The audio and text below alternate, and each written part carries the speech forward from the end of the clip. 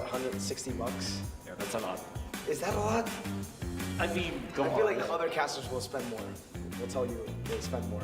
Who do you think spent the most? Momo-chan. Let's say Turna. I was about to say Eternal, but I said Momo-chan. She's been here longer, right? I never spend money at all. All my diamonds is supported by MPL Indonesia. Thank you so much, because I'm the one of caster who never have skin at all, really. Totally. Before the MPLI support me. You can ask my friend. Who is the MLBB GOAT? I think you, because of the Philippines season 1 to season 12 PLP in the League of MPL page. This guy, his achievements as it all. I think few. I'm really happy, but I think I have a long way to go. Achievement-based Carl is the greatest, but in the current this time, I think Kyrie is the best. Kyrie. Like right now, he got so much champion and he plays Kai. He know what he do, you know. Kyrie. Why Kyrie? It's too good. Why not you? I can't. I'm not Milo. Kyrie, Why? because he's so good. Actually, I would actually argue it's Carl, but I would say now Kyrie. He's the best jungler in the world. Lemon. Of course it's Lemon. Pride. The pride. Why Lemon? He's still playing from the first MPL until now, even though he was break for a while, but he come back and his skill is just out of the world. Out Alien. of this world. An alien. I think for now maybe Kaltizi, because he already won 2 times. He's young, and then he's talented. That's why he's really good. Carl easy. Why Carl TC? 2M series, a lot of other achievements as well. Gold medalist SEA Games, but mainly the 2M series. Oh my god, this is hard. I think still B. Oh my goodness. Oh my goodness. Yeah, why not? Yeah. A lot of achievements. But yeah, why do you think she's the...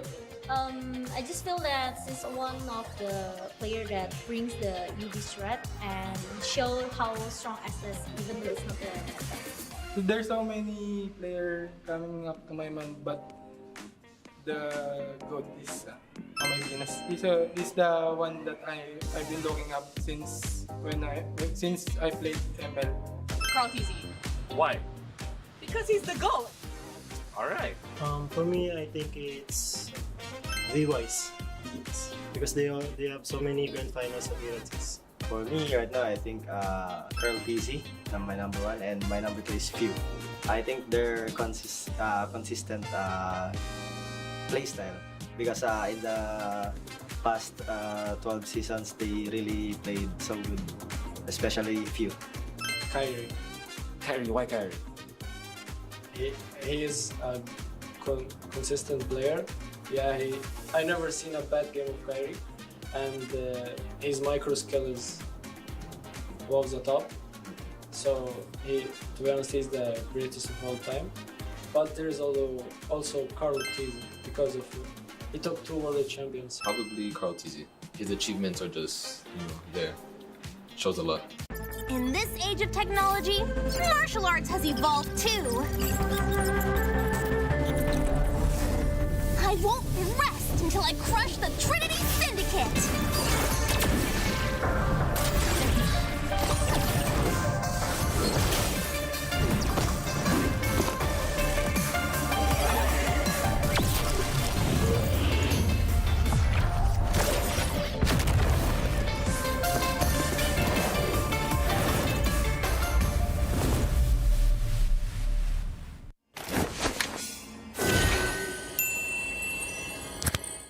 Sosok leader juga ada di dalam tubuh dia, yang mana di background kita susah cari sosok seperti Vin. Ya, ini kesempatan yang bagus buat Araki sama gue buat move on lah.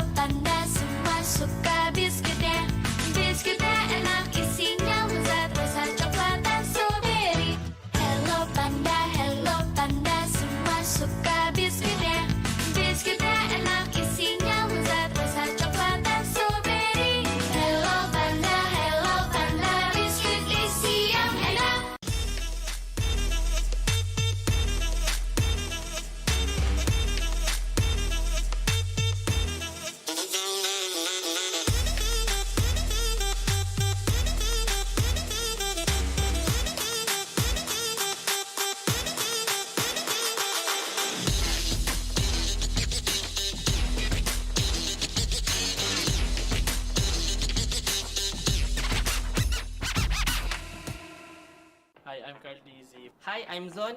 Hey guys, this is Rose. Hi guys, this is MP the King. This is one Esports 15 seconds here challenge. Hi Grill, Arlord, Lilia, Eve, 11, Bruno, Irital, Brody, what else? Joy. Oh my god. And then, oh my god. Laila, Balmon, Saber, Silong, Guinevere, Xavier, Joy, Fanny, Ling, Hayabusa, Pedrin, Baksha, Akay, Alpha, Benedetta, Kari, Lunox, Hayabusa, Fanny, Ling, Hanzo, Chao, Fanny, Tigril, Kufra, Renko. Angela, Estes, Guinevere, Rafaela, Matilda, Mia, Laila, Saber, Valmont, Tigril, Yuzong, Lancelot, Odette, Fanny, Ling, Huska. Mia, Laila, Balmont, Ting, Lance, Nolan, Joy, Eve, Farsa, Valen, Kagita, Tirisla, Xboard, Derot, Bruno, Eritel, Brody, Eudora, Farsa, Selena, Valentina, Franco, Beleric, Laila, Guinevere, Fanny, Ling, Nolan, Joy, Federine, Akay, Baksha, Arlot, Terisla. Odette, Matilda, Fanny, Carrie, Granger, Roger, Bane, Eudora, Nana, Esmeralda, Bruno, Melissa, Carrie, Moskov, Isan Shin, Yuzong, Paquito, Bellman. Let's go!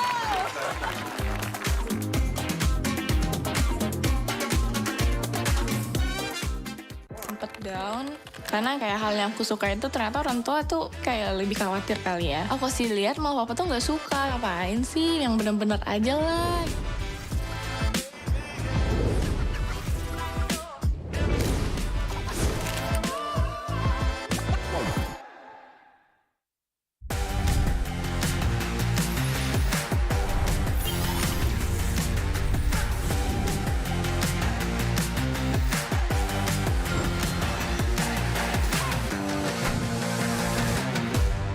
How much have you spent in Mobile Legends?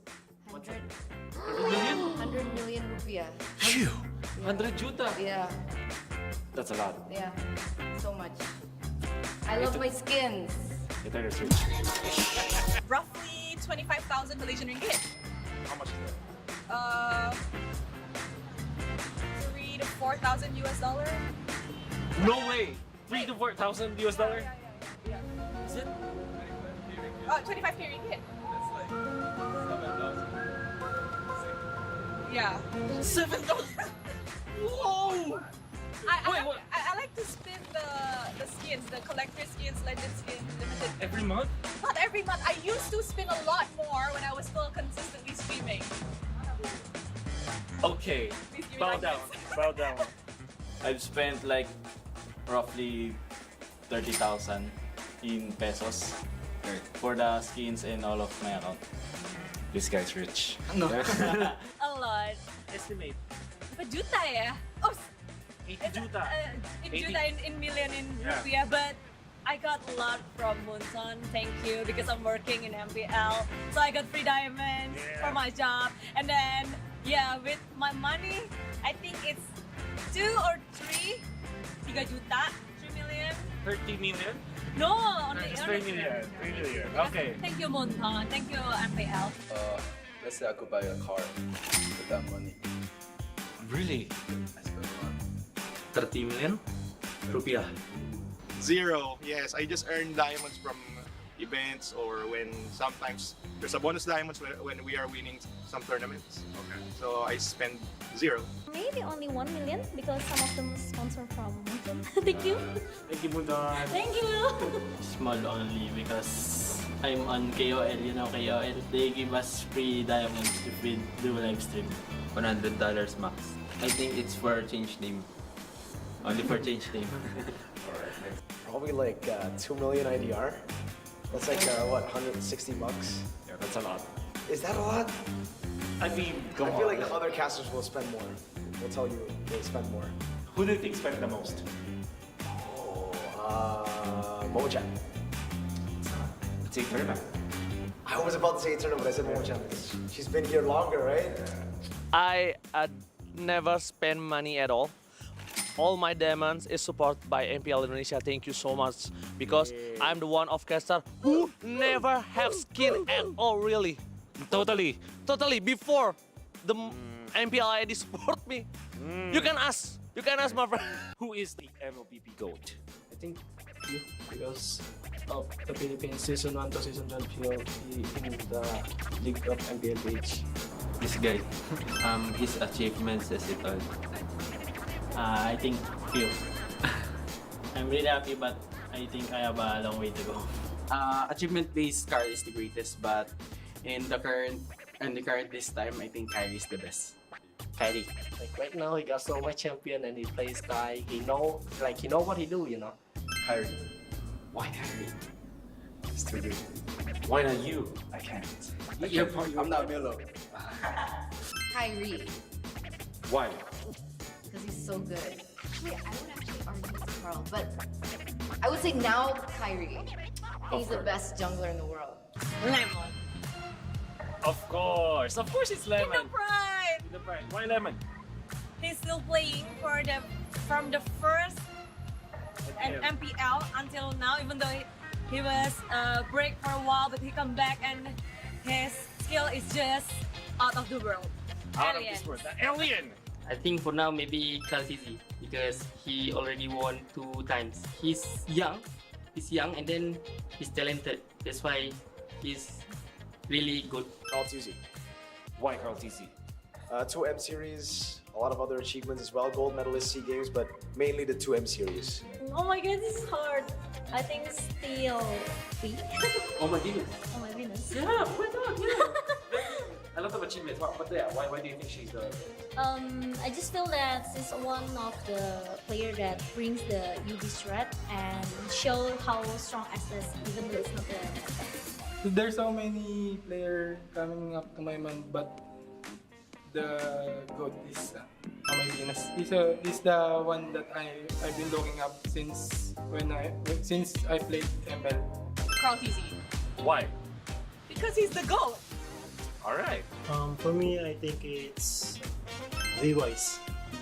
Because they have so many grand finals appearances. For me right now, I think Curl TZ, my number 1, and my number 2 is Few. I think they're consistent play style because in the past 12 seasons, they really played so good, especially Few. Kyrie. Why Kyrie? He is a consistent player. Yeah, I never seen a bad game of Kyrie, and his micro skill is above the top. So to be honest, he's the greatest of all time. But there's also Carl TZ because of he took 2 world champions. Probably Carl TZ. His achievements are just, there. Shows a lot. In this age of technology, martial arts has evolved too. I won't rest until I crush the Trinity Syndicate!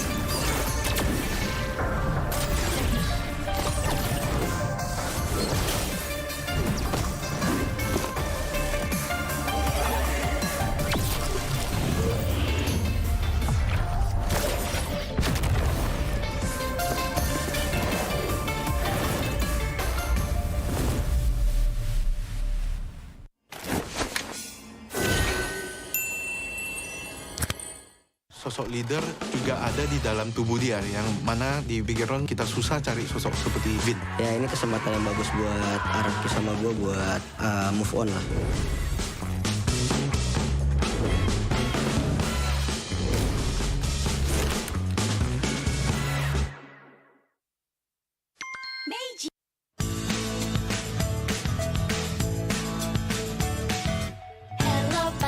Hello panda, semua suka biskuitnya.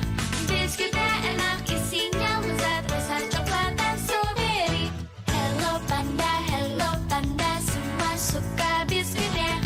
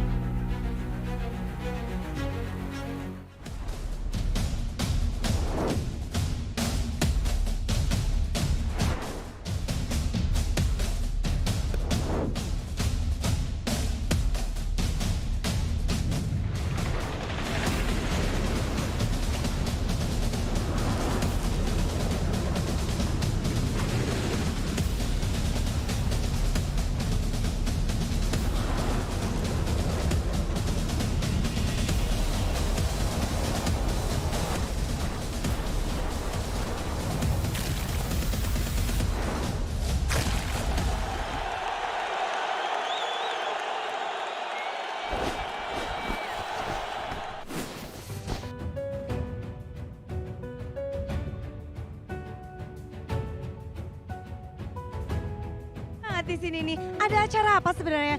Hello everyone, we are still here on MPLI 2023 and with me Clara Mongsar on the outdoor stage of MPLI. Dan ada kegiatan apa nih di sini nih? Kegiatannya apa sih? MPLI. Nonton MPLI. Kalau dari Hello Pandanya sendiri ada activity ya katanya? Booth kita ini nanti bisa dapat free produk dari Hello Panda.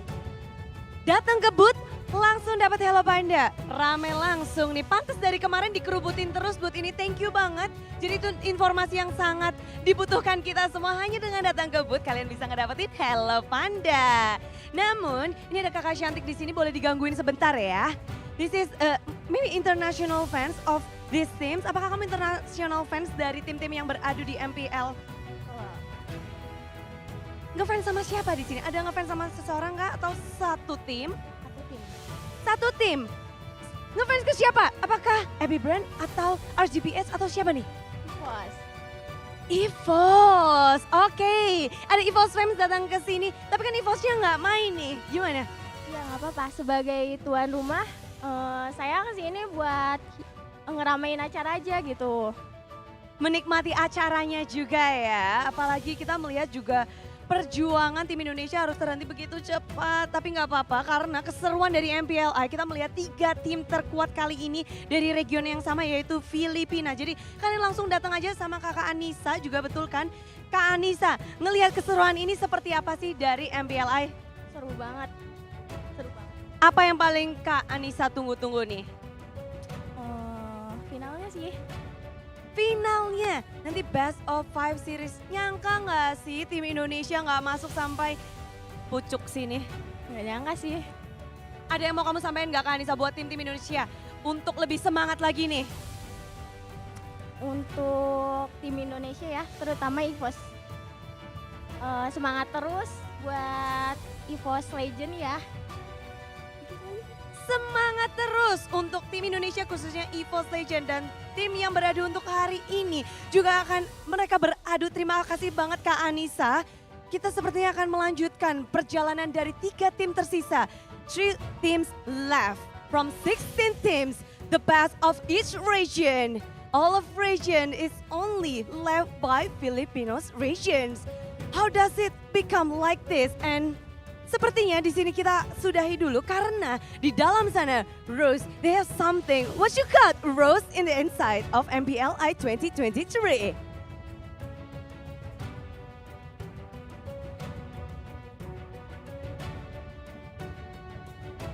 Thank you very much, Clara. Right now, I am on the MPLI 2023 stage with the EXP laners from both teams in our lower bracket finals match. So over here beside me, we have Nats and of course, Flap TZ. Hi guys, kamusta kayo? We're good. Okay, ready na ba kayo? Are you guys ready for this? Because yesterday, diba, during the interviews, you guys kept saying you guys wanted a Filipino Grand Finals. And now, nangyari na talaga. Isang region na lang natitira, 3 teams. So, how happy are you guys to be here today? And anong pakiramdam nyo na puro Pinoy ang naglalaro ngayon? Masaya kasi parang like sa PH yung nangyari. Kalaban namin sila sa ng upper bracket eh. So talagang nag-looking forward ako makatapat sila ulit ngayon. Sobrang saya po kasi parang MPL Season 12 PH yung nangyari ngayon. Okay, so I asked them, because yesterday during the interviews, they kept saying one thing in common, which was they don't want homeboys to advance further because they want a all-Filipino Grand Finals, and that's what they got. From all our 8 regions, we only have 1 region left, which is from the Philippines, and 3 of those are technically AP Bren, Echo, and RSG Philippines. So I'm asking, how are they looking forward towards this match? And Nat said that they have met Bren in the MPL Philippines Season 12, which they lost, if I'm not mistaken. And they said it's like a rematch for them. They have been looking forward towards this matchup. On the side of Flap TZ, on the other hand, he said he's really excited because MPLI is like MPL Season 12 of the Philippines. Okay, so let me ask Flap. Flap, you were the finals MVP, diba, in the Philippines. So, you're an EXP laner. Nats is also an EXP laner. Nahihirapan ka ba pag kalinya mo siya? Opo, well, ano po, sa lahat po ng explainers sa Pinas wala pong madaling katapat. Lahat po mahirap sila kalaban. All right, so I asked Flap, since he is the finals MVP of MPL Philippines Season 12, as an EXP laner who's going up against Nats, like, does he feel as if it's really hard to go up against Nats in the EXP lane? And he said, actually, all the EXP laners in the Philippines are really hard to go up against. O ikaw, Nats, extra pressure ba nakalaban mo ang finals MVP ng Season 12? Sakto lang po. Okay, sakto lang. Kasi parang feel ko kahit finals MVP siya, finals MVP yung last time. Ayaw. Oh, okay. So I asked Nats, does he feel extra pressured going up against Flap, the finals MVP of MPL Philippines Season 12? And he said, just meh, because just because he's a finals MVP does not mean, you know, I can't go up on par with him. Oh, naughty. Kanina sa backstage, ang kulit. Ang dami niyang sinasabi. Okay, last question. Anong gusto mong sabihin sa AP, Bren, bago natin simulaan ang lower bracket finals match na to? Good luck. Good luck tapos bigyan niyo sa amin to. That sounds familiar. That's what Carl told AP Brendan yesterday. All right, so I'm asking Nats to say his last words to AP Bren before they start this match. And he said, good luck and can you please give this match to us? Sige, anong sagot mo doon? Good luck sa ating dalawa tsaka sa team mo. Galingan natin at bigyan natin ng magandang laban yung mga fans. All right, so Flap said good luck to the both of us and let us give the audience a match worth watching. And I'm pretty sure everybody is super duper stoked to kickstart our lower bracket finals match. And with that, let us show it over to the casters to find out what's going to be happening and who will be advancing to the grand finals. Casters, take it away.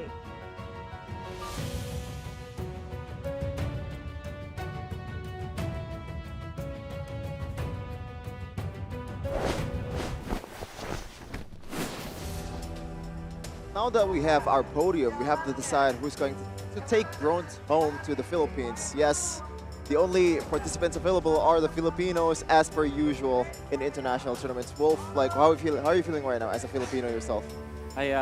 Obviously I'm happy. I feel comfortable. I think the term is comfortable, you know? Okay. No matter what happens, it is No a celebration. pressure. Yeah, no pressure at all. That's what I feel. I mean, yeah, RCPH versus Bren. I believe we have seen this matchup in this tournament itself, and Bren actually won 2-0 convincingly. So, do you expect any different this game, Connie? Or? I expect RSG will make a lot of adjustments here going into this match. They definitely learned a lot, and I expect again from the side of RSG in particular to bring the same intensity, heat as per yesterday. Based on yesterday, I mean, Lights they performed extraordinarily well, and Bren, they need to figure something more. The Kajas, man, the Kajas were phenomenal. Same draft? Yeah, as phenomenal as Omni. If you want to learn what it takes to play MLBB at the highest level and inspire communities through gaming content, get inspired by the process. We have a lot of mini documentary, for example, the brand ambassador of EVOS, Una, and also BTR fan, and watch them, their journey through esports in Indonesia. You can also download them in Google Play Store and Apple App Stores in Omni by FWD. I mean, again, ladies and gentlemen, please do check Omni out. And while you're checking it out, let's just check out a product from Meiji. Thank you, Meiji, for making Hello Panda, and of course, the tune as well. The Hello Panda tune. Hello, Panda. Hello, Panda. There you go. Spam in the chat, hello Panda, hello Panda. It's really is catchy, Connie. Like, I like the song, and it's started appearing in my dream more and more. Apparently, that's how human works, man. Like the memories. But yeah, one of the memories that I have about Hello Panda is the taste too. Like, my taste buds are, whatchamacallit? I want to say violated, not violated. Violated is a bad thing, right? Yeah, triggered, I guess. Which, with a lot of various flavors, yeah. But you also have various information that you can access with One Esports social medias. Follow One Esports to stay updated with all the things MLBB. There is TikTok, Instagram, Discord, X, Facebook, YouTube and also Twitch. A lot of social media to follow to make sure that you are catching up on the news in MLBB.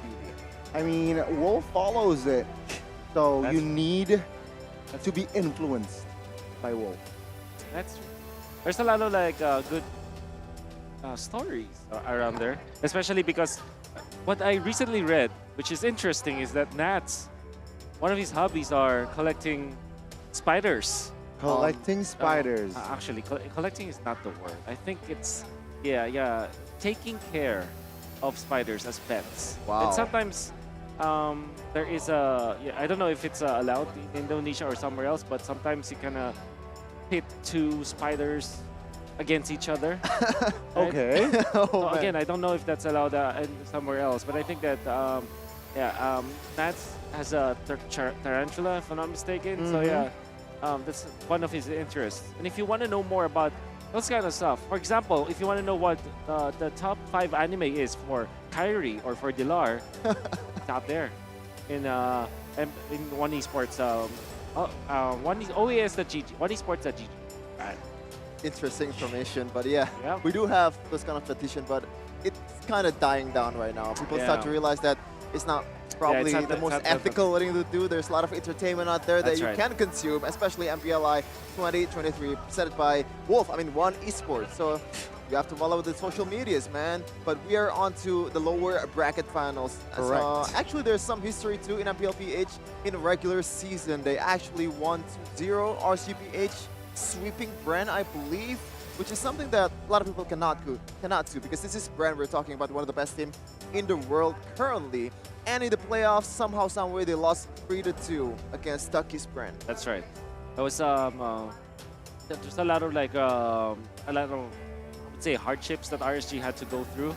But the thing is, RSG is a team where it's so weird because in the early stages of the regular season, they lose to teams that didn't make it to top 3. But when it comes to like the top 3 teams in MPL, that's Echo, that's Bren, and Blacklist, for example, they take away games and even defeat them in a series. They are actually the team that snapped the winning streak of Echo in the regular season of MPL PHS 12. So there's something about the RSG Philippines where they strive harder when their opponents are also more difficult to deal with. Set to score, and they aim for more. They won't surrender, and that's for sure. One step closer to the finish line.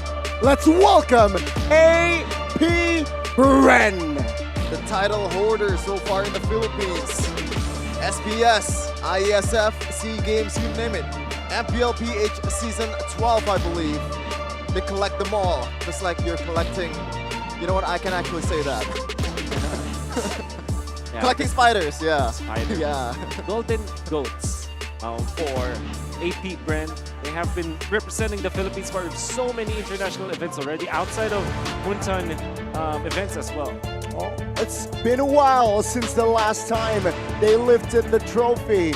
Now the band reunites, and their victory is within their sights. Here to play on this glorious MPLI day, it's RSG Philippines. Riding the momentum from the previous games, 25-0, something that we have never seen before done in an esports scene. Absolute dominations again against homeboys, but they're looking to continue it against the mighty Bren. It'll be a difficult task, but we know for sure that there's championship blood that's running through their veins. And it wasn't at all a very clean execution from the previous days. But yesterday we saw a different brand of RSG Philippines where you saw how perfect they played against homeboys. Literally perfect, 25-0. No turret damage whatsoever.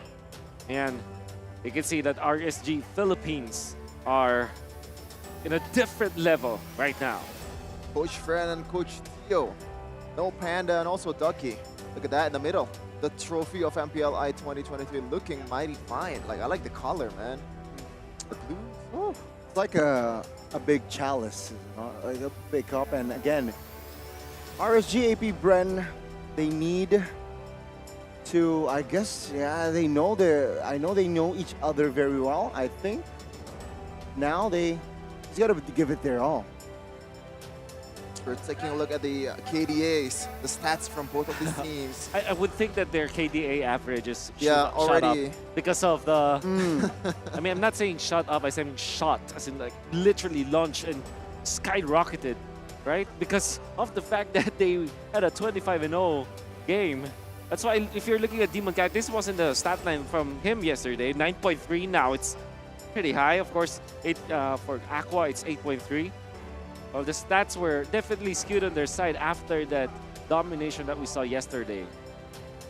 Absolute domination, 9.3. Like I can't even do that in my ranked games. Like this is a mad stat, especially for a jungler that uses utility instead of those carry junglers that kills people. Demon Kite looking mighty fine on his debut back in RSG's. I mean, he was in RSG before RSG-MY, but yeah, RSGPH, a uniform, the blue. Yeah. The Aqua Blue. Aqua Blue.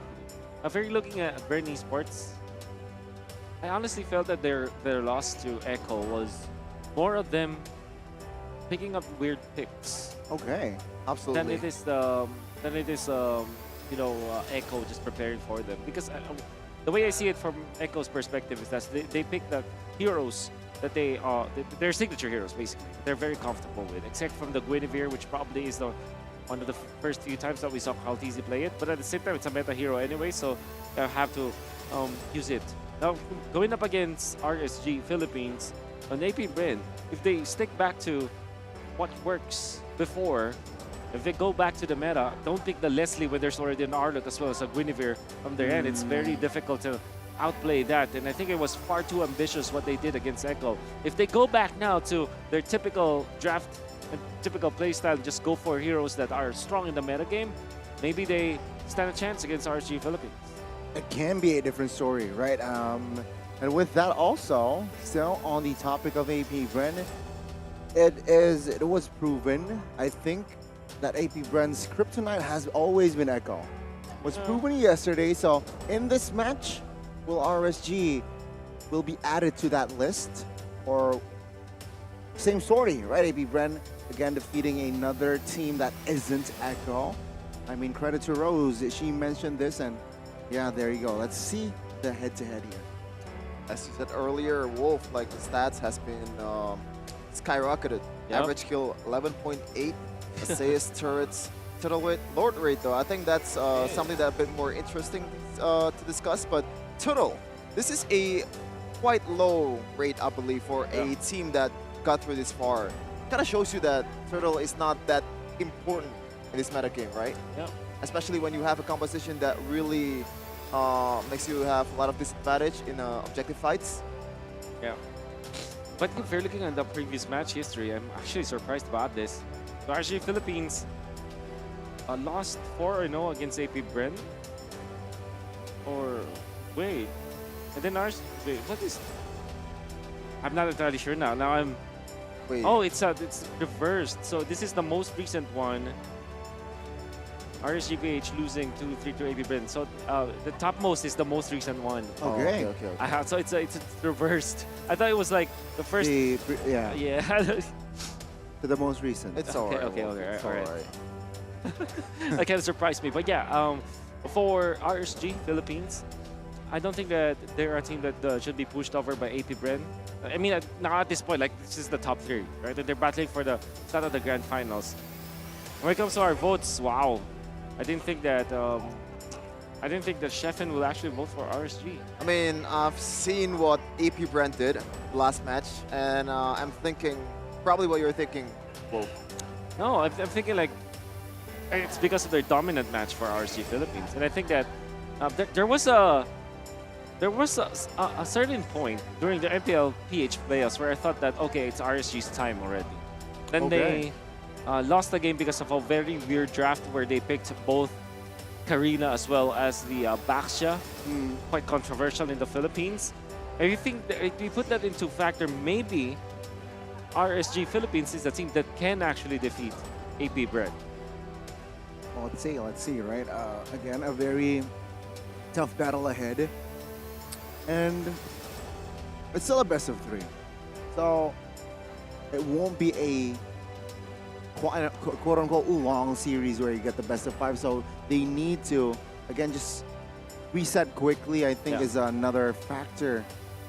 Yeah, unfortunately, I think that RSG or if you think about it, both of them. Now that I think about it, so what I'm trying to say is, both of the teams are momentum based. That means that if they have a little bit of a warm up, for example, this time they're playing in the lower brackets, right? And now they get into the grand finals. They have played some games. They're more ready to face Echo in the grand finals.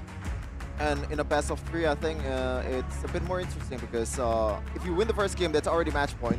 Yep. So that's a huge momentum compared to a best of 5 when you win a single game. But that's very interesting, Wolf. A ban, Paramis ban, when RCPH is on the first pick. Yep.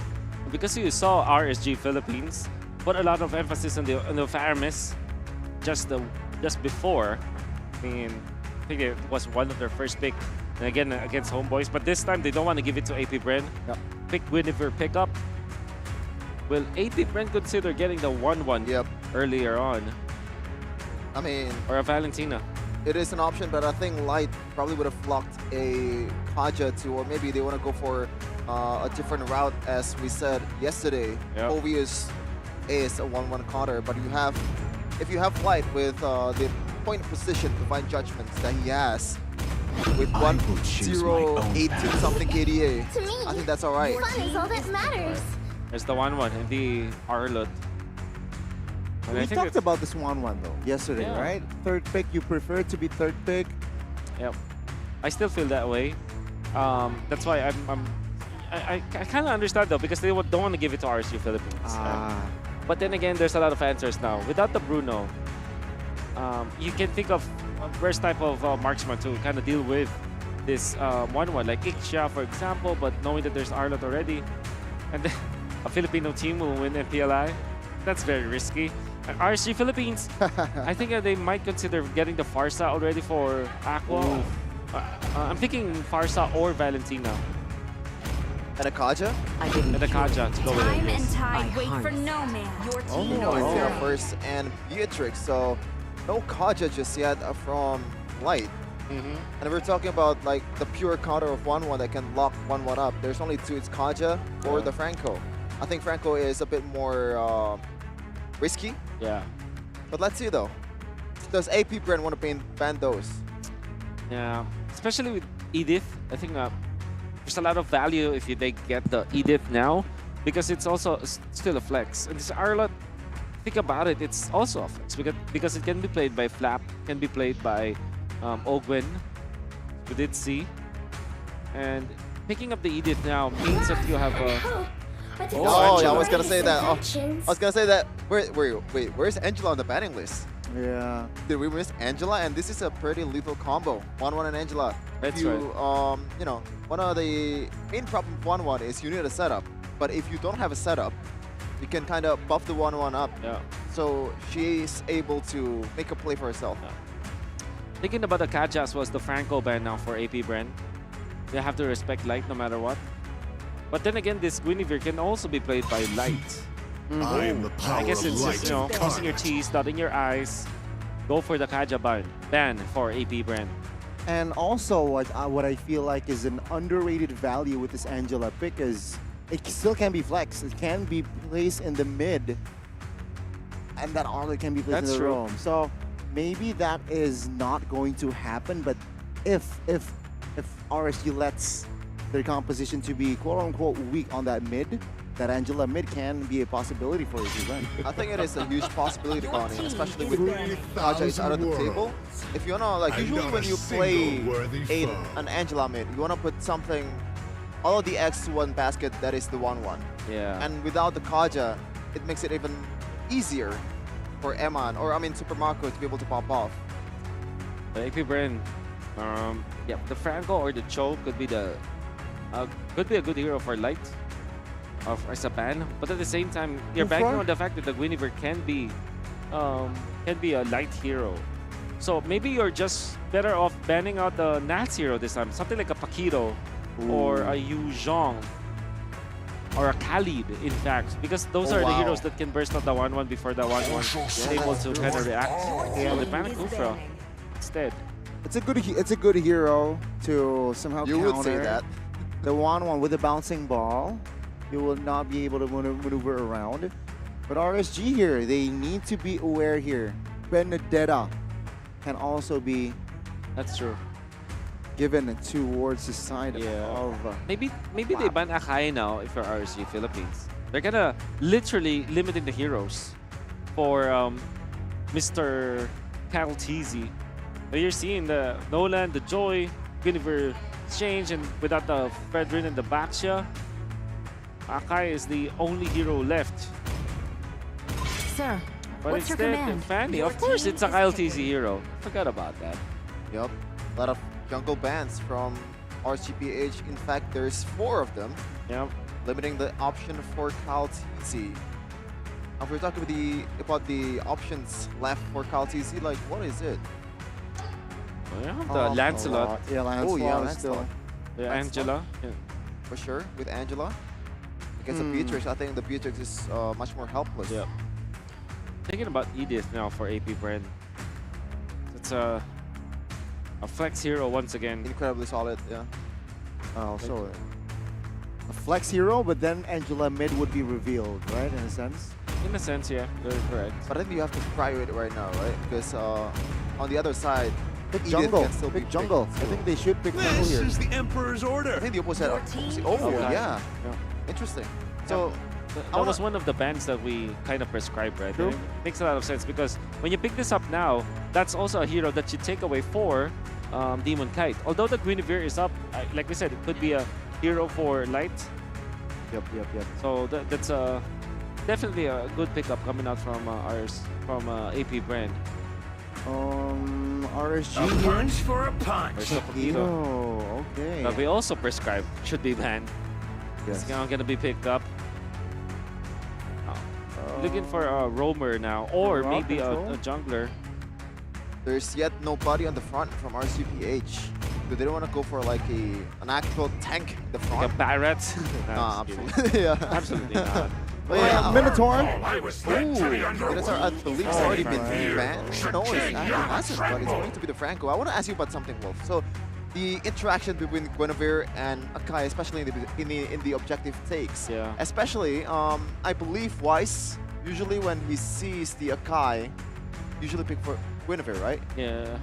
I guess the interaction is like you cleanse, when you use the heavy spin, you cleanse one of the knockups, which is already perfect because there's no follow-up. I think, yeah, the Akai might have a better shot compared to the Guinevere. Interesting. But you can outplay it because there's a lot of reach, and a lot of dashes, a lot of mobility for the Guinevere anyway. So you can outplay that hero. Now, you're going to be looking for maybe an XP laner for AP Bren. Perhaps actually a Yu Zhong. I think they need burst. Or a Benedetta. The hunt I mean, begins. Esmeralda looks Ruby. kind of solid too at this point. Oh, that's the Ogwen hero. So Arlot XP. You have the Ruby instead. Yeah, mid Angela. Yep. There's a lot of crowd control that we're seeing from the side of AP Bren. Sure, they are comfortable playing with. And Oh wow, the only time where the Filipinos in Indonesia agrees with something. that's true.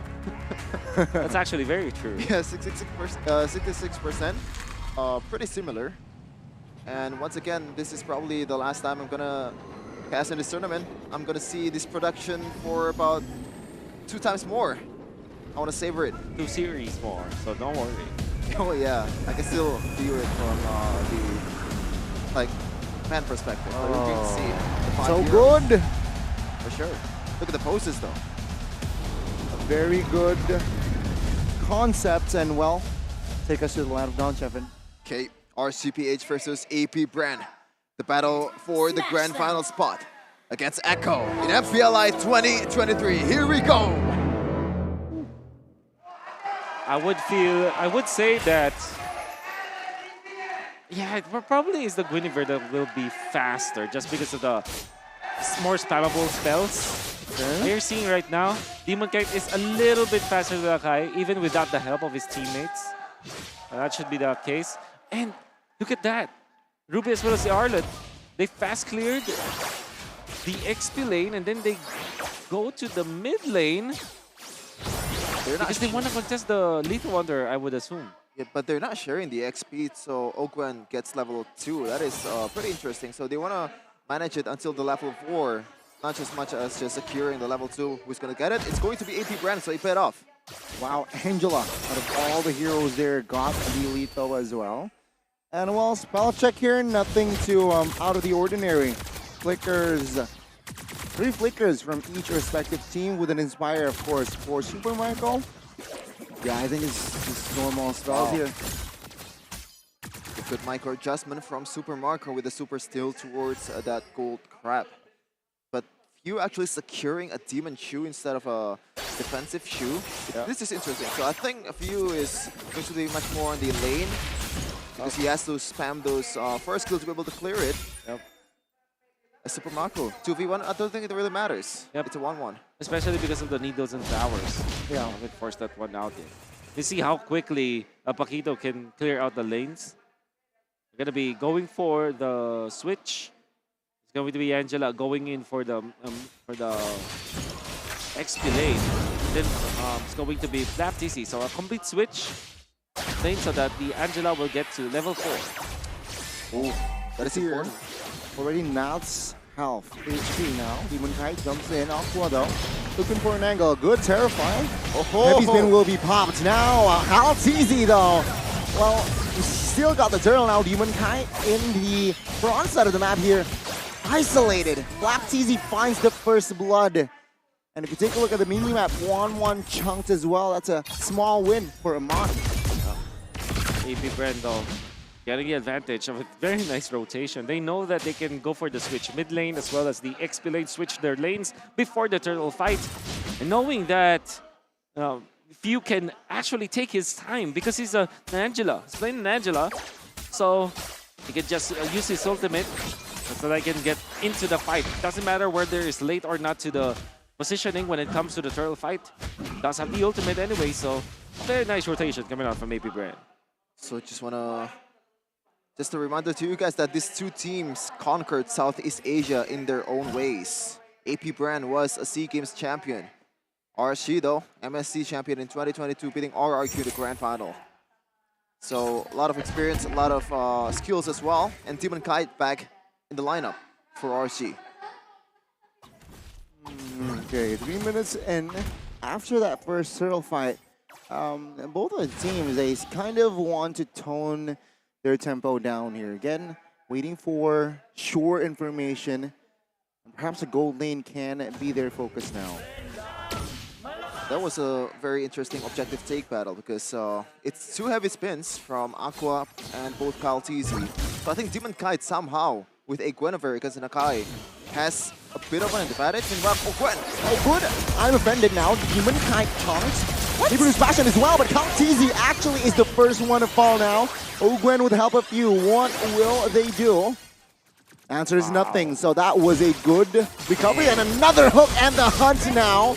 Aqua will secure Few. Amon flickers out of the final slash. Demon Kite jumps in, finds a knockup as well. Ogwen now in trouble, but good cover. They regroup as RSG. They will focus on the turtle. Interesting. So, like, I was thinking, like, where's the damage from the Beatrix? The only thing that connects towards Demon Kite was the Bennett's Rage, but other than that, there's not much follow-up from the side of AP Bren. That's why he wasn't able to get taken down, and that is a W for RGPH. Meanwhile, another objective battle we're seeing. I think Few did not use enough waves onto, or the hard guard onto Cal TZ. That's why he died. And also, Eman went for Assassin Emblem. That's why he deals so much damage. What nuts? Off-camera kill. Knock up though. Onto its flap. Kyle TZ still secures the turtle. Now Demon Kite, the front side of the map, will find a kill, but he will be betrayed as well. It's a crossbow with Tang. Will find the mark. AP Bren, good response as they secured the second neutral. There's a Blade of Despair now available for Eman, and the fact that AP Bren took out Demon Kite means that they can actually access the purple buff. Hard guard to help Super Marco, and that is a good re-engage. Line now flickers out, but the I'm Offended will lock him down. Aqua with the stolen heavy spin will not find anything. And in the backside though, it is actually Kyle with the pin down and finds Amon for Marco. Just when he thought it's over, Kyle TZ coming over with a heavy spin out of his own. after Aqua tried to do it too. So that was a perfect Uno reverse card for AP Bren. 1k gold lead. That was huge, Wolf. And that was huge because they tried to go for Super Marco, but the hard card is already off cooldown. Yep. And you also have the Blast of the Oasis already. He has it already up top. That's why they managed to keep Super Marco alive for those 3 kills. In fact, right now Super Marco is leading by 200 gold just because of that. And they get additional kills. Overall, AP Bren at the first 6 minutes of the game is now leading. It's the Franco players in MPLI, man. They always pop off whoever it is. But Wolf, what I've seen right now, just now, was actually Nat securing Fury Hammer after a Blade Armor first item, I believe. So proper respect towards the one from Super Marco. Interesting. He's farming so well. He is split pushing the map for now. Going for economy for RSG Philippines.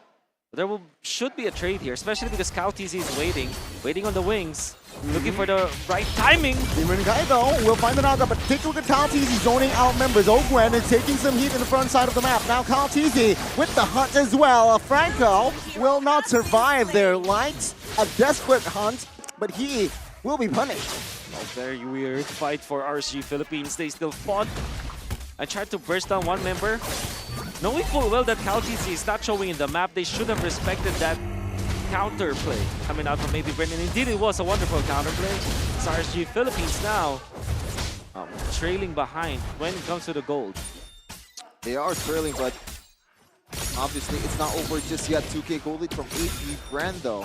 As I said earlier, if there is a point lock hero that can suppress you down, like a Franco or Kaja, it's going to be hard for Super Marco to be able to play it safely. Especially AP Bren, the only real damage dealer that they have is that 1-1. So once that 1-1 is gone, it's going to be an easy team fight for RSGPH. And I think they'll make sure to use that fact in the future. You can still play Cal TZ with a heavy spin, locks a Demon Kite down, and of course the damage will come through. Demon Kite will not survive the crossbow. A Tang will force a Demon Kite, well, Aqua to force the flicker. Now AP Bren moves on towards Aman. No heavy spin though, so lack of resources, perhaps just to buy time as AP Bren will find the mid turret.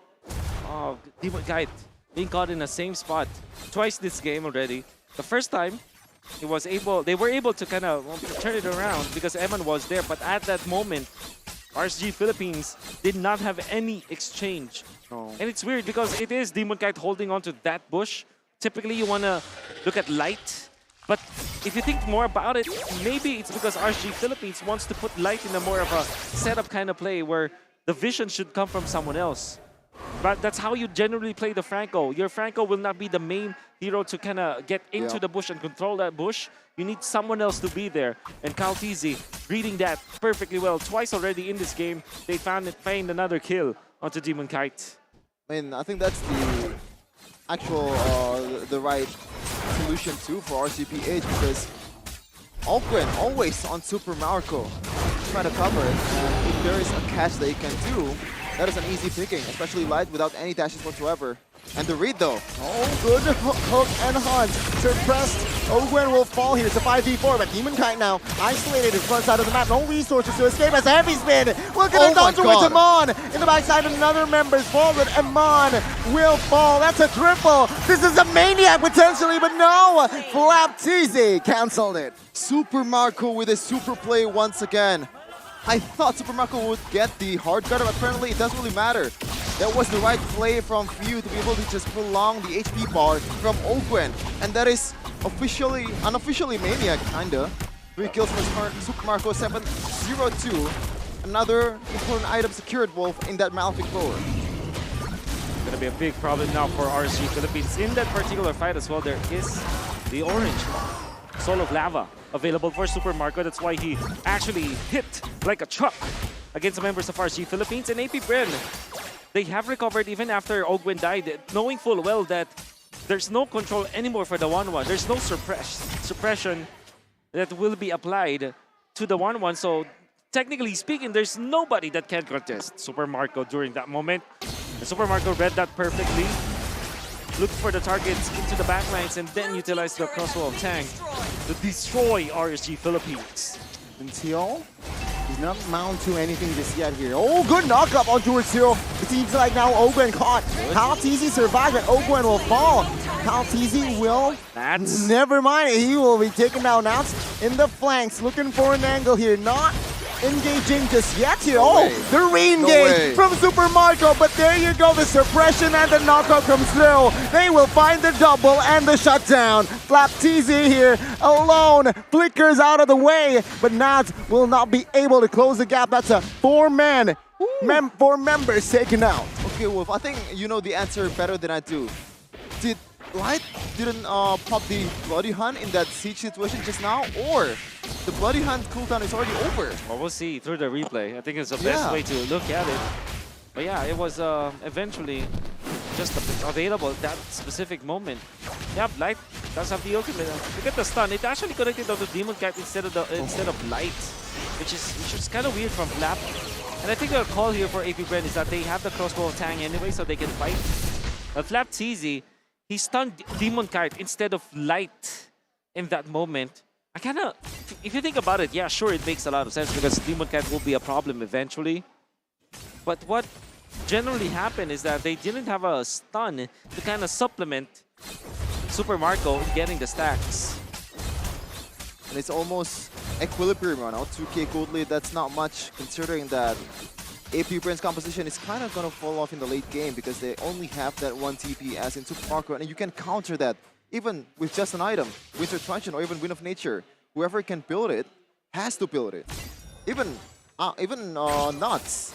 I believe Sanford in the previous games in MPLI 2023 secured a fourth item Winter Truncheon, but that is a mistake coming in from Kyle TZ. No conversion just yet.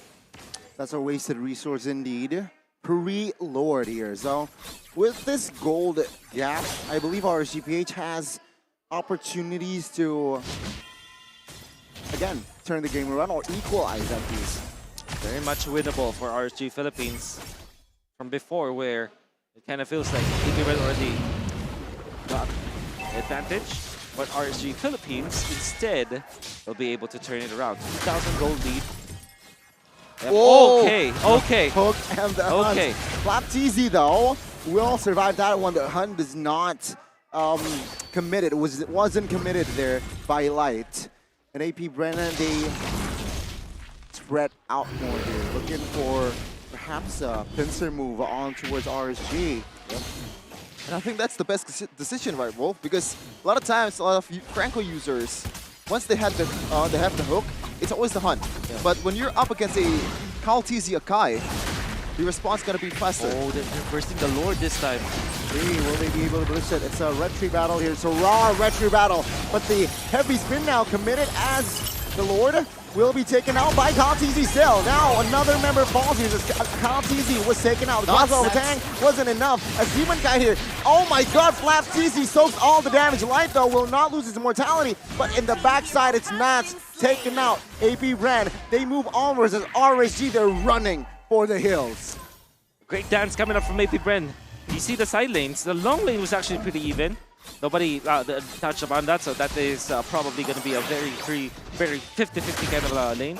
But up top, it was a slow push from AP Bren. And then, while they were doing that, Kyle TZ already got the aggro of the Lord, pull it towards their side, and then tried to burst it. And RSG Philippines, after the moment that they saw that the Lord is being taken out, they fought, and they got baited in. Oh, the knocked up as well! Ogwen will lose his immortality alongside Flap, but the suppression now. What a Winter Truncheon! For Demon Guy, no, he will still fall. It's a 5v4, but Ogwen will fall now. It's a 4v4 as, take a look at the health bars for Flap. They will not engage more. They only got a base turret in the mid. Wow, Light saves the day. At least they live to see another day because of that hook. And then Demon Kite follows up, catches two, forces the immortality on two players of AP Bren. Eman outputting the damage, very much on point, not wasting any of the spells he has. Bennett's Rage as well as the Nibiru's Passion is not wasting it, and even the Renner's Apathy. And then you have Demon Kite. He might have died for sure, but the Winter Truncheon play allowed them to bait out AP Bren, committing more. I mean, they have lost their turret in the middle, but they have lasted for another day, another push against AP Bren. I mean, I think if that was chain, the crossbow thing was chain, would have been over for RCPH. But right now, AP Bren, they still have a little bit of gold on their favor after the siege. But the game ain't over just yet. Oh, Fantasy going in. Spotted. Oh, good final slash onto it, Aman. Aman might be in trouble as no members is there to cover him. And the pin down on towards Light. That means he will fall, he will lose his mortality as well, and that is RSG. A little too overzealous. AP Bren with the perfect setup. A wonderful find from AP Bren. It's a disaster for RSG Philippines. They put Eman in the middle. Understandably so, because they want to clear it out. And that's going for the Hail Mary defense. Cutting the waves. You'll be able to chunk it down low, but Super Marco in the gang. Here they go. Aqua with the heavy spin.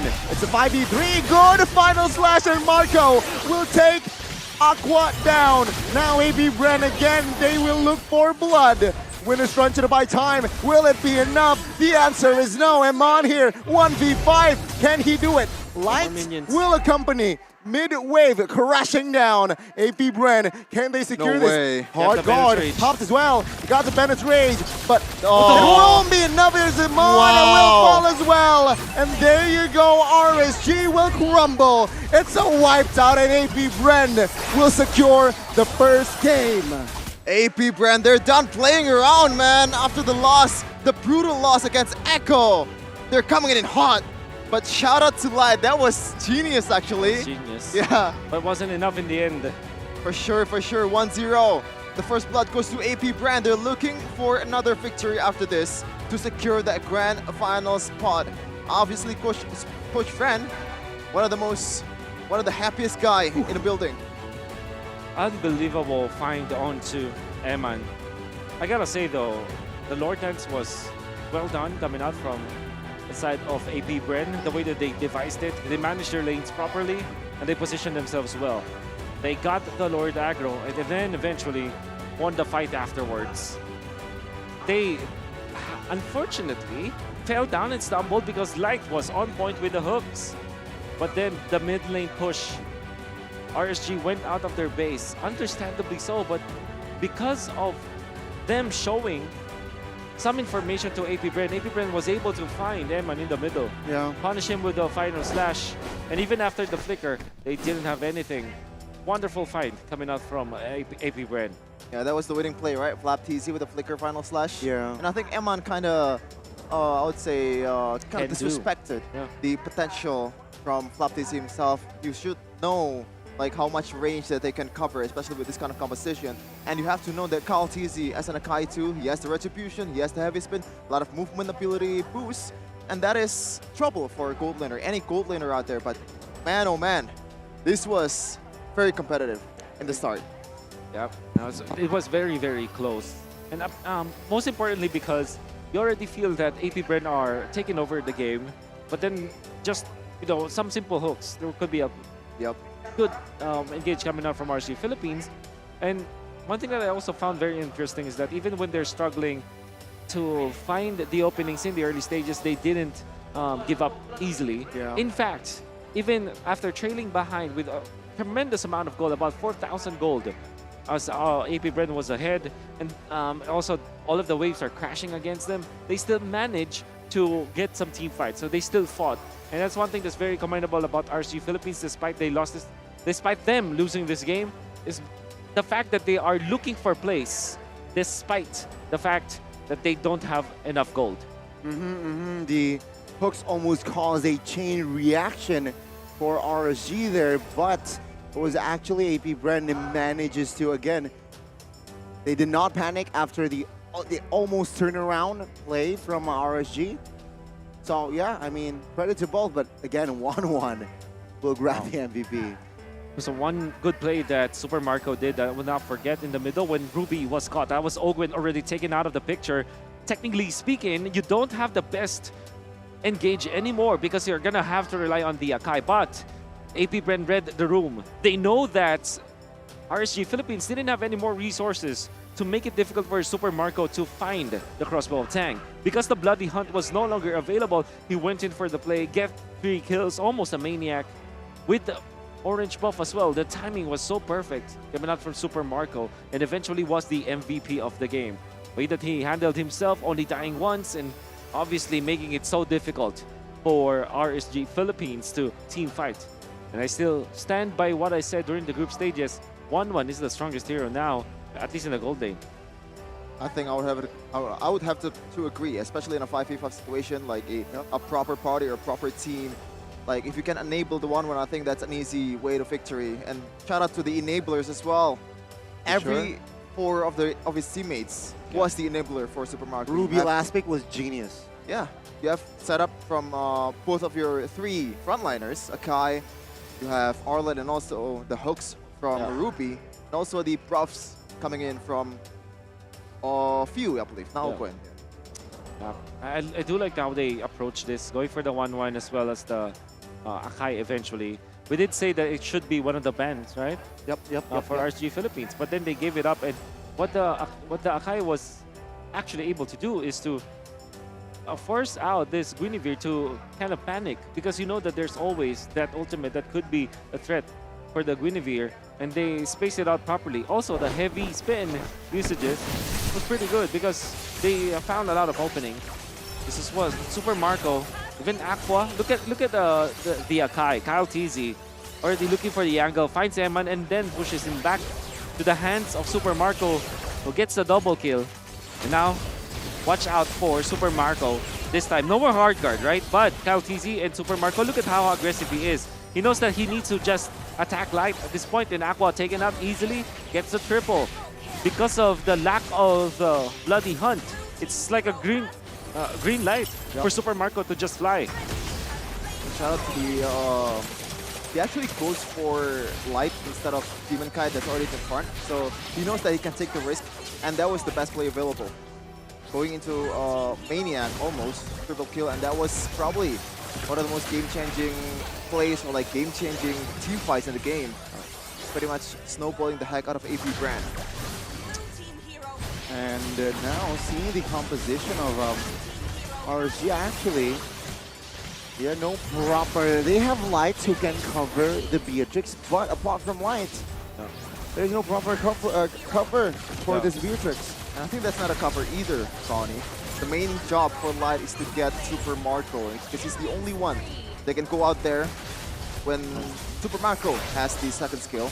Really just lock him down with a Bloody Hunt, and with Nuts, with some of the burst damage that they have, especially Eman with the Renner or like Bennett's Rage. We actually have seen some of the plays from Eman with the Bennett's Rage and also the combo from the hooks as well, but unfortunately it doesn't convert to the right target so far in this game, especially Super Marco. And way that they handled Eman this time with the Blade Armor, very early Blade Armor pickup coming out from Flap TZ. But at the same time, that's also true with RSG Philippines. However, Aqua going in for the Durance. Oh yeah, first item actually. Yeah, first item. Unfortunately, you felt that Aqua didn't deal as much damage as he would for a normal Valentina. And like, if you think about it, the only spell that usually what he steals is what it copies actually. Heavy spin as well as perhaps the final slash, but mostly just heavy spin. So if you think about it, there's not a lot of options for Aqua to copy in this particular game. That's why even when the Valentina was picked up, AP Bren are quite happy about that, and they didn't try to they weren't scared about the Akai as well as the Valentina matchup, where it's Valentina is generally happy when there's an Akai on the opposite end, because you can easily land the heavy spin and you have double dash anyways to get into position, and the flicker too. And they weren't scared at all about that factor, because they know that if Aqua eventually does go for the heavy spin play, it's an easy picking for Super Marco as the 1-1. Easy stacks, easy ultimate, easy transfer of ultimate after the fact. For sure. And I think even if you go for the hard guard from Few, as sad as it is, I think if you wanna like imagine a long team fight from both of these teams with the composition that they have and the gold lead factored into that team fight, I think AP Bren would have won. Yeah. Because the crossbow tank will be available much faster than, that's right, for example, Eman popping off with the Husk Loss. I really thought, well, in hindsight at the very least, AP Bren would have lacked damage in a sense of they don't have burst in their composition. They only have a huge DPS in 1-1, but they made it work. Yeah.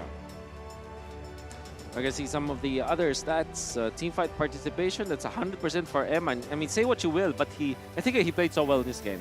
Right? I think that Eman would have been the MVP of the game if had RGSG won, but it wasn't the case. AP Bren going towards Super Marco, but I do feel that it's Baptiste that kind of won them the last few clashes, especially with the final slash. And most especially, the way that they found Eman in the mid lane, going for the final slash too, it's actually pretty good. And also, if you think about it, because Ogwen is holding onto the Ruby as well as Flap holding onto the Arlot, they aren't the best targets when it comes to the hook. In fact, in the latter portions of the game, come the mid game, you saw that the bushes were held by Arlot and Ruby instead of the Akai. Instead of something like the Angela, right? The Angela actually sat back so much. If he was on defense duties, like you see the side lane pushes. But when it comes to holding onto the bushes and checking those, it was actually Arlot as well as the Ruby, which are both not the best targets and I for think the set of RCPH. Yeah, and I think one of the hardest part of Light is when you hook someone, everyone covers another one. Yeah. Even Super Marco, as a marksman, can punish you with a easy crossbow tang chain. Yeah. Like if you're any of the frontliners, for example, Akai gets hooked, you can still stun it with the Arlot, also the Ruby. So there's no good target, probably except Super Marco, if there's enough bursts to be able to play around that. But that is asking too much. Perhaps that is asking too much, but we will ask you guys to name a hero, name a certain hero. And that is, there you go. Yeah, there you go. What is Bellman. it? Oh, Bellman. Okay, so we're still sticking to the memes, but yeah, if your It's eyesight... What are you talking about? It's actually Bellman. Okay. okay. Is your eyesight as good as Leslie's? You have to prove it by identifying these heroes to stand a chance to get 4,000 diamonds. Contest ends at November 19th. You can scan the QR code right there on the bottom of Wolf. 4,000 just by naming a hero. I'm sure it's pretty easy. 4,000 diamonds awaits. Check it out. That's all I can say. That's all I can say. very suspenseful there, but there is another thing that we want to say is you also have to register for One Esports to have a chance to secure 4,000 diamonds. So it's not just naming the hero. You can just register it. Yeah. What's the verb? What's the verb? Register? Yeah, register. I'm sorry. Yeah. English caster, by the way. Register at One Esports to get a chance for 4,000 diamonds, and also a lot of exclusive interviews, breaking news, and in-game guides to navigate through the Land of Dawn. So what are you waiting for? That is also the QR code on the bottom floor. Oh, it disappeared. Okay. Rewind a bit. One of the most, I think, most recent articles that were published was what was the difference between like Indonesian teams and the Filipino teams, and Bonchan answered that. If you want to know the answer, you have to look at the I actually website. already know what Bonchan said. It's an answer that Don't makes reveal a lot of Indonesians sad. Have them reveal it. But you Have can- them read it. Yeah. But another thing is you can dive deeper into the meta, plays, builds, and rivalries of MPLI with the One Esports app. It's your one-stop destination for breaking news and also exclusive interviews with a lot of athletes fighting for the MPLI throne. Download it for free now on the Google Play app and also Samsung Galaxy stores exclusive to Samsung. Again, check it out if you want to know more. The answer. Basically everything about MLBB. And also, why not join our hub? Yeah, after the hub, okay. After joining joining One Esports, register as one of the members, you also have to be active in the community. Because if you actually contribute to the community, it also makes the community better. That is like an easy, it's not rocket science, isn't it? That's very true.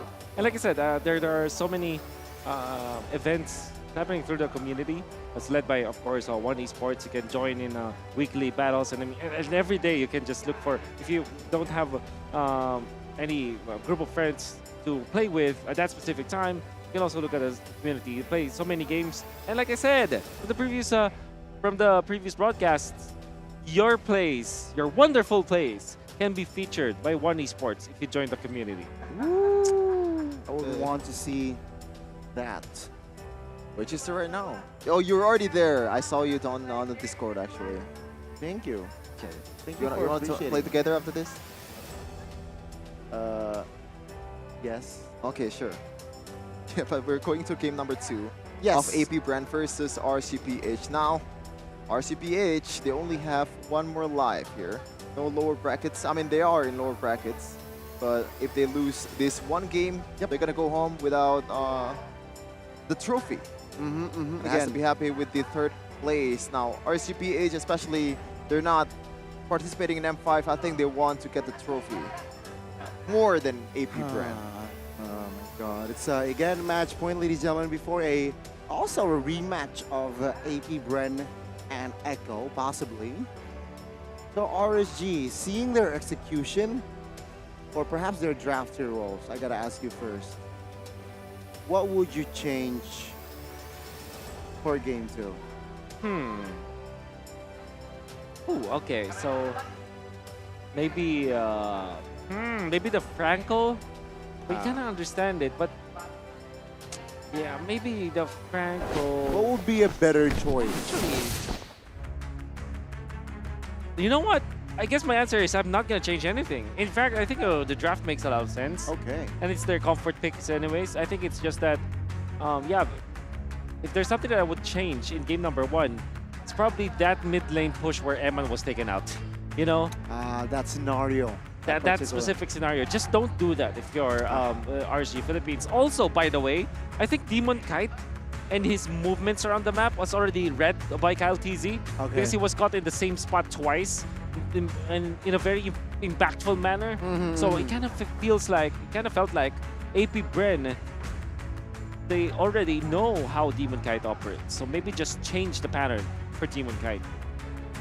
I mean, this guy was one of the best junglers in the world, especially in MSC 2022. But if you're asking me, Connie, about the change, something that I want to change in the draft earlier is to prioritize the Kaja more than the Franco, especially before the second banning phase begins, because I think Kaja brings a lot more variety in the pick-off strategy that they have compared to the Franco. Okay, without Angela, the 1-1 should not be the choice here. I think they want to go for a Guinevere for sure, and then the Arlot because it still is a flex pickup for AP Bren. And it is going to be... Oh my god. I think I should have... This guy's too good. I'm seeing it in person right now. 2 exact heroes has been big, as Wolf said. Might still go for the Beatrix RG Philippines. Let's just shut up, Why not Connie. Claude here? Very hard to catch. Yeah, I think the Claude is still pretty good. Claude, Feramis, very good. I'm just thinking that at least for RSG Philippines, they are a Beatrix first kind of team, you know. But obviously the Claude is good. Okay. Or Martis instead. If you're up against this multiple CCs, Martis might be the best jungler for it. But there's some pros and cons, obviously. We can see what is going to be the 3rd pick for RCPH. And Mathilda is still somehow open. This is a very insane combo. We have seen a lot of Feramis Mathilda in MPLI 2023, and I think I cannot remember this combo losing once. Or have they lost before? I don't think so. I think it was even Blacklist wins with this kind of combo. I mean, Echo for also sure. won with this combo. Wow. So, yeah, it's very difficult to defeat. Are you interested in Claude or Irithel if you're AP Bren? Or do you instantly go Ixia? Because I think Ixia actually looks good on the RG Philippines. Ixia, ban out the XPs, yeah, why not, right? Yudong. And Paquito. Okay, let's see. It's gonna go Valentina though. Obviously. So you ban out Ixia. And obviously all that one more. matters. RG Philippines might look to... Sir, what's your command? Look to ban Kyle TZ Heroes. Lancelot should be also a ban for RG Philippines. So they're kind of forcing this Guinevere on towards Ogwen. Yeah. Yes, and also because you don't want to be a spot where the Martis will be defeated when it comes to like farming because of the Lancelot. You kind of just want to make sure that you check out everything because again, Kyle TC is a good Lancelot player as well. But so far in MPLI 2023, a lot of teams has been prioritizing other heroes more than Lancelot. Do you know why that's the case, Wolf?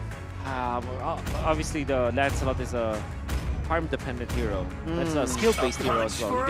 You can mess it up very easily. It is like one mispuncture and you're dead. Yeah. But if you're building a bit of a more tanky items, nothing kind of deters some of the threats from the opposing team. But still, it's not as easy as that. The last ban from RSGPH, is it still going to be a Call TZ ban? Yeah. After knowing Guinevere might be going to the jungle. Like, this is the beauty of AP Bren's draft. Still a lot of flex. Either be Claude or Lancelot, I think the ban would be for RSG Philippines. The Claude is a hero that is okay when there is the Faramis and you can dive. If eventually RSG Philippines wants to go for Ixia, Claude is an answer in the latter portions of the game. You prefer Ixia over Bruno for RSG? I think so. Okay. But obviously the Arlot plus the Guinevere is scary if you think about it, right? But you have the Matilda and you also have the Faramis. You have so much protection on you. And so difficult to deal with. I'm surprised they picked up this Uranus. I think they might go Phobius actually for RSG Philippines. Wow. But I'm thinking the best option is like Terizla plus the Ixia. And maybe the next best thing for RSG Philippines is to just get the Irito. This is my tempo. Okay. So they go Brody. Man. Okay. They want to leave the gold lane alone, I feel like. You do not want to rotate towards the gold lane often. Yep. So it will be a farming hero for Kyle TZ, so it seems to me. Obvious. Interesting. So yeah, but I think the third is the most first Lexia. Yeah, easiest hero to get or execute. Maybe next is Edith. Exorcist of the Dragon. I mean, that's kind of the same thing, right? Terizla and Yuzhong. Backline threat. Yep. And also Yuzhong is perfect against Brody. Yes. Gonna be a good hero to go with that. And also is a Petrify holder, which is instant stun versus the Brody as well as the Guinevere. They still go for the Claude. Okay, I think interesting choice. This is a bit dangerous too for the Claude. Yes, it is still a decent peak, but in laning phase, you're gonna lose against the Brody. Even in a team fight, this Arlet, the final slash is a knockup. So do you want to go for the Purify, or do you want to micro around that and use a sprint or something along the lines like Flicker? Lancelot looks good for AP Bren.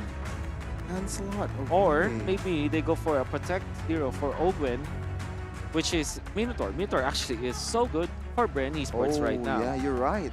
With the amount of dives or potential engage from RSG, right? All of them can dive, technically. I think that's the best hero to pick right now. AP Bren. Minotaur. Ogwen plays a mean Minotaur. I like the Minotaur. Or the Akai Rome if you want to. With the Nether Realm coming in from Valentina, they also enhance the potential of a 5v5 team fights. So this is a lot of heavy CC coming in from AP Bren. Let's see though, can they chain it to another victory?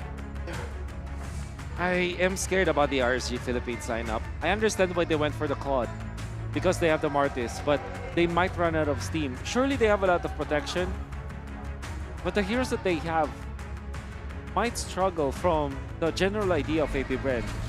However, I think this is early game versus late game, where the composition of AP Bren just destroys RSG Philippines in the early stages.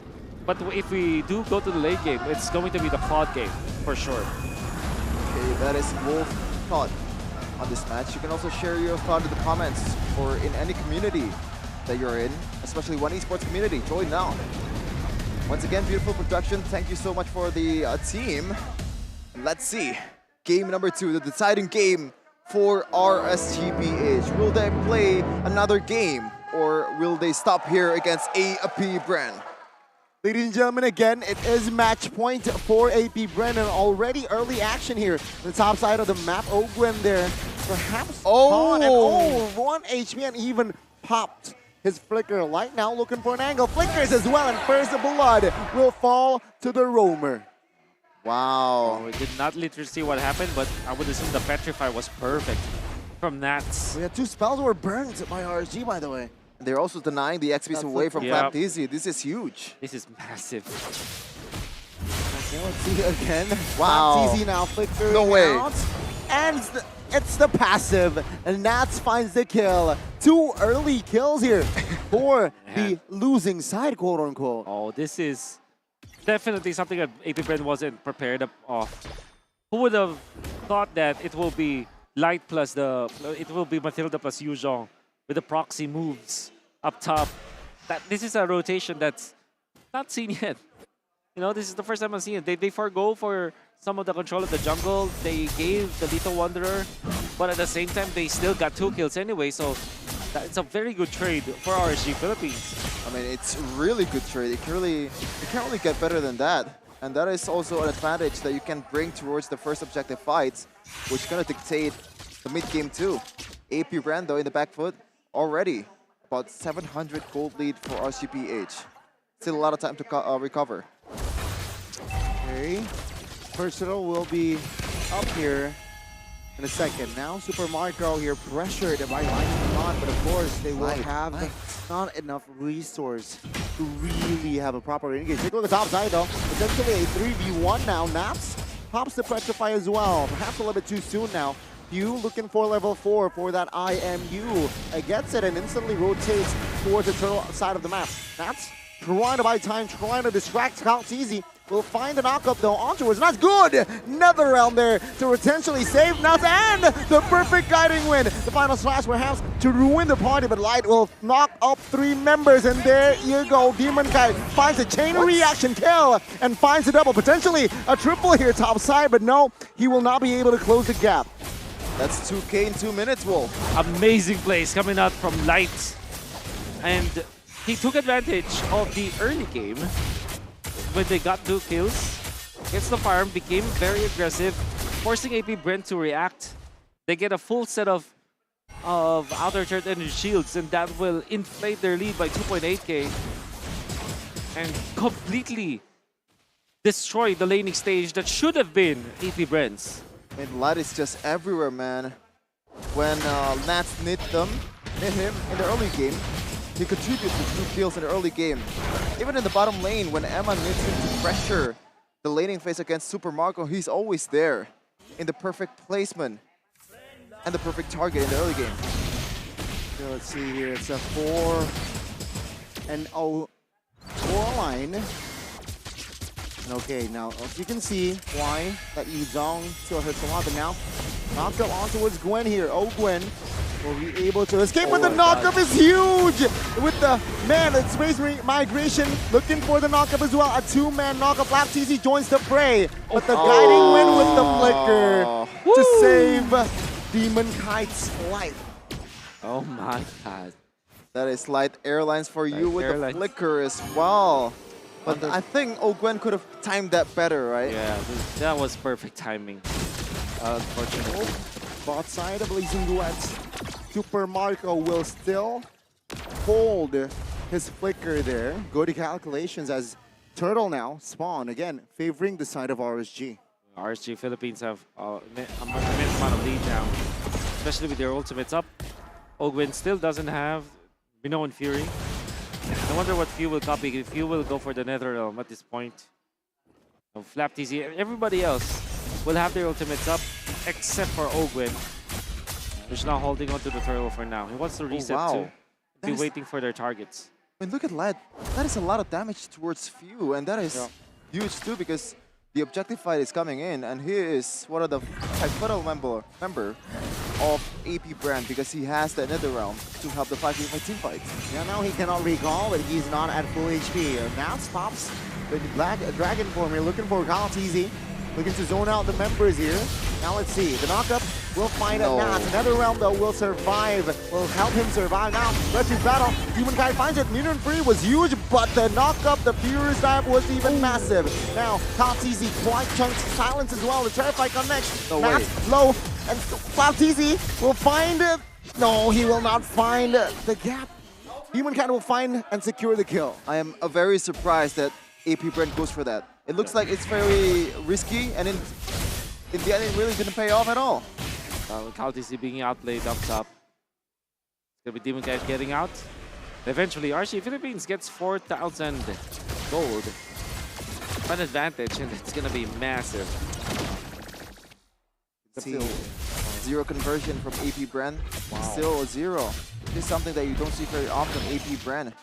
Probably Echo in the last match. That's the only time where AP Bren looks pretty much lost. But in this game, there's no surprise pick or like experimental pick, I would say. This is AP Bren's game, and they're losing. You can see here, RSG, they're trying to reset, right? Light, low on mana. Perhaps the Faramis is also on low on mana. And with the 5 love total kills, it shows that AP Bren there, they look lost here. They need to recollect ASAP. Yep. Fortunately, they have the Minotaur that can kind of save them. I guess when it comes to the late game, surely you would favor RC Philippines. But at the same time, there are big ticket ultimates that AP Bren can use. That's courtesy of CalTZ as well as Ogwen with their combo, can chain knock up your opponents. Obviously, the Purify will be a problem eventually. It is. But at least there is that win condition for AP Bren. The Black Dragon form now. Spots for Demon Kite looking for a flank. Another round now from both sides. Has been popped. CalTZ quite low. Good Petrify though. And that's few. Taking out CalTZ is the next target. Clap will not survive as well. And that is a 4-member kill. 4-man kill from the side of AP Bren. Man, RCPH took the chance. Like, saw the chance and took it. Like, that was insanely clean as well. Like, the flank and also the commitment from Nuts as well. 2-0-6 so far in this game. Perfect game for RCPH and looking for another kill in the mid lane.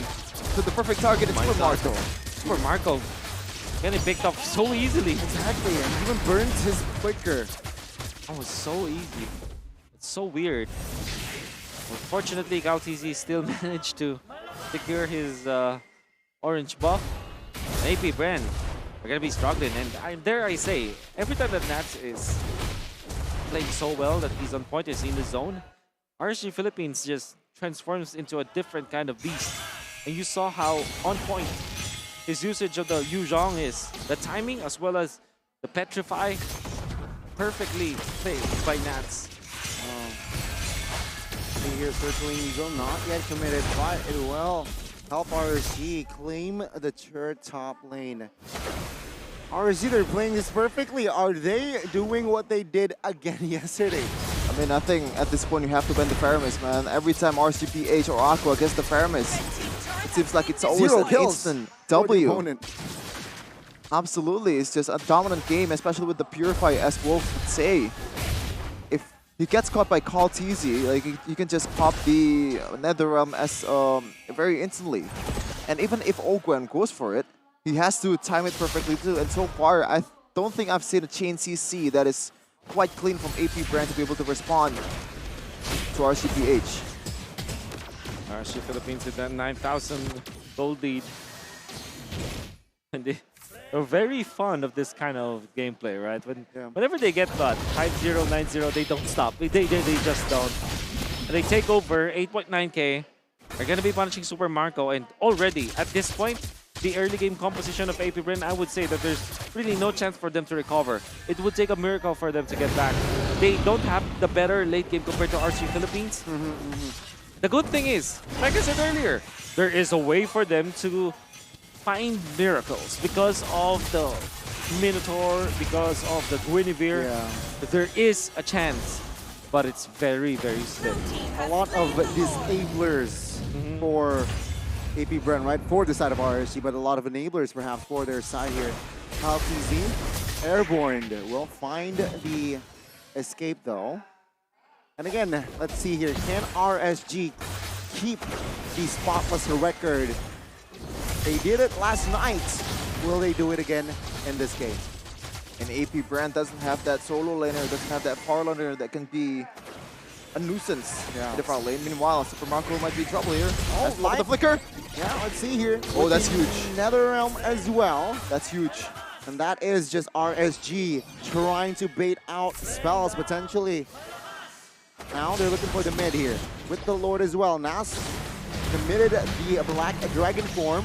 There you looking go. for a zone. Oh, that's a good kill. Amon now taken out. That's the first kill in the game for AP Bren.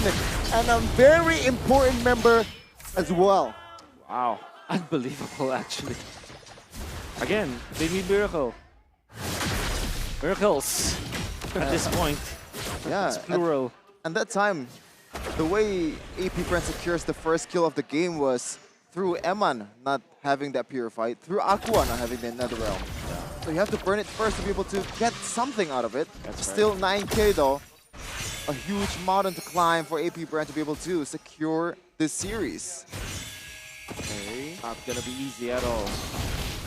Absolutely.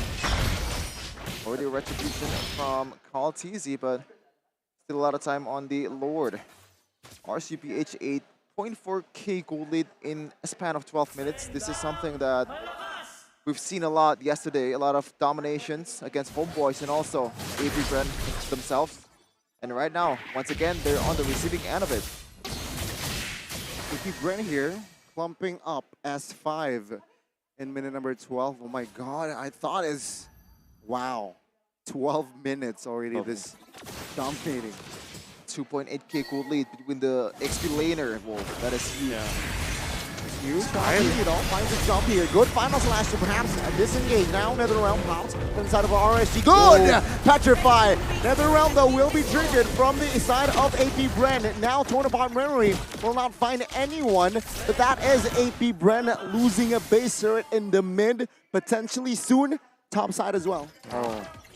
I think Not too Oakwood bad. could have gone for it before, like if Flap TZ or like Nats didn't go for the Petrify. So I think that's also a game saving, not game saving, but like a really good micro display from Nats. Kind of like wasting the NetherRealm away from Few. And that way, AP Bren doesn't have the chance or doesn't have the window to be able to win a team fight in that chase. Good read. Overall, AP Bren, that's the best defense that they could have ever wished for. Especially because they now can have a little bit of an access to the Lord area. Fortunately, the lane that was pushed was the middle lane. So that means that they can still naturally win the long lane and the short lane. But they definitely have to win this Lord fight. Look at the positioning coming out from both Light and Aqua. They're ready for this. Okay. Resources-wise, AP Bren, they're at full. Right? 14 seconds before the Purify. They want to make a play out of this. They want to buy time perhaps here for the side of Eman. But AP Bren, they could not pull the trigger. Top side, it's a Brody pushing, so they're at a man disadvantage here, AP Bren, if they commit a fight. They're gonna blitz. Look at this RCPH. Oh, with the information that Super Marco is stopped, Nas opening things up here. And with that, Humankind finds a free Lord. Again, it's so difficult for AP Bren to contest anyways. So they have to be just better at the defense. Cannot afford to make a mistake now if you're AP Bren. For sure. And once again, as I said yesterday, I think this game depends more on RCPH rather than AP Bren. It's going to be very hard for AP Bren to come back from this. It takes a huge blunder for RCPH to fumble this one. 10k gold lead in about 15 minutes, and the Lord is coming in the middle. Okay. AP Bren, will they survive this one? All spells are on the board, are all active. Lord, though, will be lured to the top side of the map now. Bottom side will be the focus. Flap TZ looking for a good final slash. Perhaps Nats, though, will focus down on the turret as Humankind finds that. The top side will surely fall here as AP Bren desperately looking for a clear. No, Lights will find secure. RSG still very much in the winning side. Good Petrify on towards you. NetherRealm popped by both sides here as Carl TZ looking for a good angle. But in the back side of the map, and that was a huge 3-3, but Flap will fall, and they look for the collapse. Ogwen falls next as Carl TZ will not survive this one as RSG Philippines. They will force this series on towards the third game. They will not go down without a fight. Ladies and gentlemen, welcome to the climax of the lower bracket finals. We're going to see a game 3. RCPH strikes back behind Aqua's signature Paramis pick. Unbelievable start coming out from Team RSG Philippines as they went in for the play onto the XP lane instead. And that allowed them to give a lot of momentum to Nafts, getting 2 kills or at least 1 assist, 1 kill up top. Yeah. Allowing Light to be aggressive as well, and they did not let go. I can never forget what Nats did in the middle lane where they were able to push the timing of the Petrify. You thought that he will be backing out because of the trajectory of his dragon, but he goes back with a jump with the Dragon Tail, with the Dragonoid form, and then the Petrify afterwards. That gave so much of an opening to RSG Philippines, and you can see that every time that Nats is on fire, RSG Philippines also becomes a different beast. And also, I cannot really forget about the early game pressure that they have in the top lane. 2 kills in the first 30 seconds. That was huge. Denying all the XPs away, denying all the potential in the early game away from the XP laner and also the roamer of AP Bren. And that is why they were able to get some objectives quite easily at that. Light, always everywhere, man. Like as I said earlier, when he needs the first blood, when he needs the early pressure, he's always there. Whether it's bottom lane or top lane, Light will perform. And we saw this one coming in a sense, right? Because mobility, I mean, you picked up the Arlet and Guinevere first.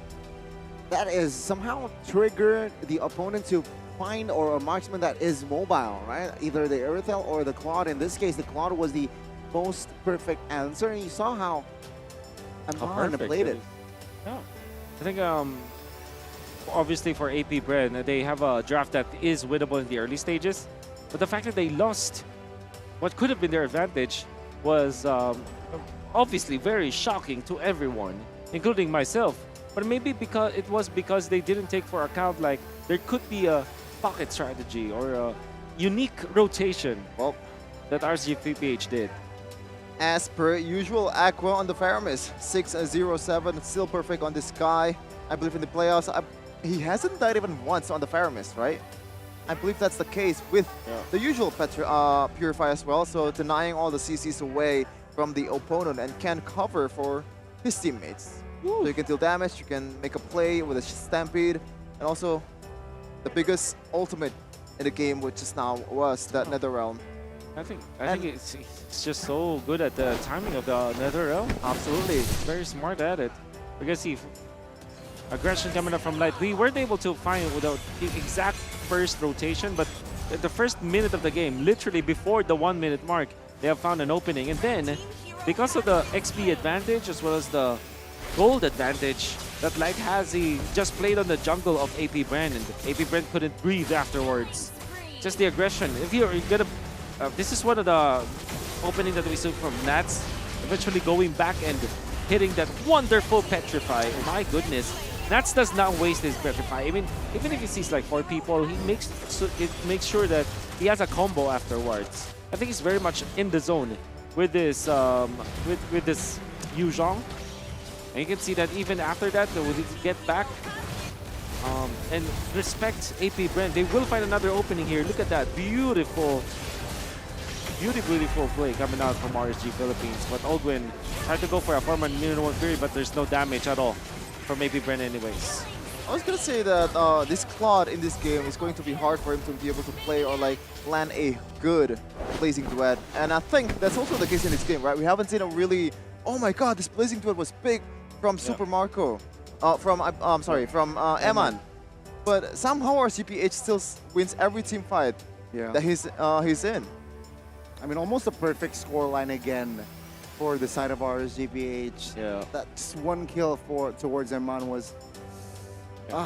Unfortunately, that was a very rare sight because there's a lot of conditions that needs to happen for them to be able to take out Eman. They have to bank on the fact that there's no Netherrealm, there's no Purify, 2 big battle spells to not have, as well as an ultimate. And then, even after that, you have to also think about the Matilda that should not be there too, because if the Matilda was there, there's a lot of sustain. Again, you saw how Light was able to utilize the flicker to save his teammates. Right? There's so many plays that RSG Philippines can make around the Faramis versus the Matilda. And obviously, we know that RSG Philippines took advantage of one of the strongest combos that we have on the supporting role. Yep. And look at the items. Light going for Enchanted Talisman. Flash of the Oasis going for the Holy Crystal, knowing that he's snowballing in this game. And he is definitely balling. A lot of damage has been poured. 1-0-14, a perfect KDA for this guy. Doesn't really matter if you put him on a pick-off hero, he's still gonna perform. Yeah. A healing hero or support hero is still gonna perform. That's right. He can do it all. It means that AP Bren will have to look towards game number 3 with a different idea. Surely, you don't wanna... I think the Arlot is a good pickup first. However, like given both Matilda as well as the Faramis, I think that might be the problem. So they always automatically ban Bruno. That is very interesting. So maybe next game is the game where, okay, how about we give the Bruno, because RSG Philippines, they're a Beatrix first kind of team. We saw that, right? Yeah. And to add to that, I think they will switch sides as well here for the third game. Most likely. So again, totally a different approach here, perhaps from not just one but both of the teams here. As we take a look at the post game. Wow, Aqua is the carry, 77k damage. Specifically in that last push, I think that his usage of the Ghost Bursters were so on point when it comes to like min-maxing the range as well as the radius of the area of effect of the pull, and also of the Ghost Bursters with, you know, hitting so many heroes and the minions all together. There was even a time where he eventually got the kill onto Flap TZ. And for obvious reasons, RSG Philippines are winning so much when Aqua is playing this Faramis, because it's a different kind of hero in a way that you can support your teammates, but also you can be aggressive. And Aqua kind of likes those kinds of heroes. Obviously, when we saw them become the champions, Aqua's hero pool was all about, like, you know, your Nook mages. So sitting back, like the Xavier, the Farsa, the Eve. This time the Faramis is a in-your-face kind of mage, but he can still play it conservatively just because of the ultimate. So it's like a mixture of both worlds that Aqua can play around with. To take a look at the goal difference over time, I believe when it goes down, it's when Eman was taken down, the only kill the AP Bren has. And I think this is interesting, right, Wolf? I think, okay, in terms of the composition, the supposedly proactive team was forced to be reactive. Meanwhile, the reactive team is the proactive one. Yeah. Why is that the case? It's mainly because of the 2 kills up top. That really set the tempo for RSG Philippines. From the get-go as well. Change it up. Exactly. And obviously, Nats, I think that it's now time for all of you guys to look at the games of RSG Philippines and kind of review it. Because I think that Nats, whenever he's on fire, he's unstoppable. He's like a Super Saiyan. Yep. Or I don't know, the Spider Nats when he transforms, you know? Spider. SSN, Super Saiyan Nats? No, that doesn't work. Super Not Saiyan? Super I don't Saiyan really watch Nats. Dragon Ball Z very often, but we're going to see, though. We're going to see what our host has to say about these 2 games just now. So, Rose, Clara, it's your stage.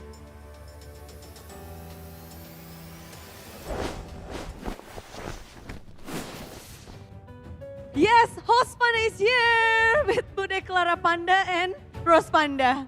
Why are we pandas? Because of the Indonesian talent. They call us Panda.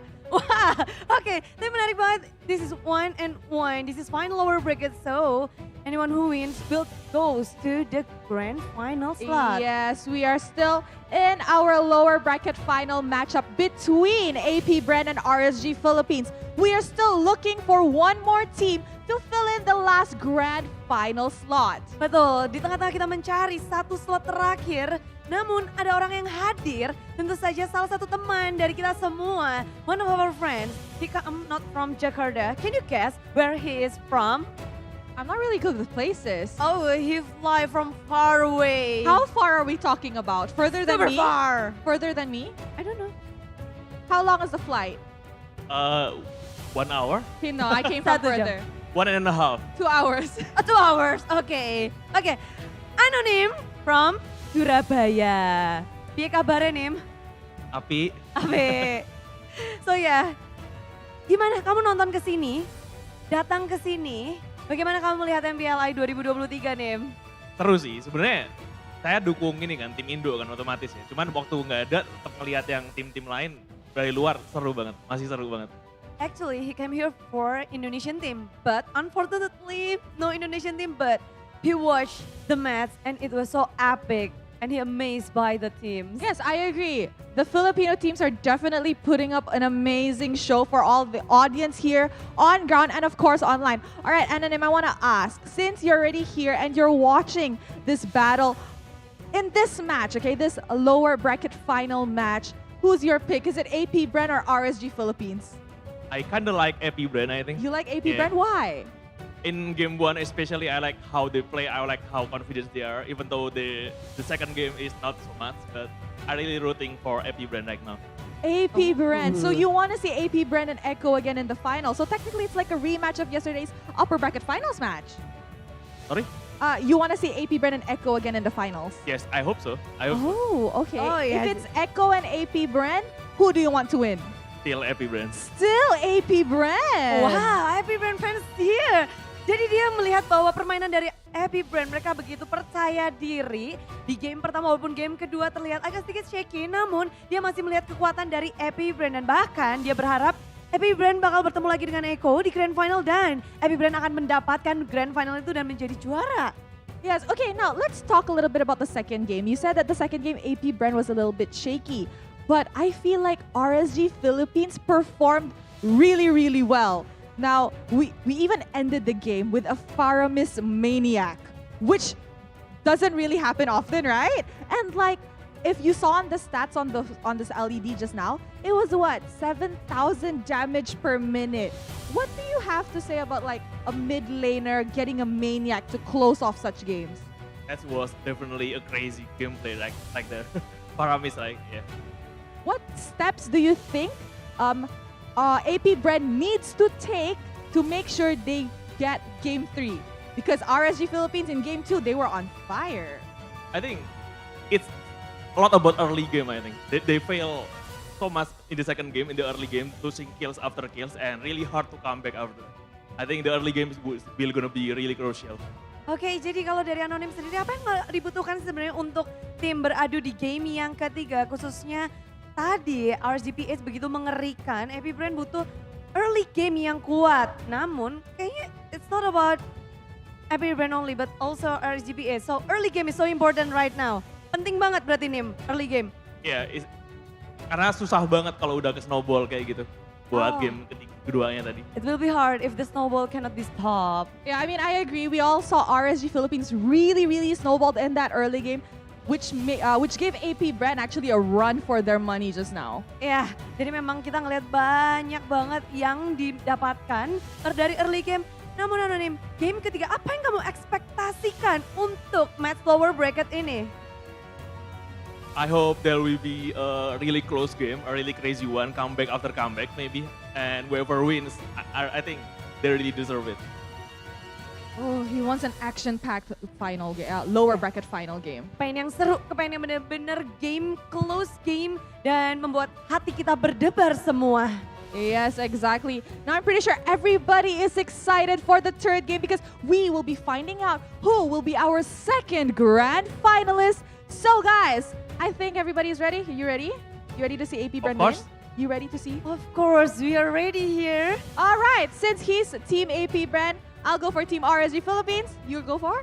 For the win. Who's gonna win? Let's check it out together on the final lower bracket. AP Bren, and also we have RSG Philippines. All right, casters, take it away.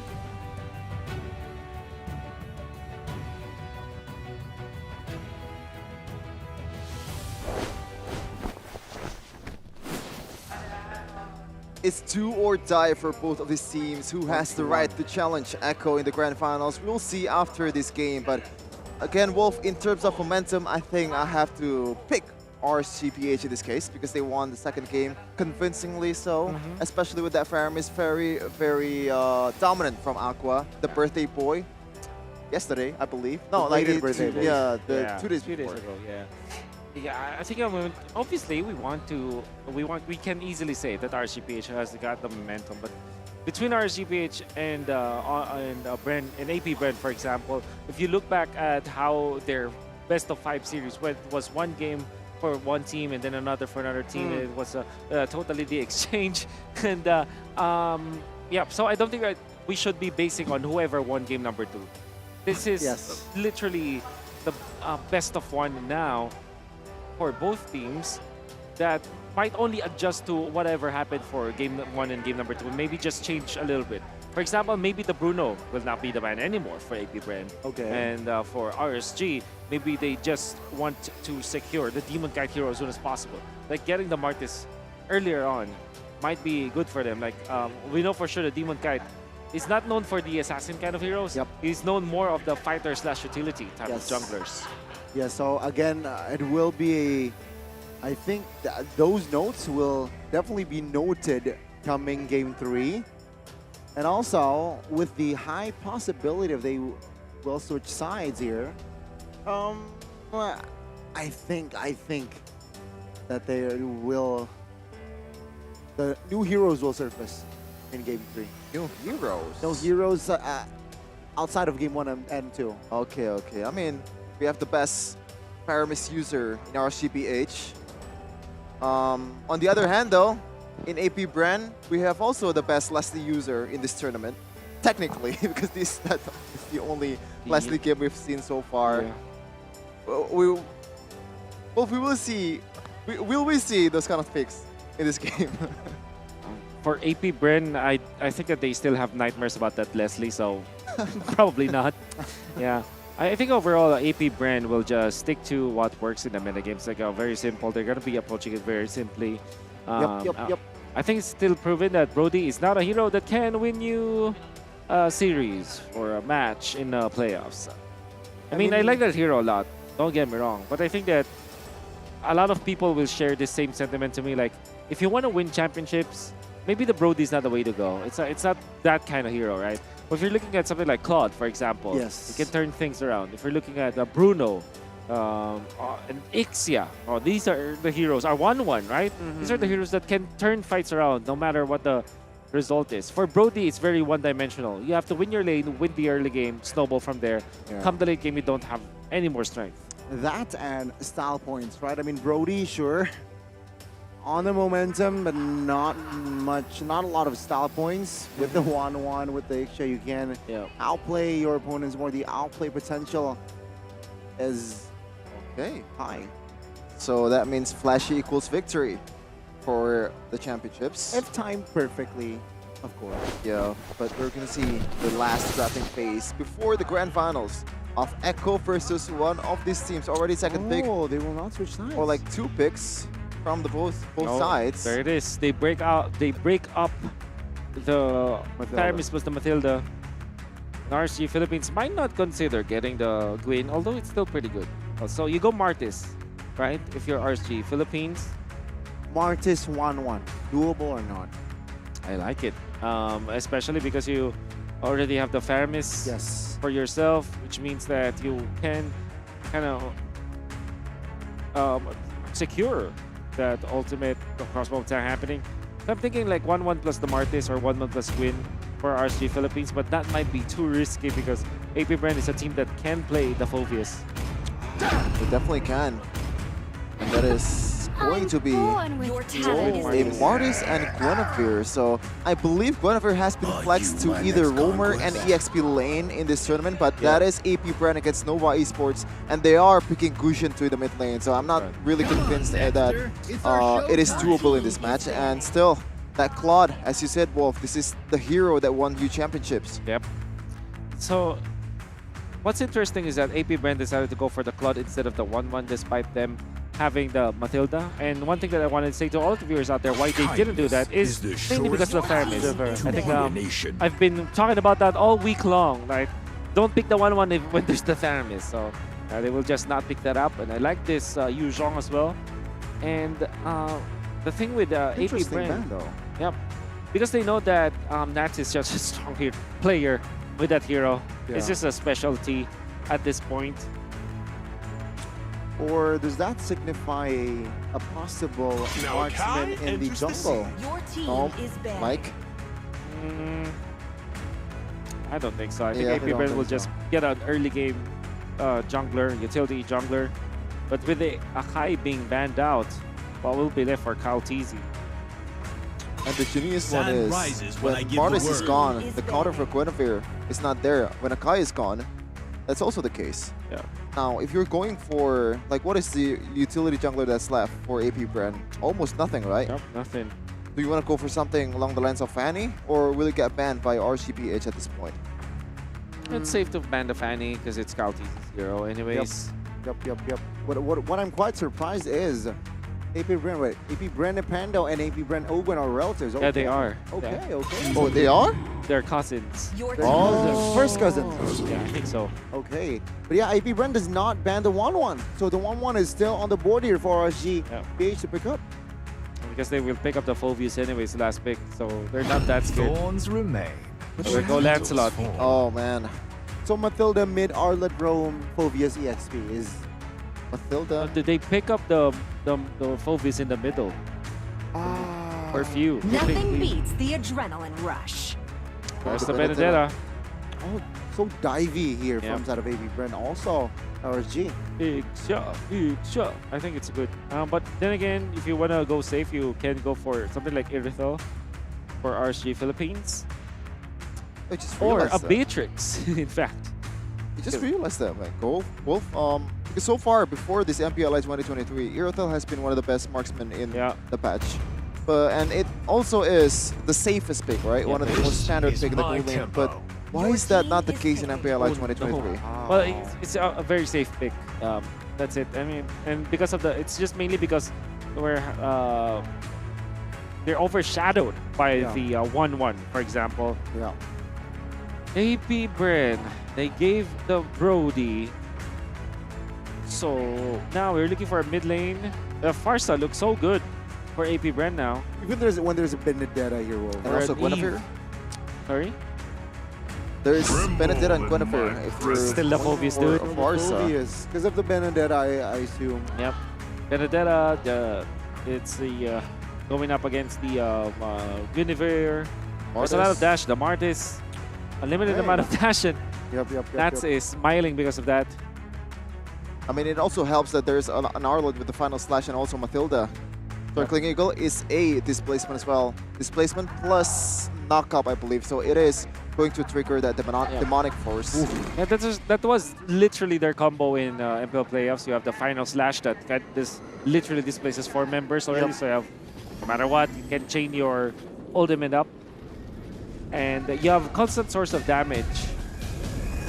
I'm just scared about the Brody, but if there is any player that I can entrust with the Brody, it's actually Eman. He played the Brody and won with the Brody, despite the Brody being not the best pick at all.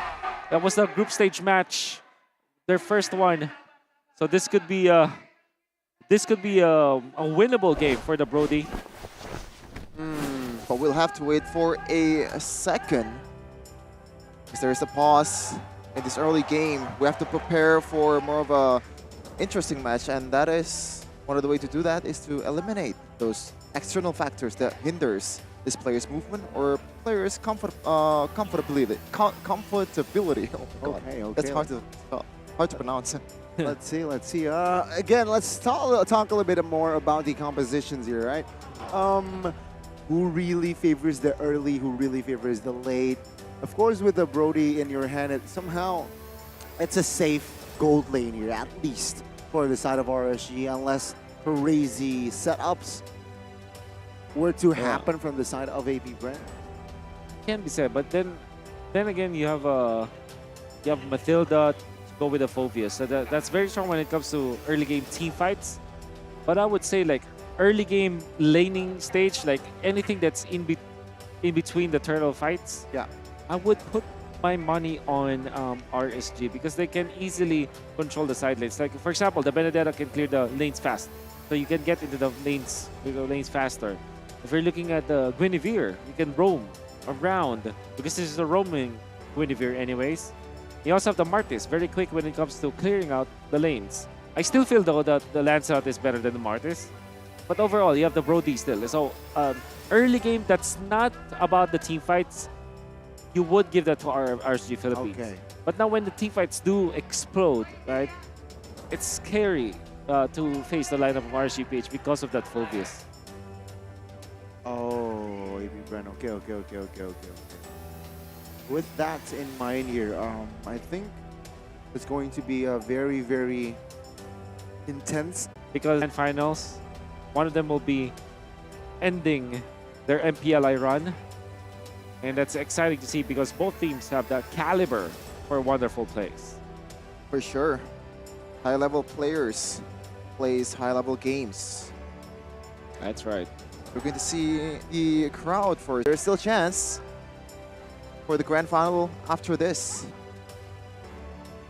Echo versus one of the teams that's going to advance from this match, and it's going to be decided with this very single game of RSGPH versus AP. I mean, there's no one that can say we cannot do it. That's So, also true. Yeah, That's also true. Why not? Why I not? think I kind of want to do it, honestly. I think Sheffin wants to sing the tune of Hello Panda. Can you do it? You can sing, right? Hello Panda, biskuit isi yang enak. There you go. Isinya lezat. Sorry. I think that's enough. I wish I could help you, but it's in Bahasa Indo. Rasa coklat dan strawberry. Oh, that's such a good voice. Oh, the homeboy's in the building. The HB. Everyone is here, man. Homeboys is here. Yesterday, RQ Akira is here. Shout out to the whole team. Luis Takashi, Gusta Lagusta. Who else is there? I forgot. I'm sorry. Now, I didn't mention two of them. Now, I feel like I'm disrespecting. I feel like I'm disrespecting them. But I'm sorry. I really cannot remember. We will not try to save you now, Sheffin. Looking at that, most picked heroes are Paquito as well as Yu Zhang. Are really good at it. Very good. Because that's actually, I don't see him playing Paquito very often in Philippines, or even Paquito is not really a Philippines hero overall. Do you have some kind of... It is? It is actually a Filipino. No, literally. Okay. That, like in MPL playoffs, ID, okay. Paquito is usually banned out. Pick and ban. For example, Yota. So I think you did not see it often because of the fact that it's banned out. Oh, okay, yeah. This it's very unique, the meta game, because you can split push. Yes. And the next best hero for that is the Benedetta. So you can see now the general approach of RSG Philippines in games. They want to split the map and win the economy. It seems like we are ready to witness the final game in the lower bracket finals of RSGPH versus AP Bren. Again, ladies and gentlemen, it's the best of one, but take a look at the Petrify Baptiste. This time again.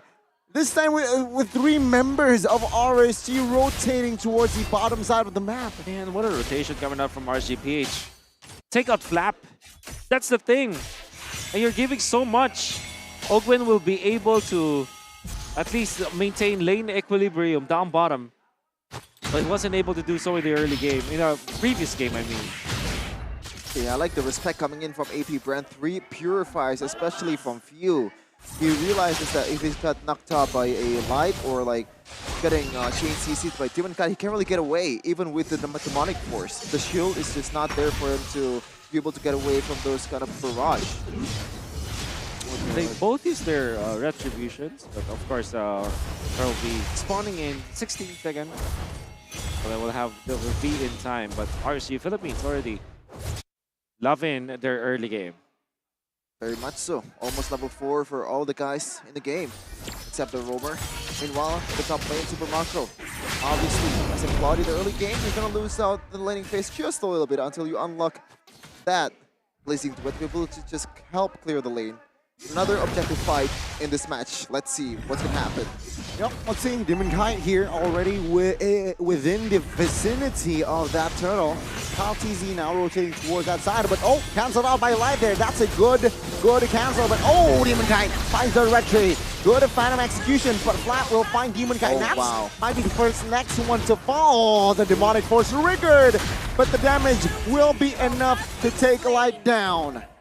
Wow, it's just few. It's not even a really high skill-based hero. You just press tap, tap, tap on the Demonic Force and that gets you the W in this early game. There is some retaliation though on that turtle from Demon Kite.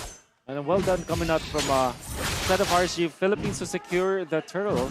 Because what they did was they utilized Nats and his aggression to invade the purple buff instead of trying to play around the turtle. And the result was they got the turtle uncontested. But AP Bren changed the dynamic. Like we said, right? In the when you ask me who wins the early game, AP Bren for sure wins the team fights more than RSG Philippines. But when RSG Philippines goes for the laning as part of the early game, they do win the matchup. Oh, that's an opening there by Lights. Circling Eagle will be committed. But yeah, nothing more here. And 3 Purifies, right, brought by the side of AP Bren. Yeah. Let's see here, how clutch or how useful will that Purify be? Ooh, look at that. War Axe for Kyle TZ very early this game. Didn't go for any Molten Essence. Not a utility Lancelot at all. All right, few now, Chunks. Good at Guiding Wing, but the range from Brody will be enough. Now let's focus on the mid, well, where it's just a clear from both teams. That was very unfortunate for Wolf because you actually saved that Purifier until the last second and it turned out he's going to go down anyway. Super Macro though, knock up in the air will not pop the Purifier and that is the good decision because Filed Requiem is not there. Another turtle. How will RSG approach this? They have to utilize Nats. Maybe call on to the Brody. But the Brody is too far away. There is the Blade of Despair, however. First item Blade of Despair for Eman. That's not their typical Brody. That's ambitious indeed. RSG now setting up with 4. Oakland looking for info with the circling Eagle. Finds the plan, final slash though. Oh, take a look at Nats here. Final blow towards the backside here. Turtle will fall to the hands of Kyle. Now another realm pop. Kyle TZ looking for a kill on towards Nats now. Who's looking for the eye for an eye. Good one, but Few will secure that kill in the backside of the map. You can see Few almost there. Well, not Few, but it was a flap quite low as Demon Kite failed to find the assassination. It's still pretty clear that AP Bren will have a superior team fighting duel compared to RSG Philippines when it's a 5v5. And now they're going to be taking advantage of that, even calling on to Ogwin. And this is how the Lancelot naturally wins against the Martis. Yeah. Even with the Martis snowballs, the farm on the jungle is way, way easier for the Lancelot. Well, it's not quote-unquote easy, but more like it's faster. So you can invade, you can call your Matildas to make it even more quicker for you to take down the enemy jungle creeps. And now AP Bren are winning when it comes to the gold. And I think we might be looking at one of the only bad Benedetta game in MPLI 2023 so far, because so far Few has been absolutely neutralized the expectations from Knots. 0-1-1 in this early game. Still a lot of time though. Ogwen, no problem. That's a knockup, and again, I mean, it's still quite early here for the side of RSG. They have multiple ways to neutralize this situation, but AP Bren a very comfortable lead coming into the mid game now. Going up top for sure. On the other side, look at the collapse. And AP Bren going in for the pinch. Lancelot already going for the backlines, while all the rest will just go straight up top. 3-2, 1K gold lead for AP Bren, and that's finally getting some solo plays. And that is where Few is not in the vicinity. I think Nats has to play the far lane much more than he plays in the team fight, because that is where he is able to help the team even, because if there is more dashes in the team fight, and that is going to be the trouble for SGPH. Okay, RSG though, even when they're behind, if they're behind on goal, they will definitely contest this turtle. Call TV already in the vicinity, also looking to lure the turtle towards his side of the map. Ogwen pops the circling eagle, spots 4 members. Now few committed the demonic force now. Demon Kite with the mortal coil looking for an angle here. Perhaps a steal. The backside, oh, you can see here. Another realm pops. Demon Kite finds the turtle as a blazing duet from Marco will find the mark as well. Aqua in the backside. No nether realm in hand, but still has a stampede to get away. Though Demon Kite will have to be the trade. Nats now, the no man's land. Good petrify landed there, but the damage will not be enough. As Amon now, cool, very much in trouble. Has a flicker, will not be able to pop it as Few secures the kill. And again, I think that was a very weird engage coming in from RSGPH, because I don't see any kind of window to be able to win the team fight for this team. Yes, sure, you can secure the turtle, but at what cost? What cost? Well, it was a lot because they lost Demon Kite, they lost them, and I think that they were banking on the fact that Nats will be able to get into the backlines, but they used Light first, go for the stun, so that they'll be able to eventually control Cal's easy. But that meant that they didn't have the damage to prevent AP Bren from winning the team fights thereafter. You can see that Super Marco outplayed Demon Kite, and then they punished 4 as Eman was taken out of the picture with the final slash that you saw coming up from Flap TZ. AP Brenner winning the team fights, and right now they already are controlling the tempo of the game. In a very comfortable spot as well, because they have the better late game compared to RC Philippines. Well, AP Bren, they want an invade here on the purple. You know, they will not commit for AP Bren.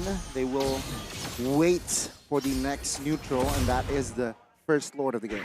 And I think if they want to play both proactive and reactively, AP Bren still has the advantage either way. Meanwhile, Ogwen is just the poke. And I said that because Call TZ is really good in a sustained team fight. And all the members of AP Bren, it's hard to catch for Light.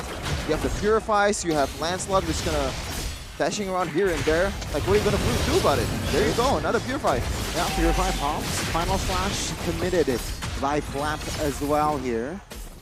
And you can see here both teams just hovering around, perhaps looking for the right timing, right opening here, as they do not want to commit anything over Zealous, because Lord is up here. That can be a game changer. The top side actually, Nats will find a sneaky turret take. This is an interesting far lane wolf. Claude against a Benedetta. Do we see like a solo kill from one of these guys? Absolutely, especially because of the Purify for Super Marco. It's relatively safe, unless he messes up, right? But assuming that both players will just smartly approach that duel, there shouldn't be any fatalities up top. It's just a wash at this point. AP Bren is still holding on for the Lord. Okay, they will regroup here as Light. They will reposition here. In fact, they could just ignore the Lord and just go for the fight. Will they though? Let's see here, Ogwen. Oh yeah, you're right, Ogwen. Well, no, they will just find the Lord comfortably on RSG. No trade whatsoever. Other than the turret top side earlier. I don't think that they will be be able to take out top after that long lane push. Fortunately, AP Bren just utilized this Matilda so well as they zoned out Light. Instead of like going for Demon Kite, they went in for Light because they know that Light should be the only reason that they lose that fight. You will be able to get into Kaltisi and utilize the Violet Requiem. But the fact that he was poked already, they know that there wasn't any access. And they also know that the Benedetta was pushing top lane. So there's a lot of information that was given to them. And their decision-making was on point. They win the Lord fight so easily. And this might be the first time we've seen a team decode an RCPH with Aqua on the Faramis. A very lethal Faramis that we haven't seen the impact so far. Now Purify popped by Ogwen. Demonic Force will trigger the Nether Realm. AP Bren, will they advance? Good decision. RSG though, they will fall back to their racer. The Force Lord needs to be managed there as AP Bren will claim the free turrets here in the mid and Yeah, just the mid. Actually, Tom side has been relieved. And it Wanna seems go for like Nats. But Wanna go that's for Nats. way too fast. That's a Benedetta. with the Ducati skin. That's right. What color is your vroom. Ducati? What color is your Ducati? I don't have one. Unfortunately, I spent like, I don't know, 5 bingos and didn't get it. Tough luck. But yeah, light. Yeah, the recipient of the final slash flickers away. Good Whoa. knockup though. Whoa. That almost spelled for disaster, but AB Bren will continue their pressure in that purple, which Demon Kite will still get. Okay, seems like so far, every time either AP Bren cannot really commit onto the turret, they always didn't want to commit. And I like that. RCPH knows that every time Few has a demonic force, they can't really win the team fight. Yeah. Especially with Nuts on the vicinity. I think Nuts just leaving the team fight and just doing his own thing is much more beneficial than he's trying to impact the team fight, because it's going to be an Uno before scratch for you. Some pokes onto Few. See how tanky he is? He dealt the most damage, by the way, 36k. Yeah. But there's a lot of setup for him. Like I said, the Circling Eagle, the Final Slash, his own Demonic Eye, or Astro's Eye. AP Bren they have this clear draft, I would say. And it's funny because we were thinking about the Phobius 3 picks before, 3 slots before it was actually picked up, and they still managed to get it. And now you can see why we're thinking about that hero. I think it's more like you instead of we, Wolf, but we'll take the credit as well. We love to do that. Right. Yeah, we're going to see another objective team fight with AP Brand still on the advantage. And I don't think RCPH wants anything out of this. But I think top side, though, with the trade, actually will somehow they at least get some sort of a compensation, though. The purple now. Let's see, Kyle still has the retribution and will find it. Good mortal coil, and Ogwen will back off. That's the good petrify there, but you can see purify all around the board. Clap TZ will might be taken down here as good nether realm here by RSG. Perfect time. Now Q still with the Demonic Force here as, oh my god, Kyle TZ jumps in towards the backside. Wind of Nature triggered as well. As AP Run, good pull, but better guiding wind. Wow, what a guiding wind coming out from Ogwen. The timing was perfect too. And Kyle TZ just spammed it. Even after the Shadow Stampede, the timing was perfect, so he gets out. No punishments from RC Philippines. And look at that. Oh, Kyle TZ still. Looking what for a blood. That's a read. knockup. Kyle TZ now might be in trouble. He's going to be taken down. Blazing Web triggered as well as Aqua will be the trade. It's a 1-for-1, no, 2-for-1 as Faramis will have the passive. AP Bren now maintaining pressure. The mid will not fall, but that's still definitely a win for AP Bren. Oh, Goni Wolf, you know the team fight and the gameplay is good when you hear the oohs and ahs from the crowd. As Super Marco evaded with the BMI, that was some clean, crisp Mobile Legends on both sides. The kiting, some of the commitment from AP Bren, that was Mobile Legends at its finest. Oh, very well done coming out from AP Bren with that play. Especially because they are utilizing this Matilda so well. We can see through the replay. By the way, the Petrify was the choice for Ogwen, which is, I think, one of the best, or if not the best, battle spell to use in this kind of draft. You can see the saves. And then eventually, they will be able to get more as Few just dunks it home. It destroys the entirety of RSG Philippines and then becomes saved by this Matilda. And that's been the story so far for AP Bren, right? Just Few putting the whole RSGPH on a poster. Yep. And yeah, like what is the counterplay here? Because so far that's probably the best team fight that RCPH has done so far. What was different at that one? Did they actually, I think the initial play that made them able to gain some advantage at the time was the read to Kyle TZ. Yep. But that was like some miraculous gameplay from Light. Can they replicate it though? That's the question. Oh, Light! Light's now isolated. Perfect time as well. Kyle TZ and the gang will find a very, very sneaky kill. I'm gonna just shut up right now. But now up top, I think they're waiting for the next Lord. No reason to dive RSG and make a mistake. Just control the Lord as they have done before. The third Lord of the game will be one-sided once again. I like that pickup for coming in from Light. Immortality, he knows that he's the most vulnerable member on the team. He's the main engager, and there's way too much damage from AP Bren as they just blitz the Lord, even without Nats converting to anything. He's contemplating whether to recall or to just continue his onslaught on towards the bottom lane, and he decided to continue. Well, 17 minutes in. You see here, this is the longest game duration series-wise out of the 3 games. But it's still not another, like, the most competitive one. It's still another, unfortunately, very dominant showing from AP I mean, Bren. it's not over yet. Yeah, it is not over, but we'll see, we'll see. I don't think, again, as just how usually it is, I think this game depends more on AP Bren rather than RCPH. Let's see, though. It's already chunking a lot of HP from, or few, chunking a lot of HP from Nuts. That is not good. This Phovis already has Oracle too, that's more utility, more sustainability. Meanwhile, Nats is trying to make a play. Nats looking for the clear in the mid though. They will sacrifice the base turn here. Maybe Bren, good final slash here. Let's see. Will the demonic force come through? Good purify. Flap TZ looking to hold on to the backside. Super Marco will lose his immortality. But Phil with the windmill 360 doesn't find the kill just yet. Cal TZ finds a kill. And look at that. AP Bren, they will back away. Oh, Nats is on a different level. Okay. Yes. Nats literally saved the game for RSG Philippines. Without the claw, there's no push for now for AP Bren. And my, oh my.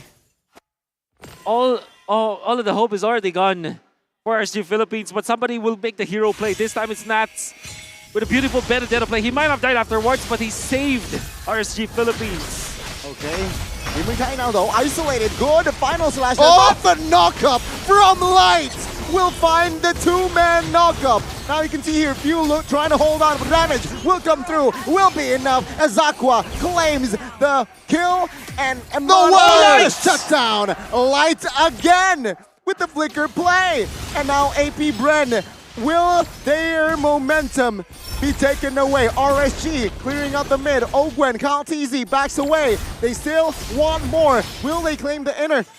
Blazing Duet is in within Super Marco's hand. But Ogwen with a knockup as well. They will claim the base turret. RSG will find the neutralize. And let's see, can they force this one out? Do they want to force 5v3? It's a 5v3. 5 TZ in 10. Let's say AP Bren, can they do it? Minions though is there, but no, it won't be enough. AP Bren will have time to breathe. Oh my goodness. The mechanics from both teams. And Kyle wants to go for Eman. If only, if only. Oh, RCPH found the light of hope in the hands of Light over and over. The catch, the flickers, the micro from this guy. You thought he can only play those Kajas? Chow? The Screwfrest? No, this is a Guinevere on the roam. Well, we did say that this hasn't been a close game, but we are expecting it to be a close game. Now it is, actually. Yes. Adu mechanic, I think. It's a Adu mechanic. And Adu Retri as well, between Kyle TZ. It's a duel. And Demon Kite. Mechanic duel for both teams. Nats will clear the mid, I believe. Relieving off pressure. AP Bren, what is their next move? Flap down. Will commit on towards a move here. Ogren. Okay, repositions Nats. They have to clear. They have to clear. They have to clear, and they'll reset. The RSG wasn't able to keep the Lord there. Oh no. Oh, they will sacrifice it now. You can see your Nats jumping in. No way. No way it ends like this. Oh my Absolutely Lord. not. Minions will come. Final blow popped as well. Now let's focus But down they don't on have the Lord. Retri. RSG with a regroup. Now another round They want popped the as well. fight. The field taken out. That's a knockup as well. Flap falls and RSG. They are on a roll. Ogwen fall next here, and that is a 1, 2, 3 kill for the side of RSG. Oh, they want to end. They're letting go of the Lord. They will. They can end here. It's a 5v3 again. Super Marco, Kyle TZ and Ogwen. Can they do it? Demon Kite jumps in on towards Cal, forcing him back. But the minions again to buy time for AP Bren. Final blow. Ogwen, no. Immortality. Super Marco, though, receiving a lot of no. It is all over. Not yet. Not just yet as AP Bren. Next No minion way. comes in though. Kaltizi looking for the clear. It's over!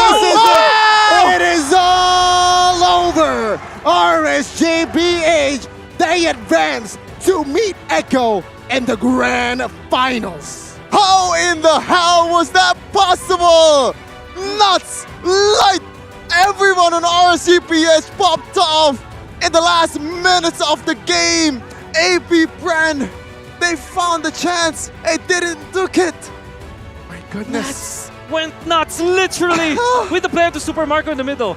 Took him out with the immortality. And then he went for the push. Do you know what the effect was?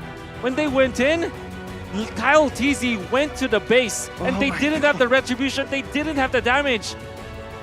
That was such a crazy game. Oh my God. What we mentioned, it's not over. Jeffin. Oh man, I mean, it went as I predicted before, but I didn't really predict that AP Bren would fumble this. I thought when Carl TZ goes back to the base, they can still somehow win the team fight with few on the lineup. 4v4, they have the demonic force, they have the sustain. All they have to do is execute. But it turns out the Faramis is just way too much trouble to deal with, especially with that Nether Realm. Aqua still sits as the god of Faramis in MPLI 2023. Oh man, what a story! Oh my, Super Saiyan Naps. And it, man. AP Bren's strength Unbelievable, actually. ends here. Unbelievable. Unbelievable, man. Imagine controlling the game for 17 minutes, but then somebody makes a miracle play. That's was on point and oh goodness. That's the ripple effect, okay? Like the siege before, I believe Super Marco got taken down, and Nats was the MVP. He's the one who chased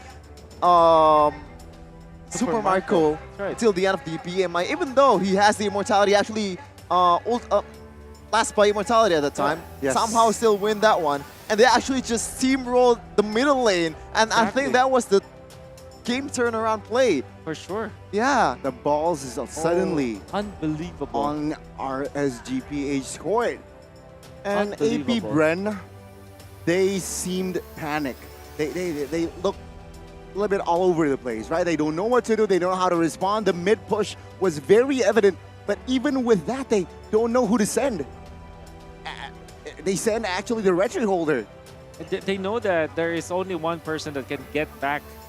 MVP is like 100% kill participation, but there were so many good standout players, good standout plays from many members of the team. We see Guinevere. Oh my God. Eventually with the flicker play that did not actually convert into any kill. But at the same time, the presence was there. Finds the opening and baits out so many members of AP Bren. And then eventually Nats, unbelievable play. I mean, Aqua, you could say that he also played so well in this game, right? For sure. But I'm still in shock. And we can see it through the highlights. The highlights of this game. And as you can see, AP Bren just steamrolling RCPH in the early to mid game. In the hands of few, dunking all over RCPH. I did say that the laning stage will favor RSG, but when it comes to early game team fights, you gotta have to hand it to AP Bren, and boy oh boy, they did. They won so much. Gonna be taking the turtle. I think this was a steal, but when it comes to the team fights, they will eventually be taken out. And I'm excited to see the late game push, because I think that's the only clash that matters, right? There was even a play that Nats did to kind of give RSGPH another fighting chance. You're gonna see it here. Alright, watch out for, obviously, for the Electro Final Blow and the Petrify. I think that eventually they will be able to defend. Super Marco was very low, gets out. And then another, as Open was pretty much on point. Look at that, Nats.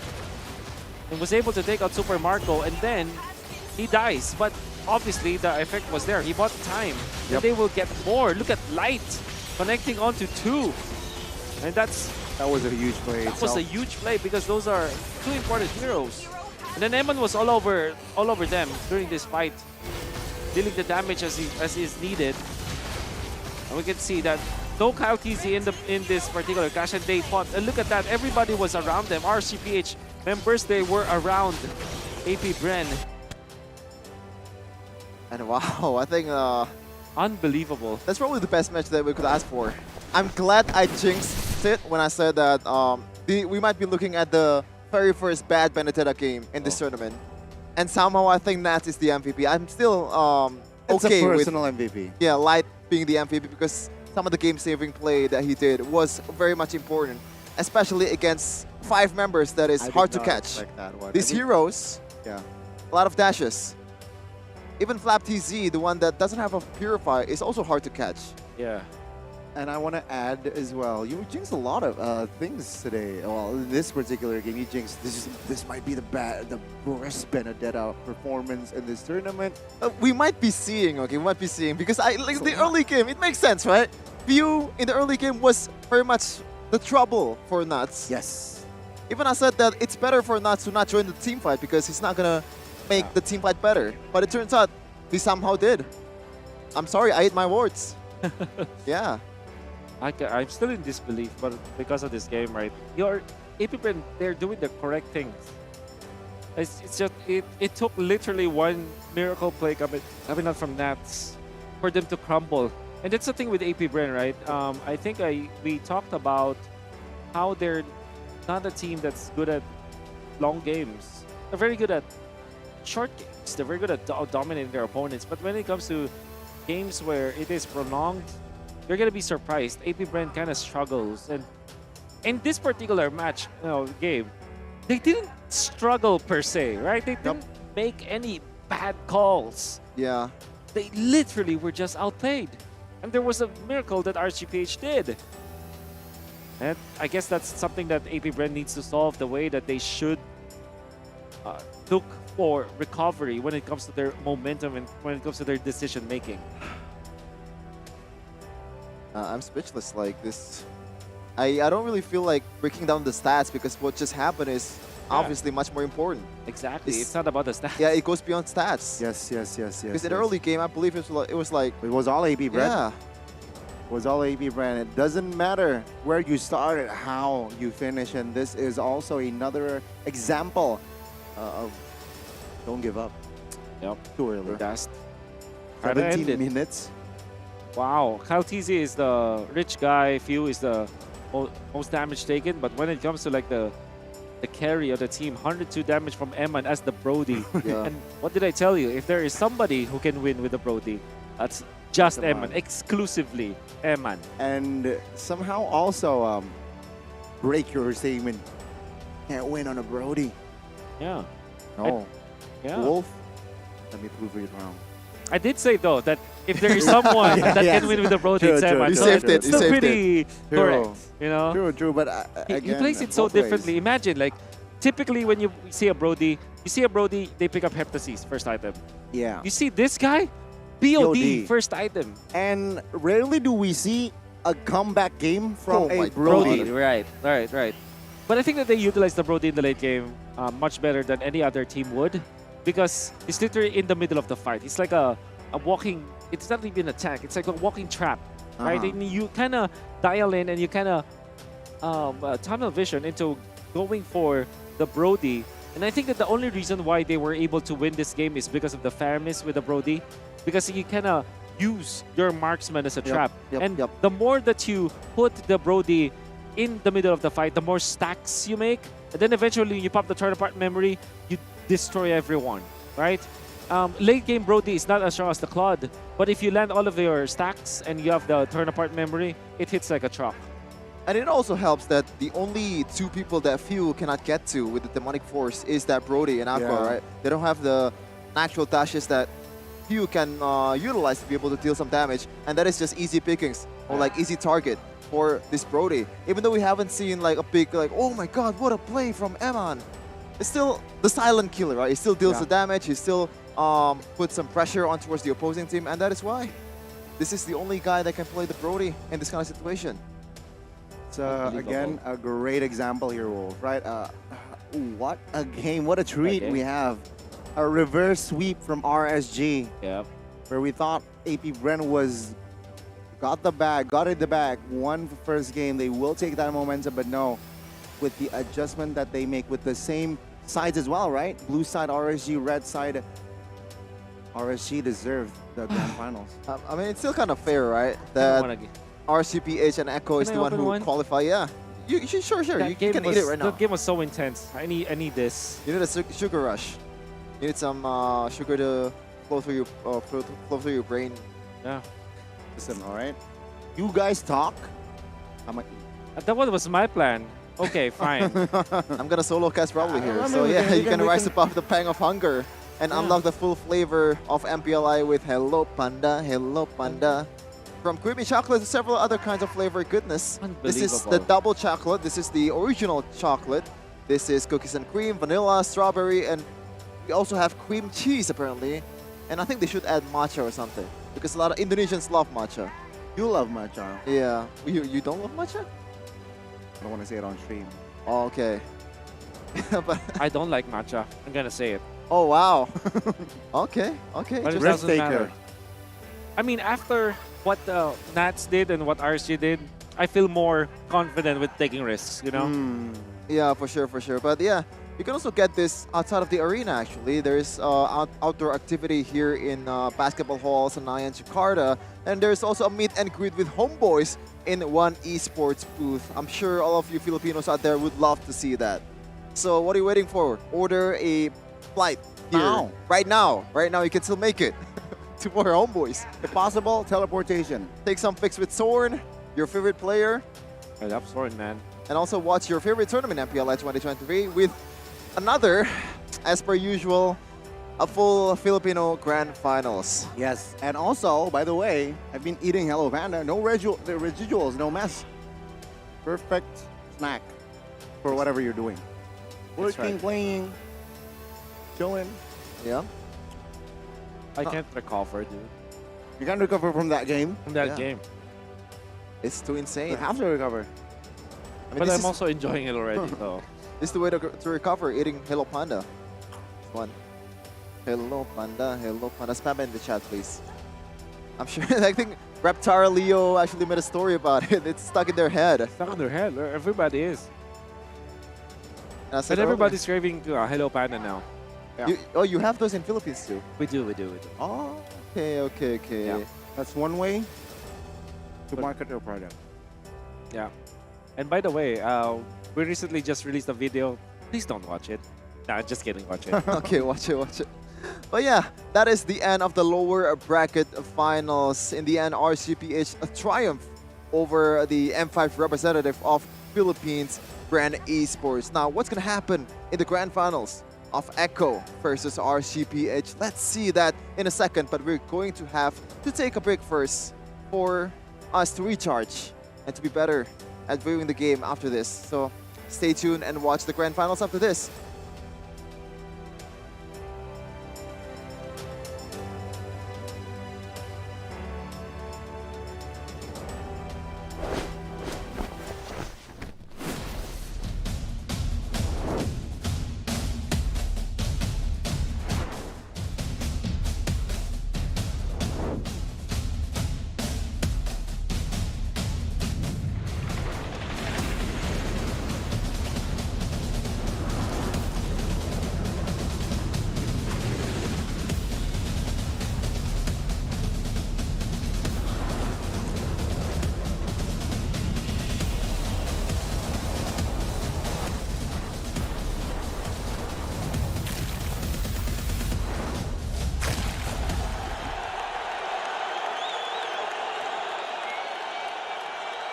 In this age of technology, martial arts has evolved too.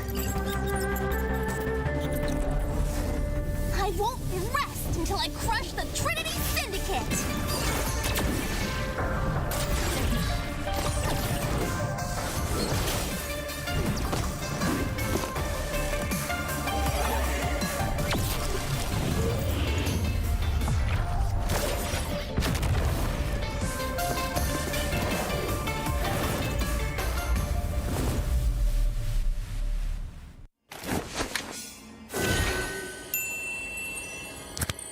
Sosok leader juga ada di dalam tubuh dia, yang mana di background kita susah cari sosok seperti Vin. Ya ini kesempatan yang bagus buat Araki sama gue buat move on lah.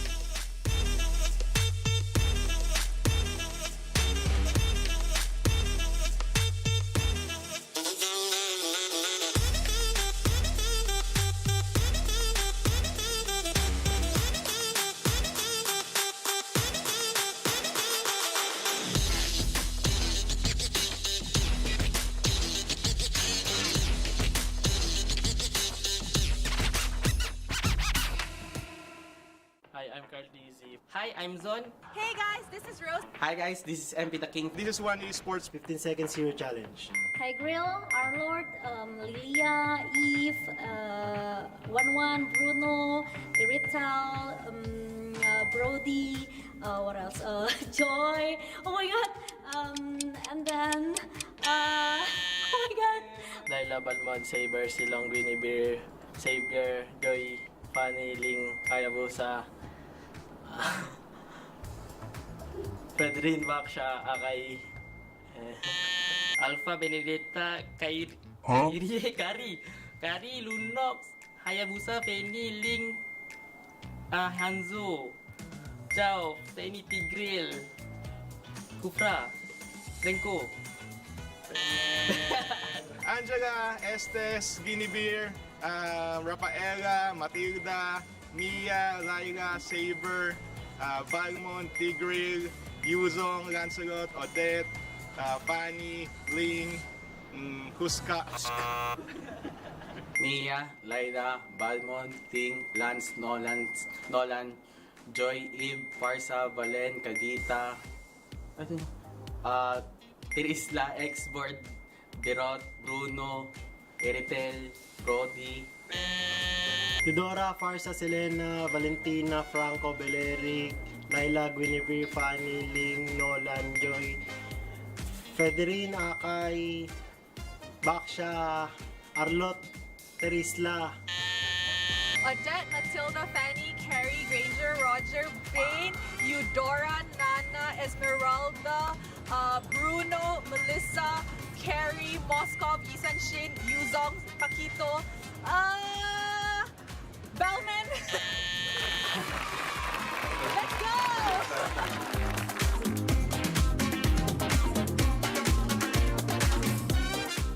Sempet down karena kayak hal yang aku suka itu ternyata orang tua tuh kayak lebih khawatir kali ya. Aku sih lihat malah papa tuh nggak suka, ngapain sih yang bener-bener aja lah.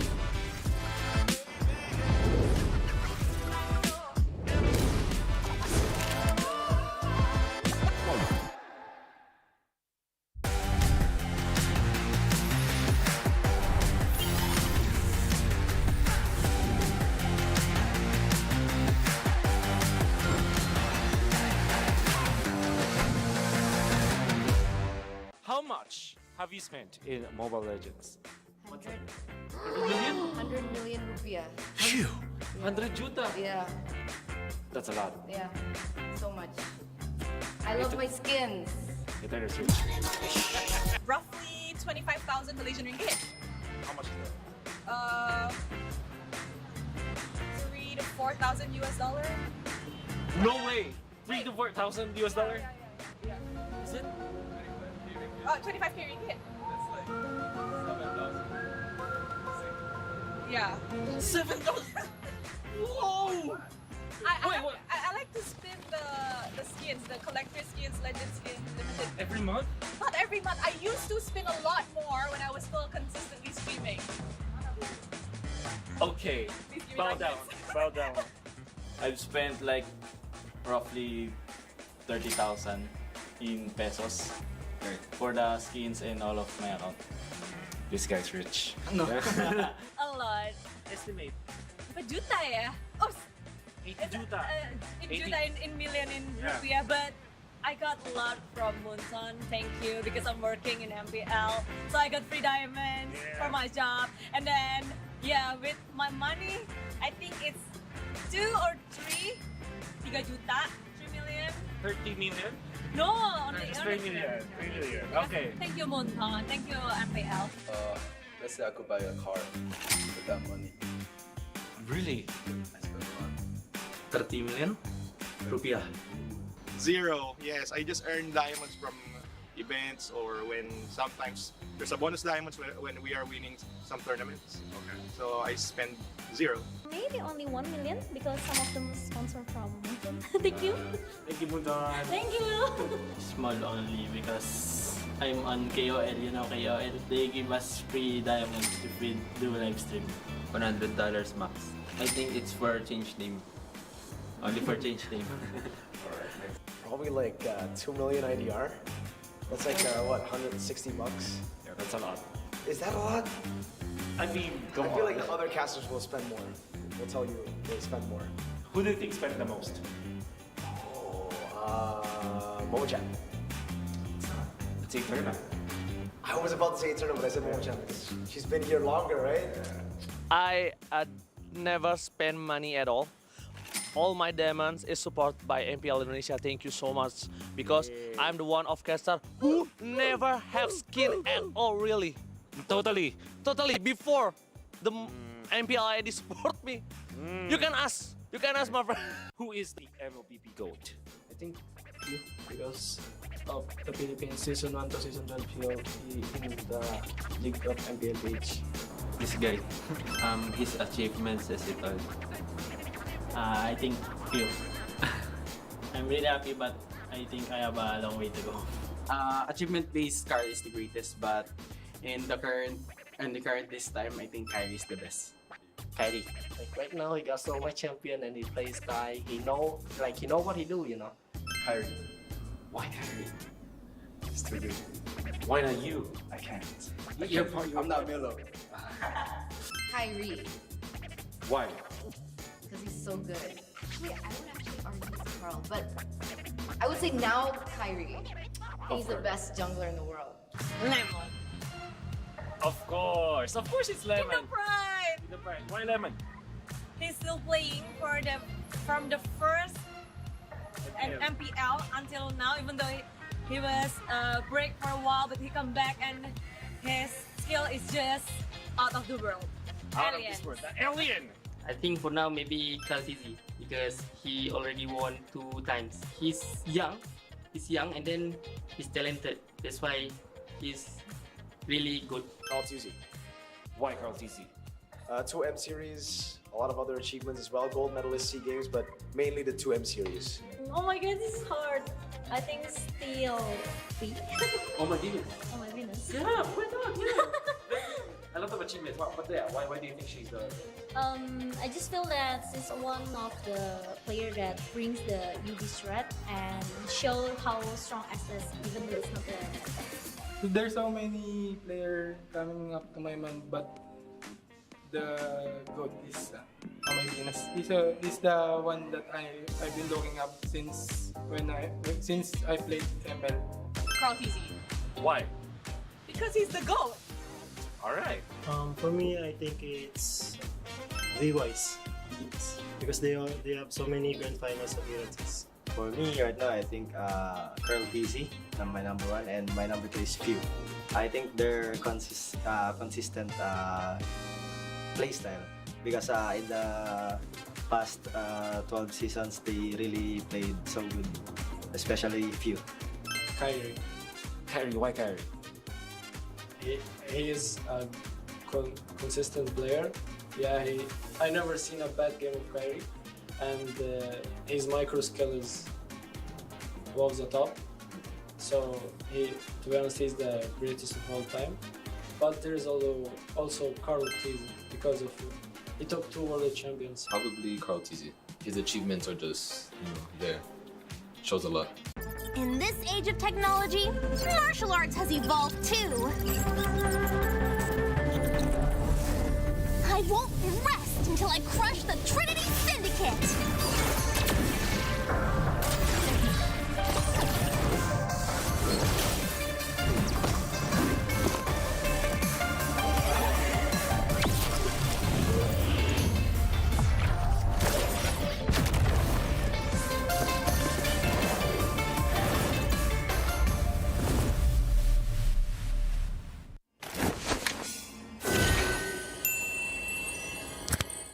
Sosok leader juga ada di dalam tubuh dia, yang mana di background kita susah cari sosok seperti Vin. Ya ini kesempatan yang bagus buat Araki sama gue buat move on lah.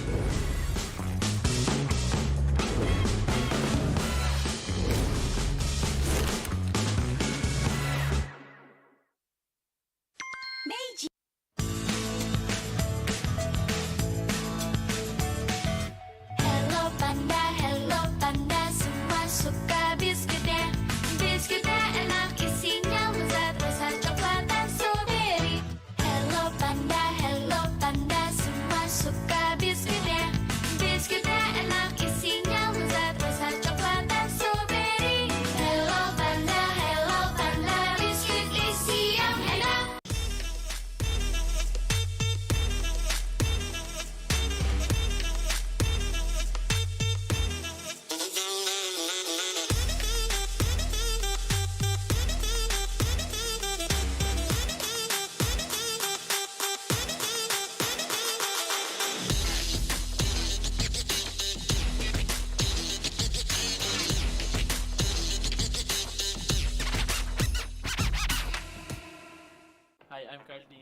Hi, I'm Zon.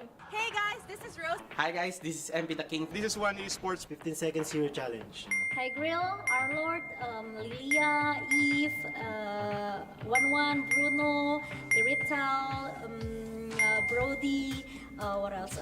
Joy. Oh my god. And then, oh my god. Laila, Balmon, Saber, Silong, Guinevere, Xavier, Joy, Fanny, Ling, Hayabusa,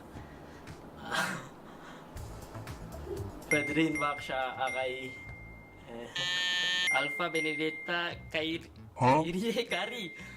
Lunox, Hayabusa, Penny, Ling, Hanzo, Chao, Tiny Tigril, Kufra, Renko. Angela, Estes, Guinevere, Rafaela, Matilda, Mia, Laila, Saber, Balmon, Tigril, Yuzong, Lancelot, Odette, Fanny, Ling, Huska. Mia, Laila, Balmon, Ting, Lance, Nolan, Joy, Eve, Farsa, Valen, Kagita, Tirisla, Xboard, Derot, Bruno, Eritel, Brody, Eudora, Farsa, Selena, Valentina, Franco, Beleric, Laila, Guinevere, Fanny, Ling, Nolan, Joy, Federine, Akay, Baksha, Arlot, Terisla, Odette, Matilda, Fanny, Carrie, Granger, Roger, Bane, Eudora, Nana, Esmeralda, Bruno, Melissa, Carrie, Moskov, Isan Shin, Yuzong, Paquito, Bellman. Let's go!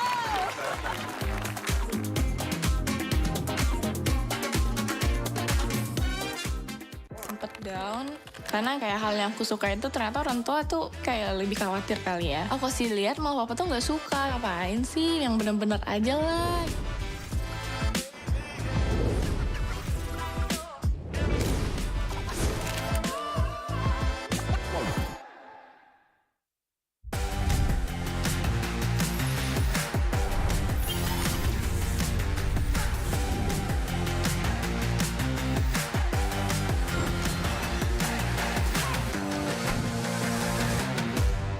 How much have you spent in Mobile Legends?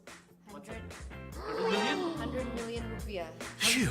100 juta? Yeah, That's a lot. yeah, so much. I love my skins. You better switch. Roughly 25,000 Malaysian ringgit. How much is that? 3 to 4,000 US dollar. No way! 3 to 4,000 US dollar? Is it? 25k ringgit. Yeah. 7,000! Whoa! I like to spin the skins, the collector skins, legend skins, limited. Every month? Not every month. I used to spin a lot more when I was still consistently streaming. Okay. Please give me Bow like down. this. Bow down. I've spent like roughly 30,000 in pesos for the skins and all of my account. This guy's rich. No. A lot. Estimate. But juta ya? Oh, 80 juta. in 80. juta in million in Yeah. rupiah, but I got a lot from Munson, thank you, because I'm working in MPL. So I got free diamonds for my job. And then, yeah, with my money, I think it's 2 or 3 juta, 3 million. 30 million? No, only 3 million. 3 million. Okay. Thank you, Munson. Thank you, MPL. Let's say I could buy a car with that money. Really? I spent a lot. 30 million rupiah. 0. Yes, I just earn diamonds from events or when sometimes there's a bonus diamonds when we are winning some tournaments. Okay. So I spend 0. Maybe only 1 million because some of them sponsor from Munson. Thank you. Thank you, Mundan. Thank you. Small only because I'm on KOL, you know KOL. They give us free diamonds if we do live stream. $100 max. I think it's for change name. Only for change name. Alright, next. Probably like 2 million IDR. That's like what, 160 bucks? Yeah, that's a lot. Is that a lot? I mean, come I on. feel like the other casters will spend more. Will tell you they spend more. Who do you think spent the most? Momo-chan. It's Eterna. I was about to say Eterna, but I said Momo-chan because she's been here longer, right? I never spend money at all. All my diamonds is supported by MPL Indonesia. Thank you so much because I'm the one of caster who never have skin at all, really. Totally. Before the MPLI support me. You can ask my friend. Who is the MLBB GOAT? I think you, because of the Philippines season 1 to season 12, he in the League of MPL page. This guy, his achievements as it all. I think few. I'm really happy, but I think I have a long way to go. Achievement-based Carl is the greatest, but in the current this time, I think Kyrie is the best. Kyrie. Like right now, he got so much champion and he plays Kai. He know what he do, you know. Kyrie. Why Kyrie? It's too good. Why not you? I can't. I'm not Milo. Kyrie, Why? because he's so good. Wait, I would actually argue with Carl, but I would say now Kyrie. He's the best jungler in the world. Lemon. Of course it's Lemon. The pride. Why Lemon? He's still playing from the first MPL until now, even though he was break for a while, but he come back and his skill is just out of the world. Out Alien. of this world. The alien! I think for now maybe Kaltizi because he already won 2 times. He's young, and then he's talented. That's why he's really good. Carl TZ. Why Carl TZ? 2 M series, a lot of other achievements as well. Gold medalist SEA Games, but mainly the 2 M series. Oh my god, this is hard. I think still B. Oh my goodness. Oh my goodness. Yeah, why not? Yeah. A lot of achievements. But yeah, why do you think she's the... I just feel that she's one of the player that brings the UV threat and show how strong SS even though it's not the There's so many players coming up to my mind, but the GOAT is my Venus. He's the one that I've been looking up since I played ML. Carl TZ. Why? Because he's the GOAT. Alright. For me, I think it's V-Wise. Because they have so many grand finals appearances. For me right now, I think Curl TZ, my number 1, and my number 2 is Few. I think their consistent play style because in the past 12 seasons, they really played so good, especially Few. Kyrie. Why Kyrie? He is a consistent player. Yeah, I never seen a bad game of Kyrie, and his micro skill is above the top. So to be honest, he's the greatest of all time. But there's also Carl TZ because of he took 2 world champions. Probably Carl TZ. His achievements are just, there. Shows a lot. In this age of technology, martial arts has evolved too. I won't rest until I crush the Trinity Syndicate!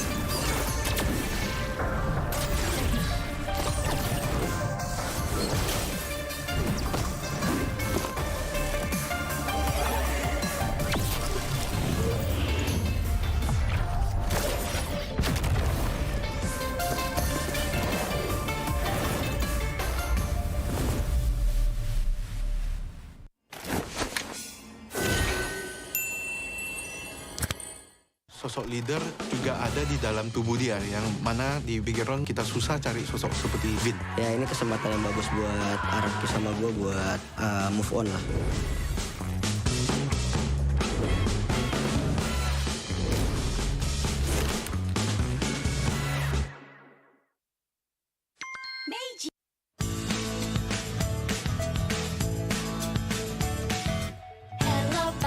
Hello panda, semua suka biskuitnya.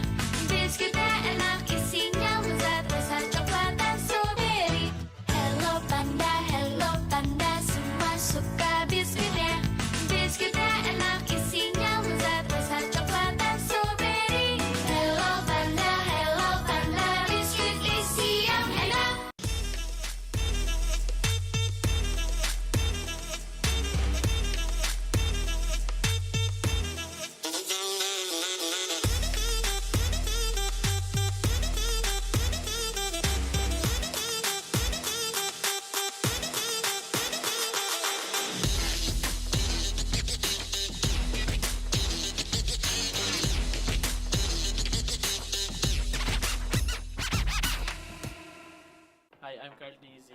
I'm Zon. Hey guys, this is Rose. Hi guys, this is MP the King. This is one Esports 15 seconds hero challenge. Hi Grill, our Lord, Lilia, Eve, 11, Bruno, Irital, Brody, what else? Joy. Oh my god. And then, oh my god. Laila, Balmond, Saber, Silong, Guinevere, Xavier, Joy, Fanny, Ling, Hayabusa, Fredrin, Baksha, Akay, Alpha, Benedetta, Kari, Lunox, Hayabusa, Penny, Ling, Hanzo, Chao, Sanity Grill, Kufra, Renko. Angela, Estes, Guinevere, Rafaela, Matilda, Mia, Laila, Saber, Balmond, Tigril, Yuzong, Lancelot, Odette, Fanny, Ling, Huska. Mia, Laida, Balmond, Ting, Lance, Nolan, Joy, Eve, Parsa, Valen, Kadita, Tirisla, Xboard, Derot, Bruno, Eritel, Brody, Eudora, Farsa, Selena, Valentina, Franco, Beleric, Laila, Guinevere, Fanny, Ling, Nolan, Joy, Federine, Akay, Baksha, Arlot, Terisla, Odette, Matilda, Fanny, Carrie, Granger, Roger, Bane, Eudora, Nana, Esmeralda, Bruno, Melissa, Carrie, Moskov, Isan Shin, Yuzong, Paquito, Bellman. Let's go!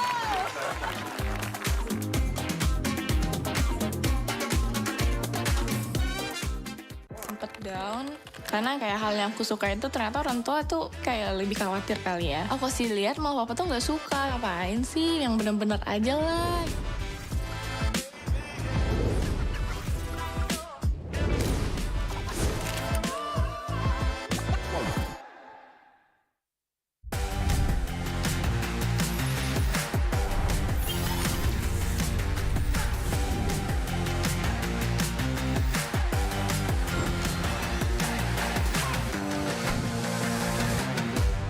How much have you spent in Mobile Legends? 100 million? 100 million rupiah. Phew! 100 juta? Yeah, That's a lot. yeah, so much. I love my skins. You better switch. Roughly 25,000 Malaysian ringgit. How much is that? 3 to 4,000 US dollar. No way! 3 to 4,000 US dollar? Is it? 25k ringgit. Yeah. 7,000! Whoa! I like to spin the skins, the collector skins, legend skins, limited. Every month? Not every month. I used to spin a lot more when I was still consistently streaming. Okay. Please give me Bow like down. this. Bow down. I've spent like roughly 30,000 in pesos for the skins and all of my account. This guy's rich. No. A lot. Estimate. Berapa juta ya? Oh, 80 juta. in 80. juta in million in Yeah. rupiah, but I got a lot from Munson, thank you, because I'm working in MPL. So I got free diamonds for my job. And then, yeah, with my money, I think it's 2 or 3 juta, 3 million. 30 million? No, only, Just only 3 million. 3 million. Okay. Thank you, Munson. Thank you, MPL. Let's say I could buy a car with that money.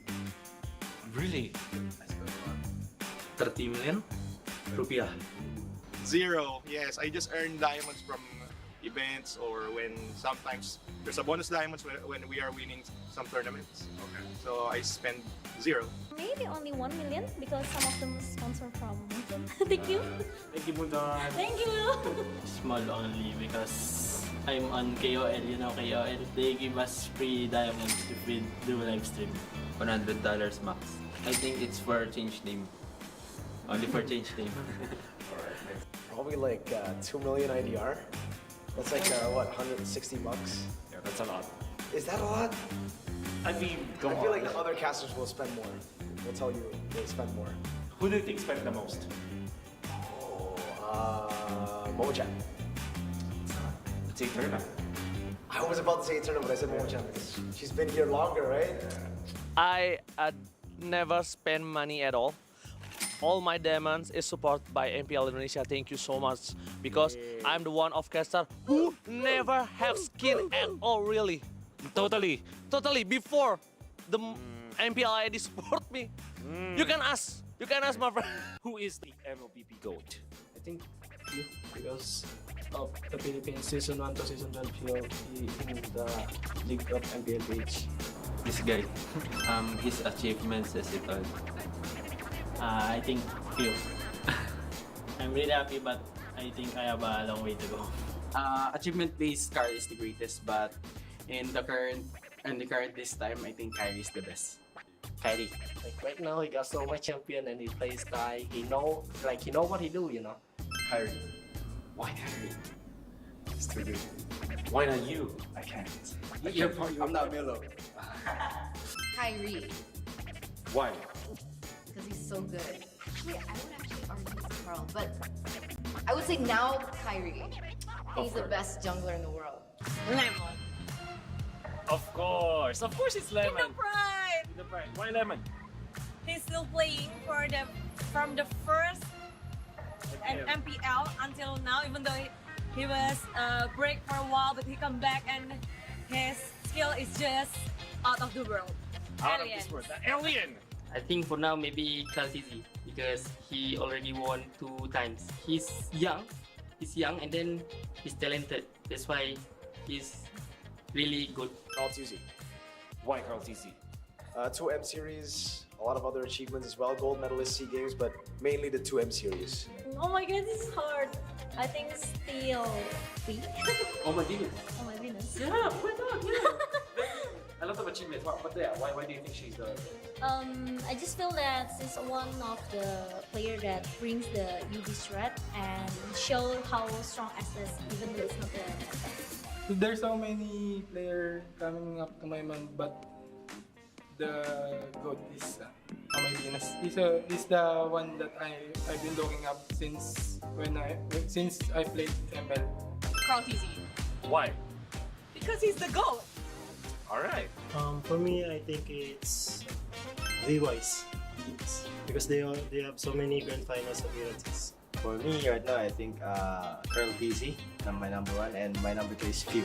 I think they're consistent play style because in the past 12 seasons, they really played so good, especially Few.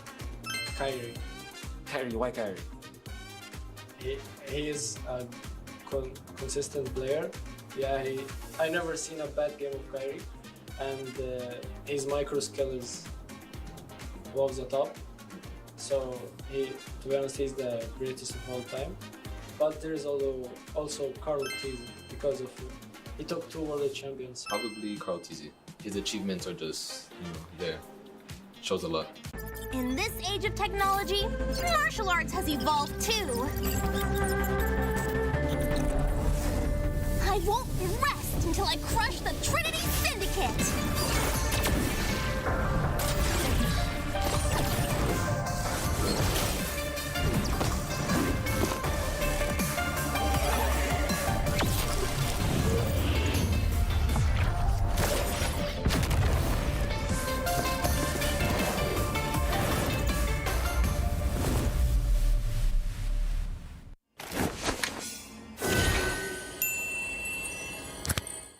Sosok leader juga ada di dalam tubuh dia, yang mana di bigger round kita susah cari sosok seperti Vin. Ya ini kesempatan yang bagus buat Araki sama gue buat move on lah.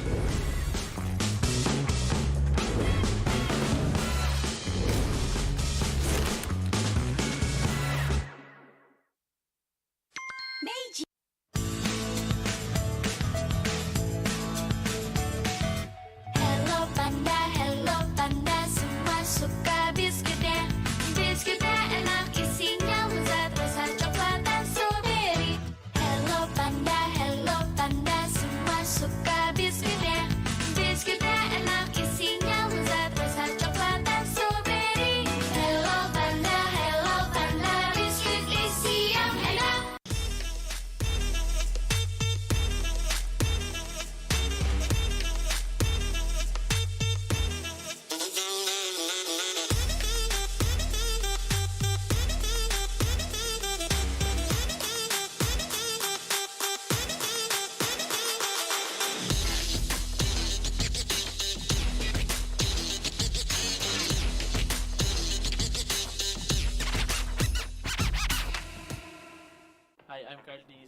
Hi, I'm Zon.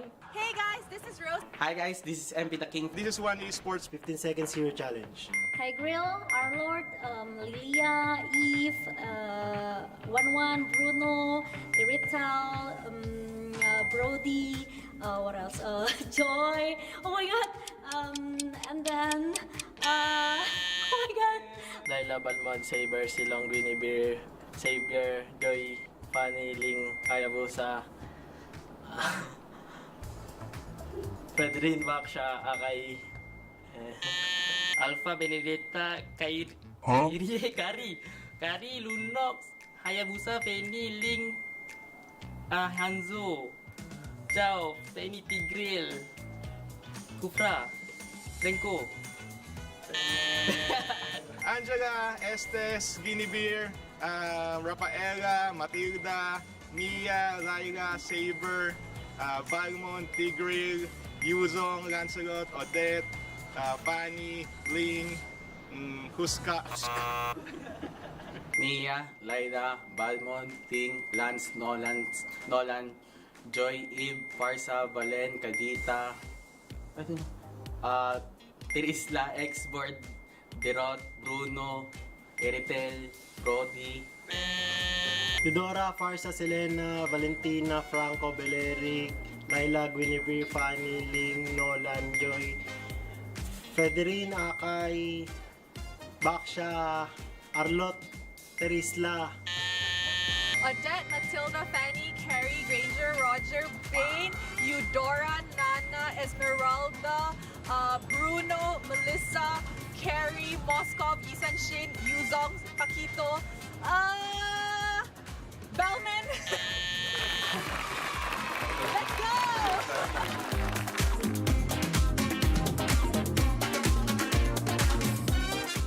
Sempet down karena kayak hal yang aku suka itu ternyata orang tua tuh kayak lebih khawatir kali ya. Aku sih lihat malah papa tuh nggak suka, ngapain sih, yang bener-bener aja lah.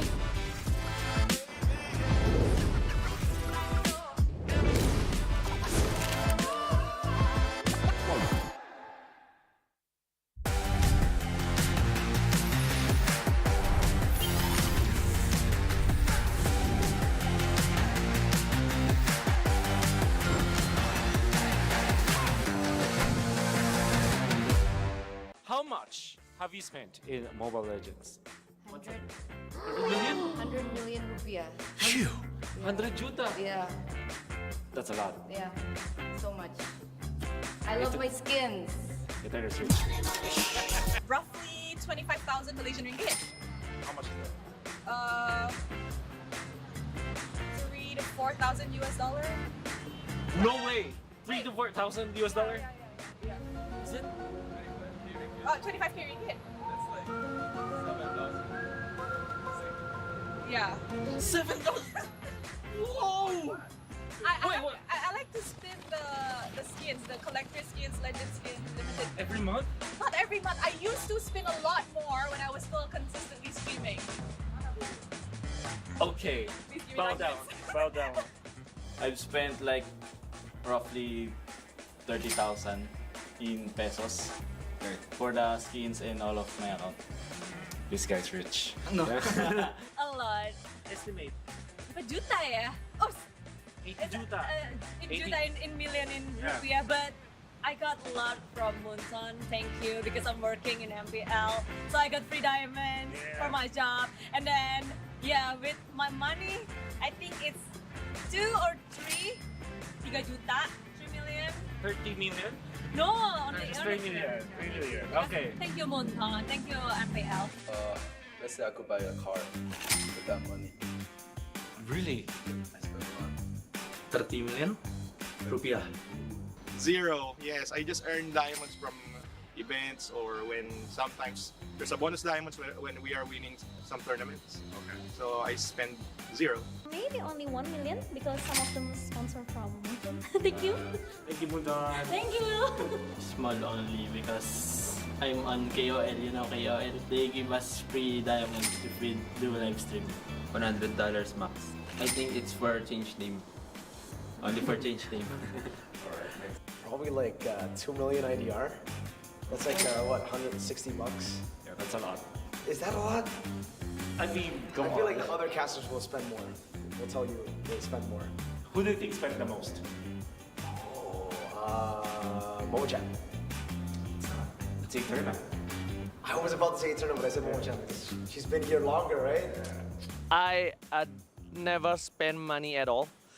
All my diamonds is supported by MPL Indonesia. Thank you so much because I'm the one of caster who never have skin at all, really. Totally. Totally. Before the MPLI support me, you can ask my friend. Who is the MLBB GOAT? I think you, because of the Philippines season 1 to season 12, he in the League of MPL page. This guy, his achievements says it all. I think few. I'm really happy, but I think I have a long way to go. Achievement-based Car is the greatest, but in the current this time, I think Kyrie is the best. Kyrie.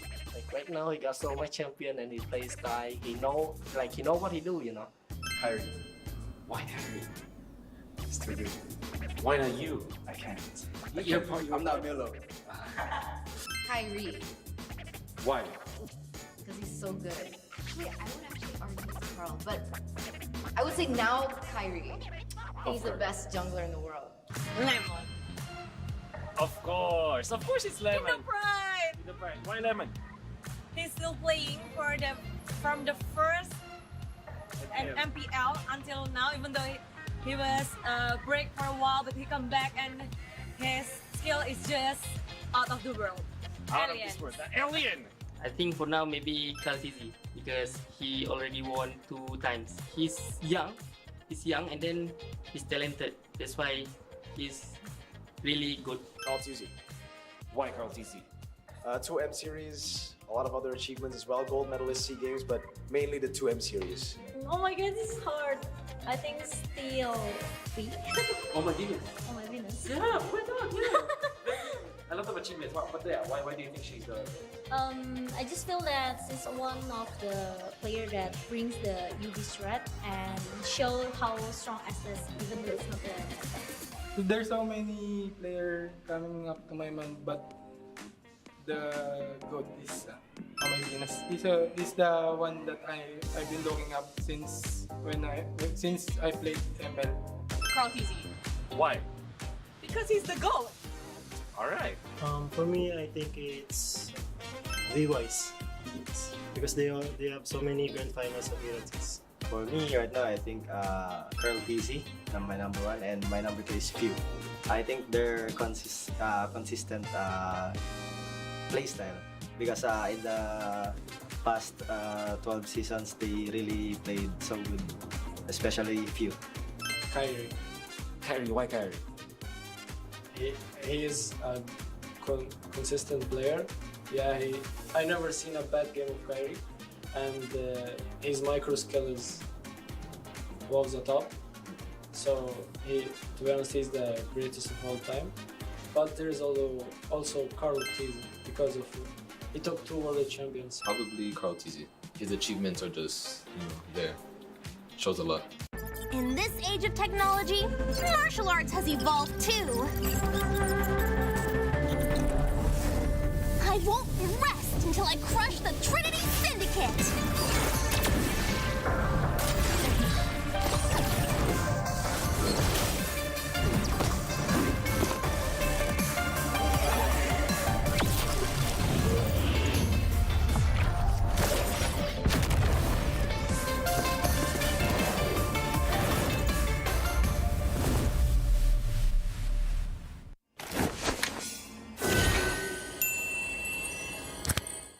Sosok leader juga ada di dalam tubuh dia, yang mana di background kita susah cari sosok seperti Vin. Ya ini kesempatan yang bagus buat Araki sama gue buat move on lah.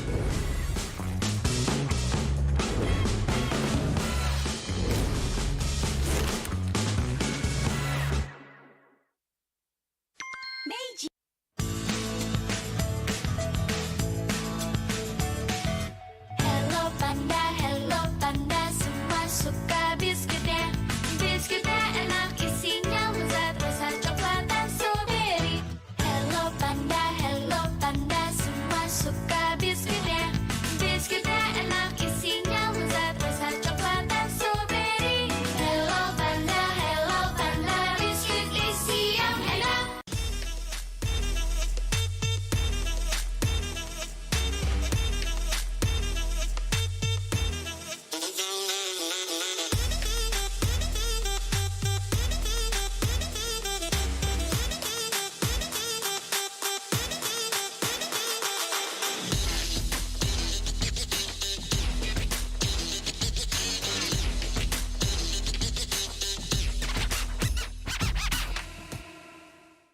Carl Dizzy. Hi, I'm Zon. Hey guys, this is Rose. Hi guys, this is MP the King. This is one Esports 15 seconds hero challenge. Hi Grill, Arlord, Lilia, Eve, 11, Bruno, Irital, Brody, what else? Joy. Oh my god. And then, oh my god. Laila, Balmond, Saber, Silong, Guinevere, Xavier, Joy, Fanny, Ling, Hayabusa, Pedrin, Baksha, Akay, Alpha, Benedetta, Kari, Lunox, Hayabusa, Penny, Ling, Hanzo, Chao, Tiny Tigril, Kufra, Renko. Angela, Estes, Guinevere, Rafaela, Matilda, Mia, Laila, Saber, Valmont, Tigril, Yuzong, Lancelot, Odette, Fanny, Ling, Huska. Mia, Laila, Balmond, Ting, Lance, Nolan, Joy, Eve, Farsa, Valen, Kadita, Tirisla, Xboard, Derot, Bruno, Eritel, Brody, Eudora, Farsa, Selena, Valentina, Franco, Beleric, Laila, Guinevere, Fanny, Ling, Nolan, Joy, Federin, Akay, Baksha, Arlot, Terisla, Odette, Matilda, Fanny, Carrie, Granger, Roger, Bane, Eudora, Nana, Esmeralda, Bruno, Melissa, Carrie, Moskov, Isan Shin, Yuzong, Paquito, Bellman. Let's go!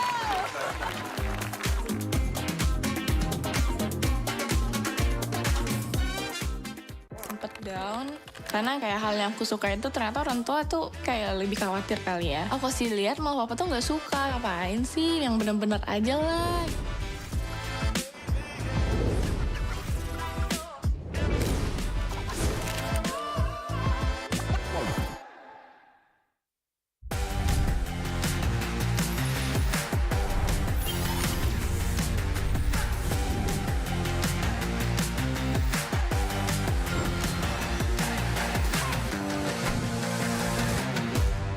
How much have you spent in Mobile Legends?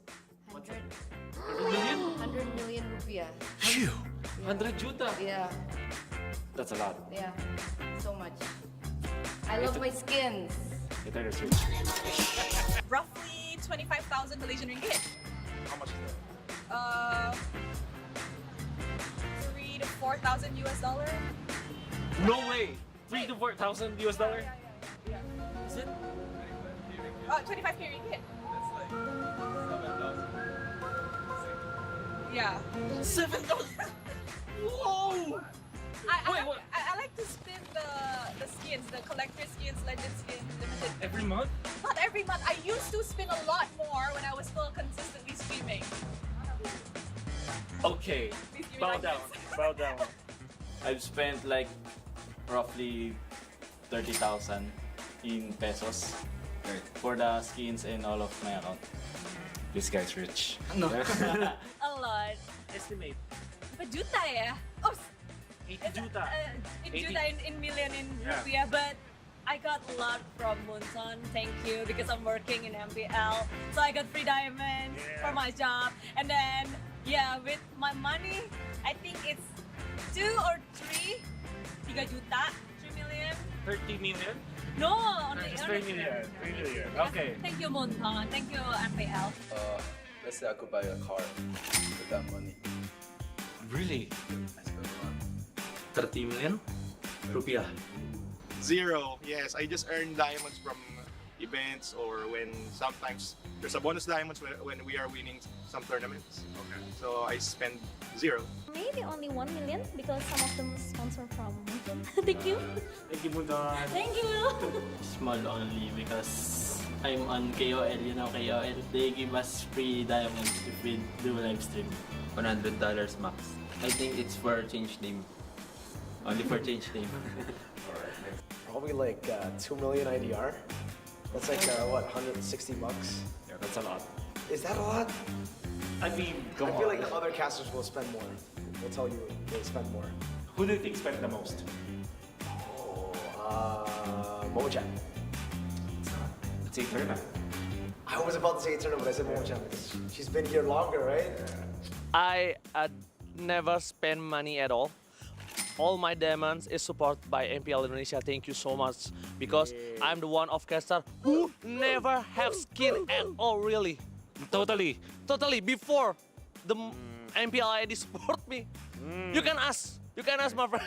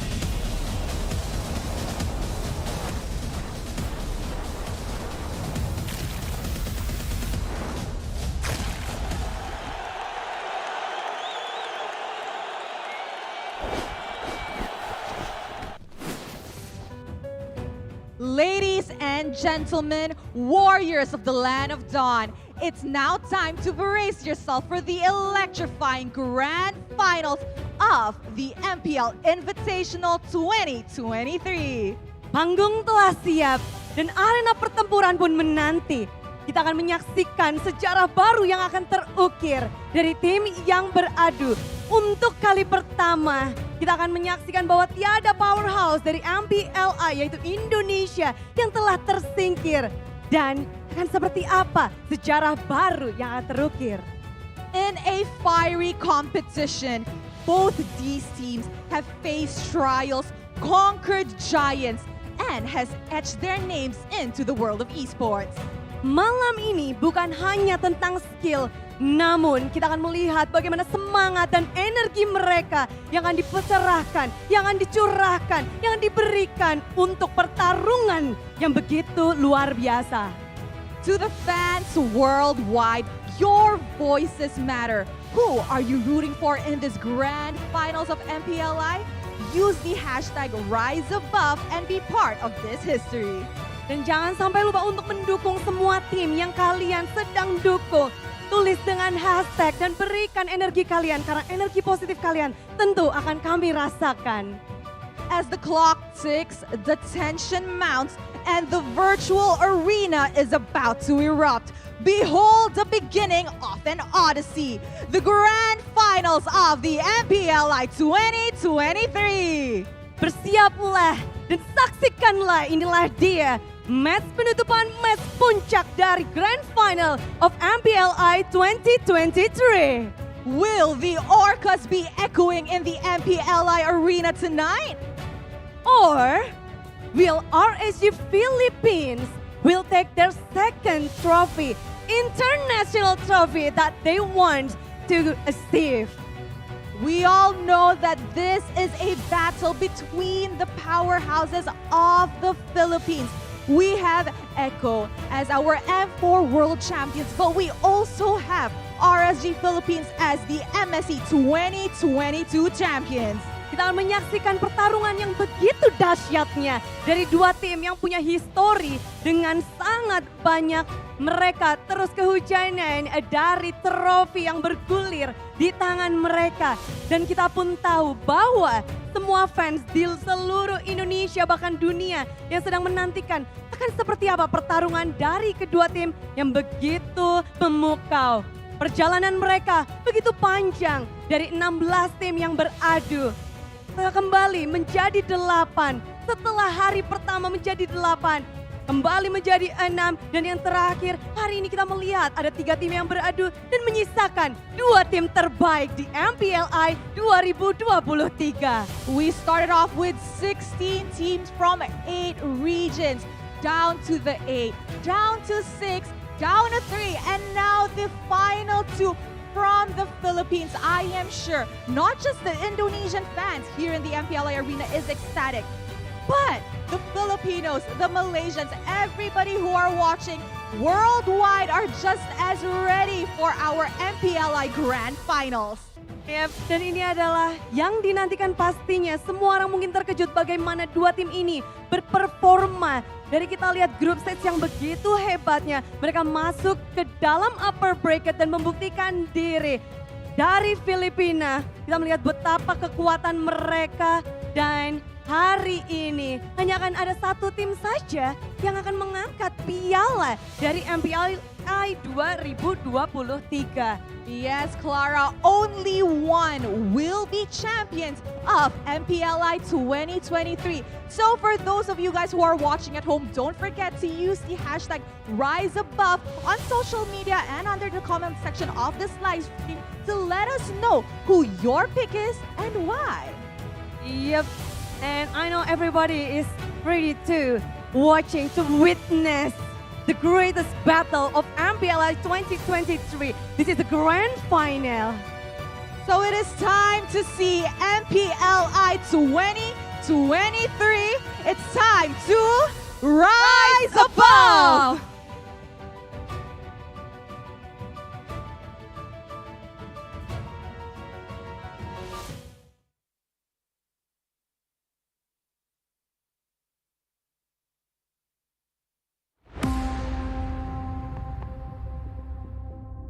All of the struggles have led to this defining moment. Every drop of blood, sweat, and tears is about to pay off. 16 teams, 8 regions, 2 finalists, and 1 trophy. Who will raise the trophy and rise above at MPLI 2023? It's time for the grand finals between Echo versus RSG Philippines. The mid laner from Echo, number 2 top KDA in MPLI 2023, Sanji. And from RSGPH, number 4 top KDA, Aqua. The XP laner from Echo, the player with the most MVPs in MPLI 2023, Sanford! And from RSGPH, the Week 4 MVP in MPLPH, Nat! The gold laner from Echo, the M4 World Championship Finals MVP, Betty QT! And from RSG PH, the MSC 2022 Finals MVP, Eman! The roamer from Echo, number 4 top assist in MPLI 2023, JP! And from RSG, number 1 most assists in MPLI 2023, Light! The jungler, the GOAT, the 2-time world champion, Carl Teasy! From RSG, the regular season MVP and dream team of MPL Malaysia Season 12, Demon Kai! Last but not least, the mastermind of both teams, from Echo, Coach Tic Tac! And from RSGPH, Coach Theo! The journey is nearing its end. Finally, we will be witnessing the birth of a new champion. Who will claim the MPLI throne? Will it belong to Echo or perhaps RSGPH? The answer will soon be revealed in the grand finals of MPLI 2023 as they rise above.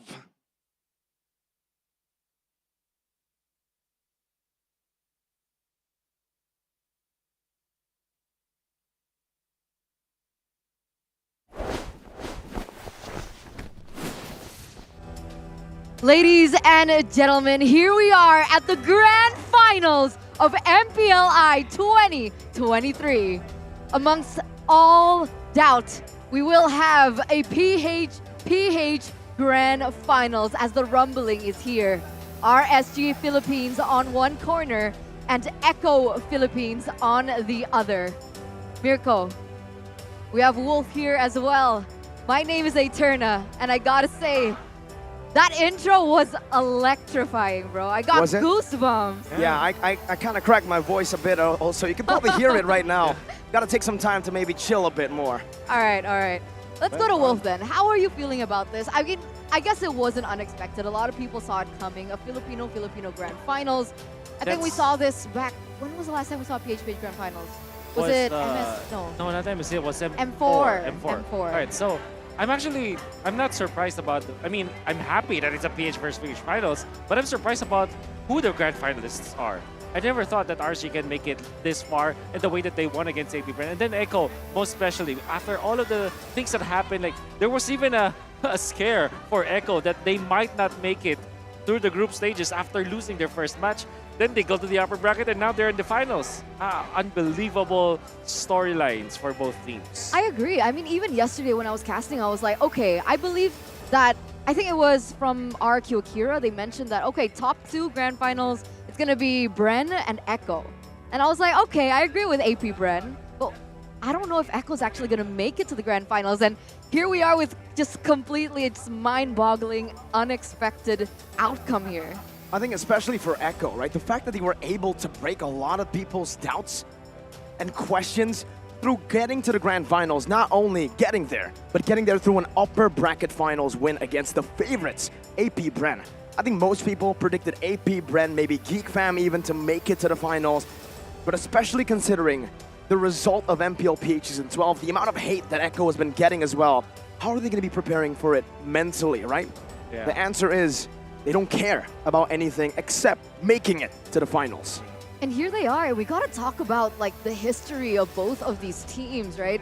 If I'm not mistaken, RSG was 4th and then Echo was 3rd place. That's right. But it was Echo that had to cut the dreams of RSG PH short. That's right. It was Echo that eventually eliminated RSG Philippines.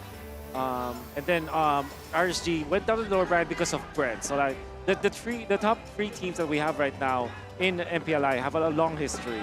But if we're just going to be talking about history, the good thing about this is that both teams are championship caliber teams. For example, this is the MSC winning lineup for RSG Philippines. And now you can see after that series versus Bren Esports or versus AP Bren, you now feel that the MSC form of RSG Philippines is back. And that's also true for Echo. After winning also against Bren, it kind of felt like Bren is the catalyst for both of these teams to show their real form, you know? Yeah, take them out of their shells. Exactly. If you will. Exactly.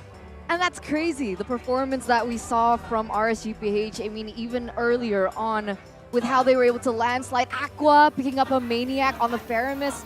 I'm actually curious to see his average KDA. It's 8.4. I think we've seen a little bit higher from a couple particular players, but for Aqua himself, I think he really just turned on in the last few moments of this tournament. I also mentioned in the previous game that actually the KDA, the average KDA for RSG Philippines just skyrocketed because of their 25-0 win, and then it was followed up by a 14-1 victory also. So their average KDA it skyrocketed because of the 25 love set. They're a very inconsistent team, right? That's what we know them for. But after getting those 2 dominant victories, you're right, man. Damn. I mean, even for a light, he was sitting at what, like a 3.4? Yeah, exactly, or even sub 3. Really goes to show what a 25-0 game can do to your statistics, right? My lord. Yeah. We were all shocked with the result yesterday. I mean, I think even more so today. Most people predicted AP Bren. I think for me as well, I was expecting AP Bren, but the Mirko in me was really rooting for RSGPH, just like in MPLPH, right? Yeah. Love the way they performed with Irad, not Demon Kite. With this new roster, I don't want to ask you, Wolf, is Demon Kite back? Is this MSC 2022 RSG and Demon Kite? I guess the metagame kind of allows it to be that case, right? Except because we know that Demon Kite is one of the players that kind of pioneered, together with SDZYZ, pioneered that tank jungle meta or utility jungler. And now that we are seeing that that is actually the choice, now I can see that maybe, Demon Kite is back.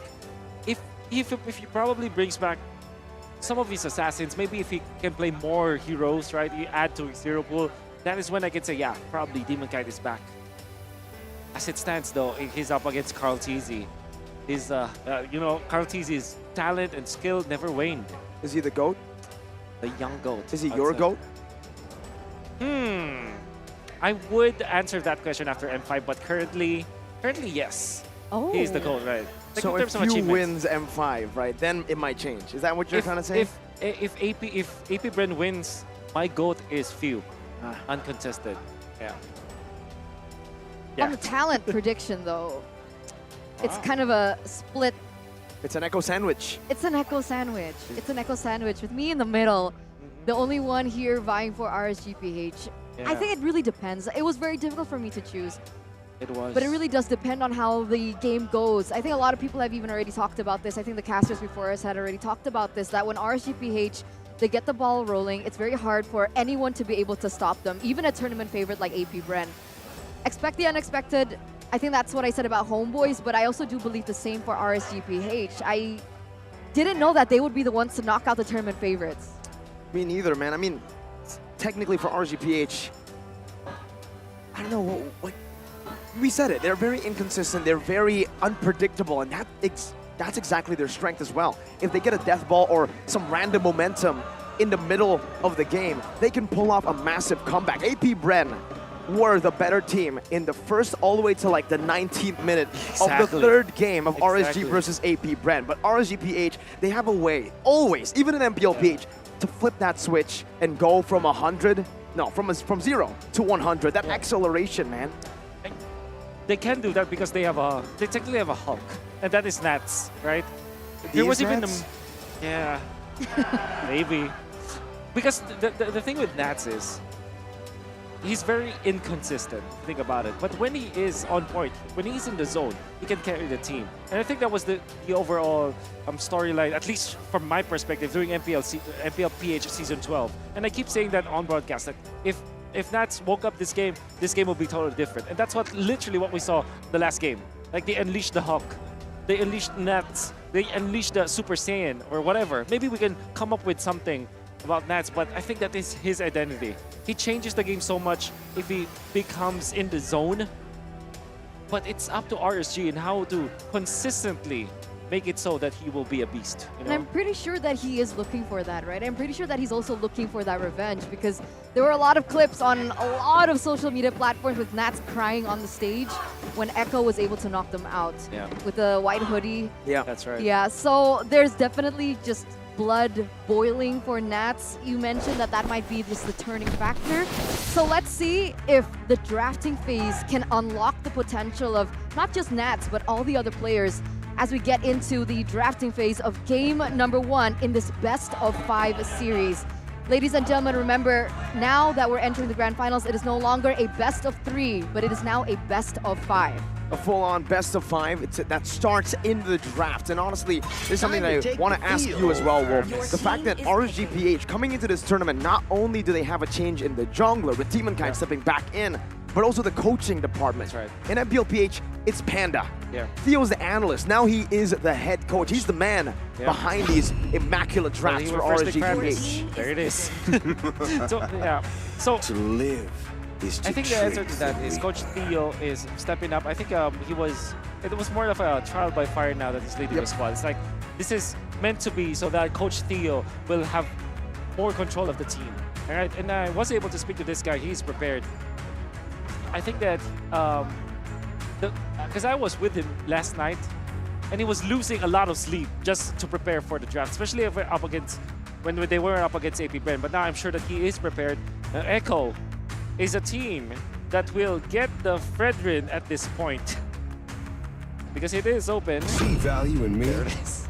Signature Carl TZ pick. I think even, since before M4, it's always been the first pick prio for Echo, and that has been the main reason as to why they've been so dominant, right? So much pressure in the jungle. The Arlet also continues to be a prio pick here at MPLI 2023, even in the grand finals. The change, that slight bit of change, Wolf. It was the ultimate that got nerfed, the base damage, and now slowly but surely, Moonton, they're readjusting it back. He's back. You're right. Okay. Thank you. When you're looking at RCPH, Matilda is not open, but we know that they can pick up the Guinevere right now. And typically what they answer with the Fredrin is, again, the 1-1. They can pick it up right now, but knowing RC Philippines, they might just resolve for something like a Beatrix earlier on. So I'm thinking Guinevere plus Beatrix for RC Philippines. Let's see what it is. Marcus and the 1-1, not the Beatrix. They want to go for some big playmaking. It's a lot of momentum for RSG, so it kind of already fits their playstyle. By the way, another fun fact for you guys watching back at home. We've got a lot of fans in the building, almost a full house. It's only the right side, a very small part where we don't see people, but for the rest of it, it's full. And I can hear the chants for Echo. Yeah. Wow. I mean, we saw that at M4, right? I think You're right. everyone was expecting with a full PHPH Grand Finals, especially in a World Championship level in It's my way Jakarta, or with the no Indo highway teams, you would is expect, oh better. man, you know, it's gonna be a what's the opposite of a full house? An empty empty. house, An right? empty house. An empty house. But you know, here it is. The Indo fans, they still show up. They still show support. Understanding that at the end of the day, we are all part of one community and we all share the same love for the game. And with that being said, let's head into the second phase. We see the Angela and the Guinevere taken away by Echo PH. Ixia is the option for RGPH to take out.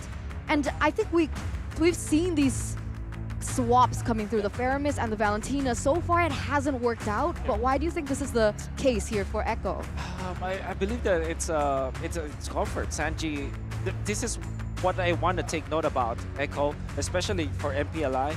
They will just resolve to their comfort picks. I think that they're the more comfortable they are, the better decisions they make in game. It might not matter if the composition of the enemy is stronger or like if it's more meta, you know, more fit in the meta. If they pick up the heroes that they're comfortable with, like the Valentino for Sanji, eventually there could be a Cho for JP.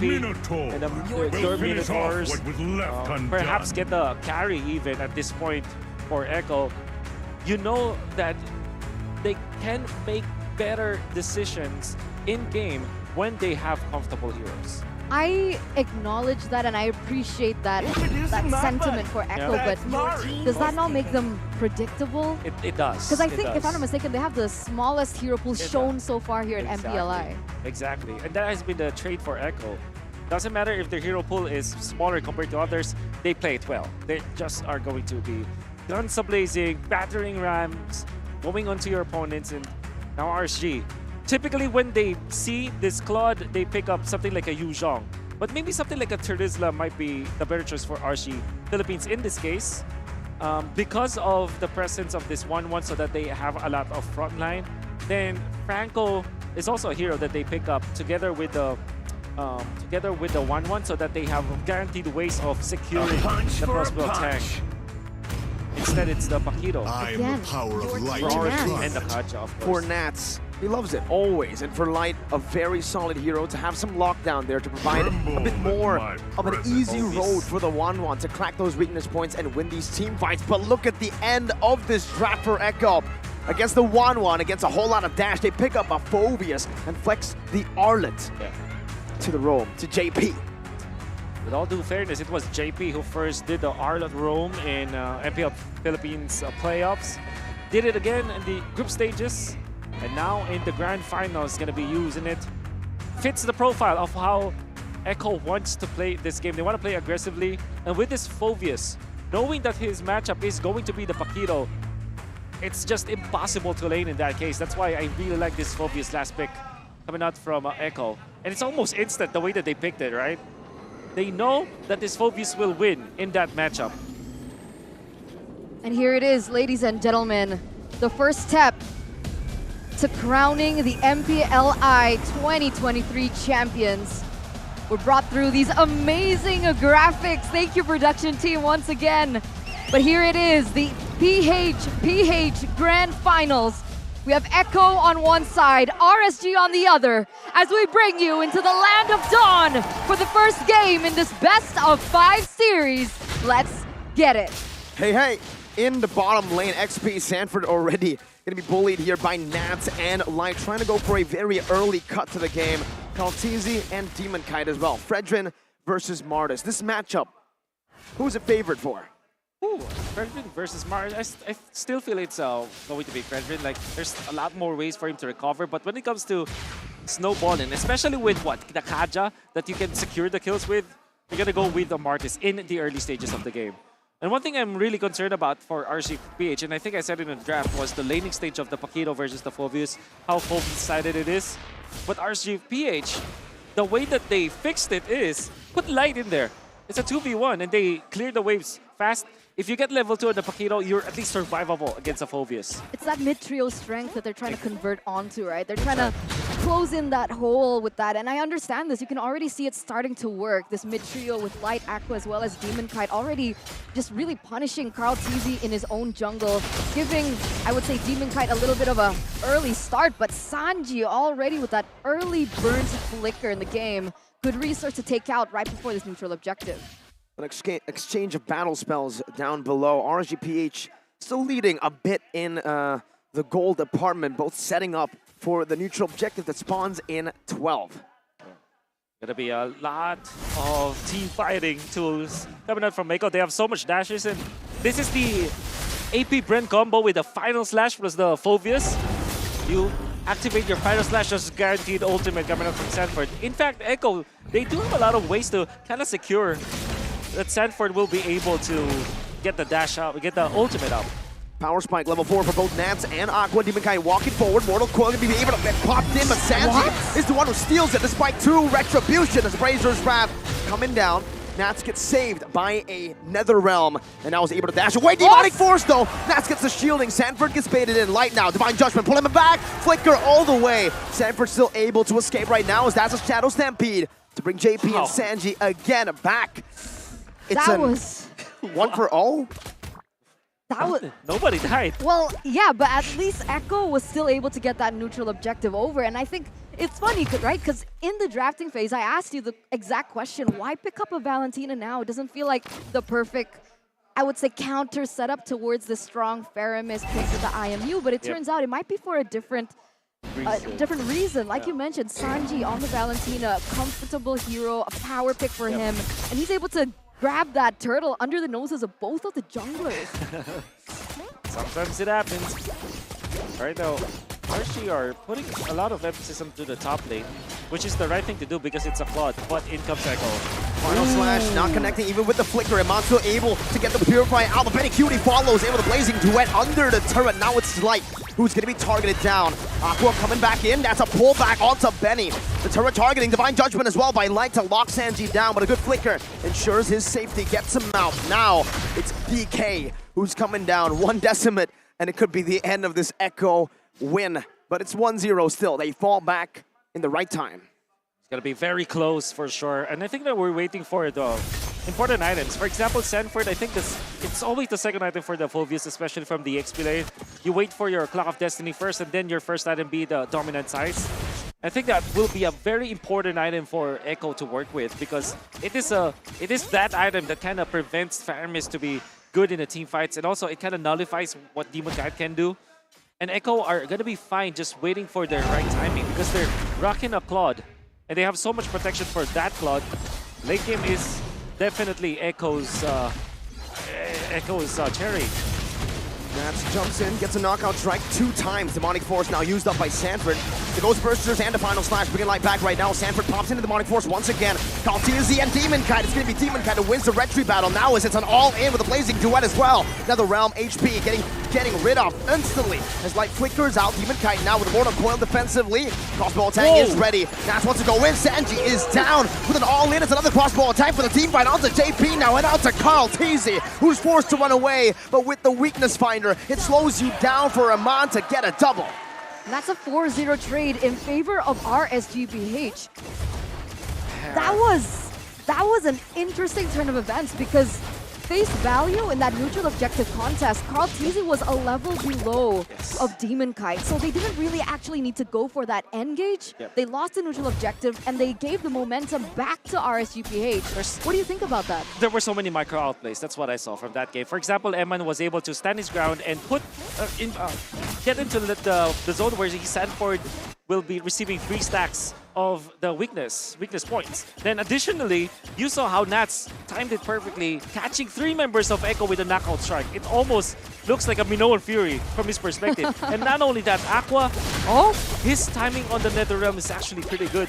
I think it is one thing that I commended in the previous series, or actually it was yesterday, when he uses the Nether Realm to tank the damage and not save his teammate first. So what he did was, when the Blazing Duet was out, instantly go for the Nether Realm. Don't wait for your teammates' HP to be low.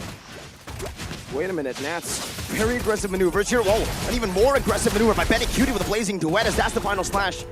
to display Snats, but there's another realm by Aqua in that bush just waiting. That's 2.2k gold lead for RSGPH. With that kill over to Amon, I still do see a very distinct gold difference between these gold laners. Mainly because Amon is 2-1 and 2. And Echo, they're trying to smoke it. At this point, they will try to still contest this one.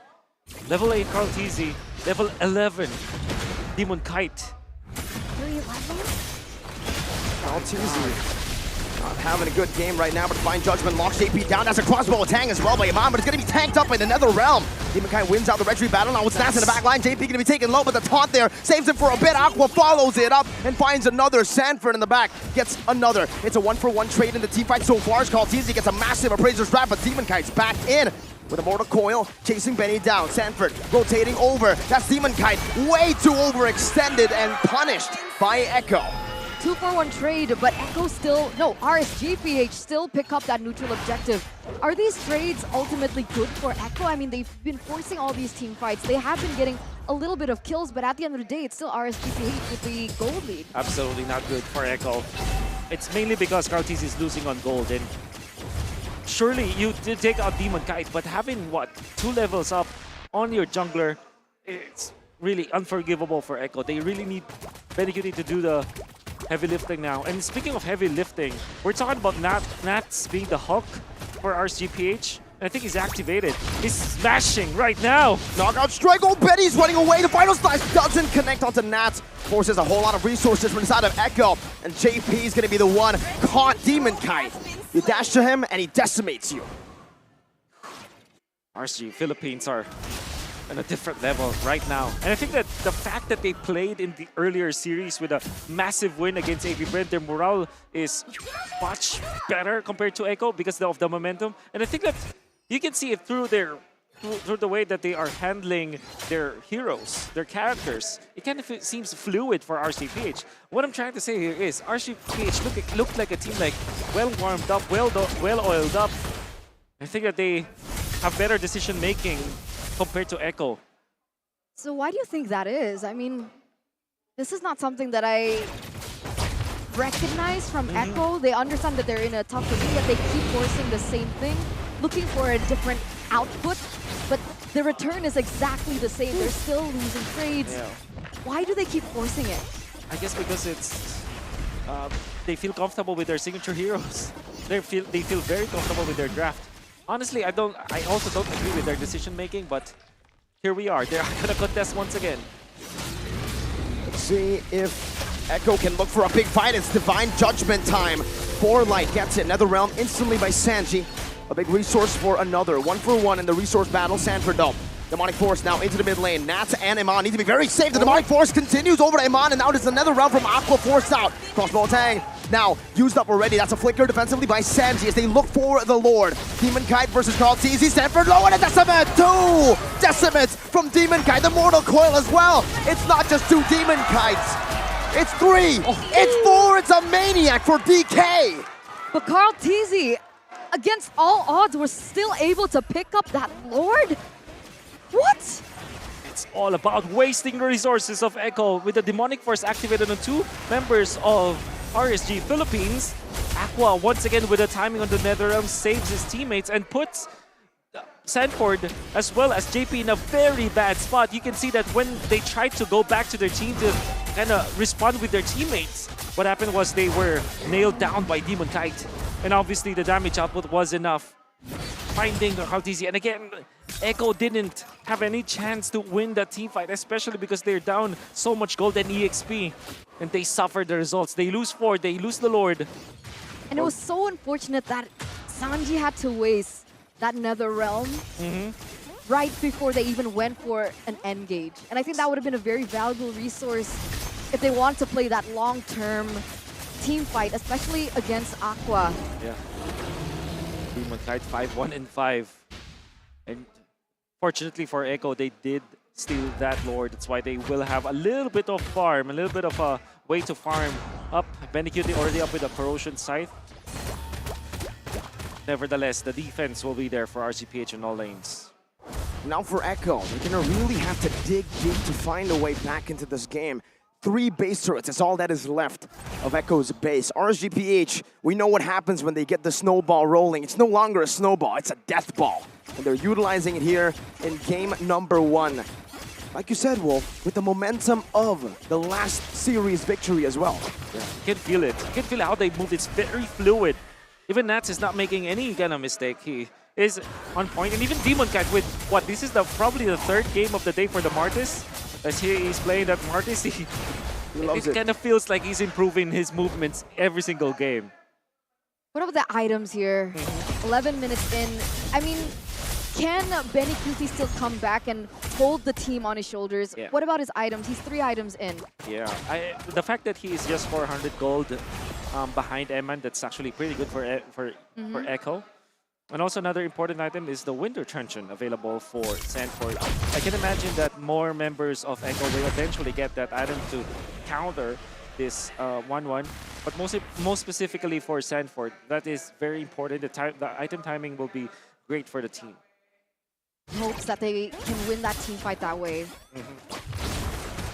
Now though, RSGPH, it feels like they're playing their usual strategy, does it not? Aqua on the Faramis, you have Nats just continuously controlling these side lanes back and forth, and even now he's starting to manipulate to set up for the neutral objective take. This is typical RSGPH. That's right.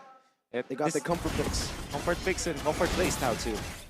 All right, JP walking forward, Divine Judgment instantly lock him down, and that's him taken out.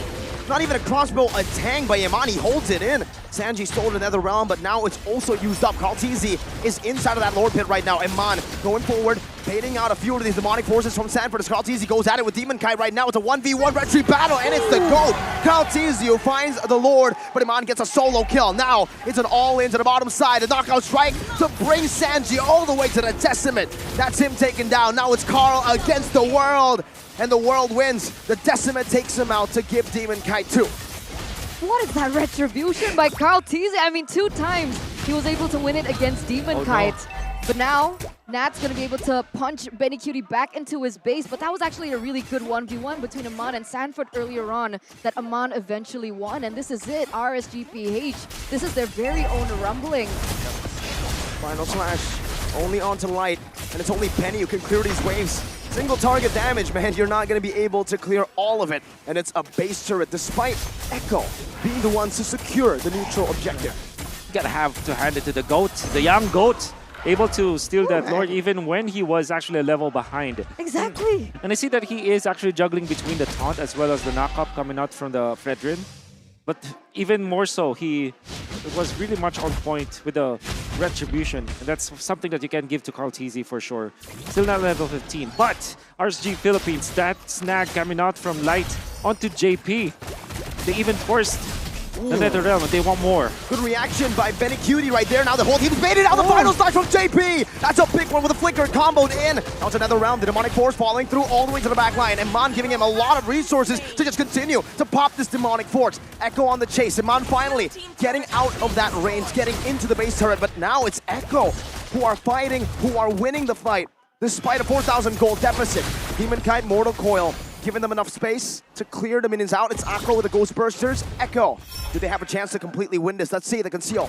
Used up by JP, all just to back away for now. What in the world happened there? Light gets taken out and instantly Echo's able to hold back the ball? Echo just super on point when it comes to identifying some weaknesses from their opponents, even when they're behind. They found an opening onto the front lines, and the RSGPH utilized their NetherRealm just to save Light. Then eventually they took over. As long as they are zoning out Emma, they're going to be A-okay. And the fact that Sanford has now reached critical mass, I think that he has his 4th item already, it makes it so that he is the nuisance. Obviously, he deals the damage, and he's very tanky, but more so, it's a disruptor for RSGPH. It's like he destroys the formation of RSG Philippines. So, in the coming team fights in the late game, Sanford's role will be so important for the team. But being able to zone out Amon is one thing, right? Yeah. Core damage dealer for RSGPH, but if we take a look at the damage dealt, it's actually Aqua at #1 in the leaderboard. That's very true. That's why Karltizi went in for the Athena shield, and I reckon Benny Cutie will have to consider it also. They can see that he can easily be bursted down because of that. So yeah, you really have to take care of Eman, but you also have to take care of Aqua. And now I'm worried, right? Demon Kite and Carl TZ, they're both at level 15. At this point, with a 5k gold difference, it feels like it doesn't matter. It feels like a 50-50. Yes. It's all about the Nether Realms now, actually. From both Sanji as well as Aqua. It's all about who is better at zoning out. That's already put low. Lord Dance still reset it here. Both teams do not want to go for the full commitment, especially RSG, who've been in the lead and are still in the lead for now. It's Light. Divine Judgment locking Carl TZ down him on with a rotation. The final slash with the Appraiser's Wrath was dodged away from because of the final slash. Now it's a demonic force onto the demon himself, Demon Kite, and onto Light and Iman. Demon Kite getting out the Vengeance, not able to get fully reset it there. But looking across both tanks, Edford might just be outplayed here. That's what Blazing do it from Benny Cutie onto the back, and he finds the big play to shut Iman down. Now it's Light concealed in, flickering forward, Benny! With the immortality, and now it's Sanji, super low, taken out, knocked out by Nats. In game number 1, it's still a 2-for-2 in the 17th minute. Aqua trying to find a good angle to look for another, but it's equal. Wow. The legend himself, man. Benny, what? Oh my goodness. That was beautiful. The outplays coming through, coming in with the last second. That decision of making championship blood running through his veins. That critical last moment really won him an equilibrium with RSGPH here in the 17th minute. They read it through. Sanford went in for the play, went for Demonic Force onto Eman. He knows that Eman eventually will get the stacks and will get the ultimate. And when he activated the Winter Truncheon, he made it so that he is very low, that he would actually wait for that suppression to be out. And then when he is about to get back out of the frozen state, that was when Benny Cutie went in with the BMI. That was really smartly played by Echo. And now it's back to this, back to square one, back to this Lord Dance. Ladies and gentlemen, almost 19 minutes in, we're back to this Lord Tango coming through. And again, right, Nats still trying to be that detrimental force in that bottom side, pushing in that far lane. And what does that do for his team? It actually is able to bring Stanford out of the team in hopes that Aman will be a little bit more free if it comes to a team fight. Light and Eman holding the long bush for Carl TZ. Ooh, all the weakness point popped in. Look at that, half HP instantly. That's Carl TZ, the main frontliner of Echo. Yeah, you gotta have to watch out for the Benny Cutie plays, by the way, at this stage for Echo. Light, conceal, JP with a good cancel, the final slash displacing Light right now. That's gonna be the taunt as well. Chain CC onto Light, no Divine Judgment used up just yet, but now JP is still in the midst. Iman gets all the weakness points right now, but it's not going to be able to pop it in just yet. As Sanford jumps in and zones him away. The Demonic Force follows through all the way. Iman brought back under the tier 2. Aqua comes in with the save of the Nether Realm. Now it's Sanford again in the midst of it all with another Realm as well for the side of Sanji and a Winter Truncheon as well. But Sanford should fall here with another HP damage coming in, but the Divine Judgment from Light catches a Benny Cutie with a blazing duet. Sanji locked down and now taken out by Iman. RSGPH, they win a fight purely through micro. Oh my goodness. Eman, I've seen that before. It was a Marquis-esque play. Back in season, 10? They countered the Phobius. And RSG, oh my god, they're gonna end it. They went for the juggler. And a Divine Judgment to end it all. The final slash will truly be the final one of the game, as Echo will fall in game number 1. Wow. Amazing. I'm still at a loss for words with that play by RSG. What? The team fight before that, it was Echo outwitting the side of RSG Philippines, right? You saw that they were able to punish that kind of play. But at the second time, they learned. RSG adapted. They made sure that Aqua was nearby, so that when Benny Cutie does come in, you still have the ultimate, the Nether Realm. There was now help for Eman. Now they peeled for Eman. And even after the Nether Realm, they exchanged both Nether Realms, they still output the damage, they kept the suppression in there, and then they punish afterwards. That was beautiful adaptation coming out from RSG. And Light as well, man. It's not just the Nether Realm, but how the heck did Light get initiated on? but he had the patience, the composure Exactly. to save the divine judgment. Even Benny didn't calculate that. He thought it was used for sure. Yeah, and Kartizi was baiting it. Kartizi Wow. was like daring the entirety of RSG to commit onto him. That was the right play. And with all due fairness for the side of Echo, they tried the same play twice in a row. And you know what happens generally. I mean, it worked the first time, but it will not work the second time around. Because you were talking about trigger discipline on the Divine Judgment. I was staring at Aqua the entire time Yeah. because you mentioned, right? Okay, in this team fight, it's gonna come back down to the Nether Realms. And I was like looking at both Sanji and Aqua. And then the amount of times when their friends are so low, but he still holds it on, understanding the calculation, knowing that, no, they're not going to be taken down. It's fine. Just hold it on for just a little bit longer. And then finally, after Nuts couldn't hold Sanford long enough in that top lane, and when Sanford finally came into the team fight, that's when he clicked in the Nether Realm. And I was like, that was so beautifully done, because like if you don't understand Faramis that well, yeah, you would have popped it way earlier, man. Oh. It's the masterful plays from both these Masterclass. teams. A masterclass for sure. Eman was 1 HP when Aqua decided to use that Nether Realm. He really calculated it all the way to the end. What I like about Aqua is that he's showing us different ways to approach it. Sometimes he pops the Nether Realm before even the enemy deals the damage, because he knows that he can attack Prevents it. something like the electrifying beats or maybe the blazing duet. But sometimes he makes it so that he can bait his opponents. He's very smart. I think that it should be banned, honestly. Yeah. Aqua can't keep getting away with this.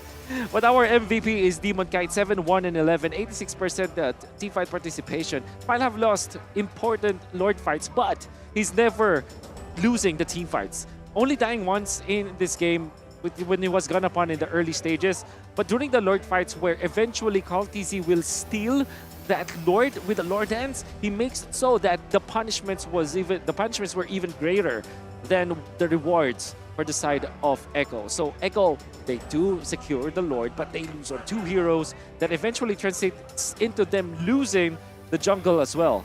And that happened even in the early game when they were trying to team fight around the turtle. They were going upon they were turning into heroes for the side of RSG. That's why when the turtle fight ends, Echo is surely losing some gold because of RSG just overtaking the jungle.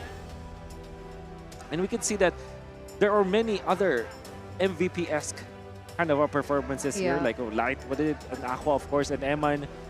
I honestly had a little bit of a flashback. I know you remember this. It was a BTR game with Marky actually doing that to a Phobius, right? And then he was singing afterwards. I remember that, man. I mean, that's but that was the old Phobius, right? That was the Phobius that couldn't catch up to the one. Now that it's changed, that shouldn't be possible, literally. Yeah. But it was. It was indeed. And we're going to see it through the highlights once again. You can see RSGPH, they will secure the turtle, and then immediately they will go for more heroes. Because what is the actual effect of taking out the heroes after an objective? You get the jungle. You can see it once again. Look at that beautiful Mortal Coil coming out from Demon Cat as well as Asura's Wrath. Right? It was so good and so well done. And that was the Maniac indeed. So this was the fight that Echo really liked to have. I mean, this was the surprise that they did. They were eventually destroyed the box or the formation of RSG Philippines, and then the outplay coming out from Benecuti. So this is take 1 of Echo's strategy, and it worked.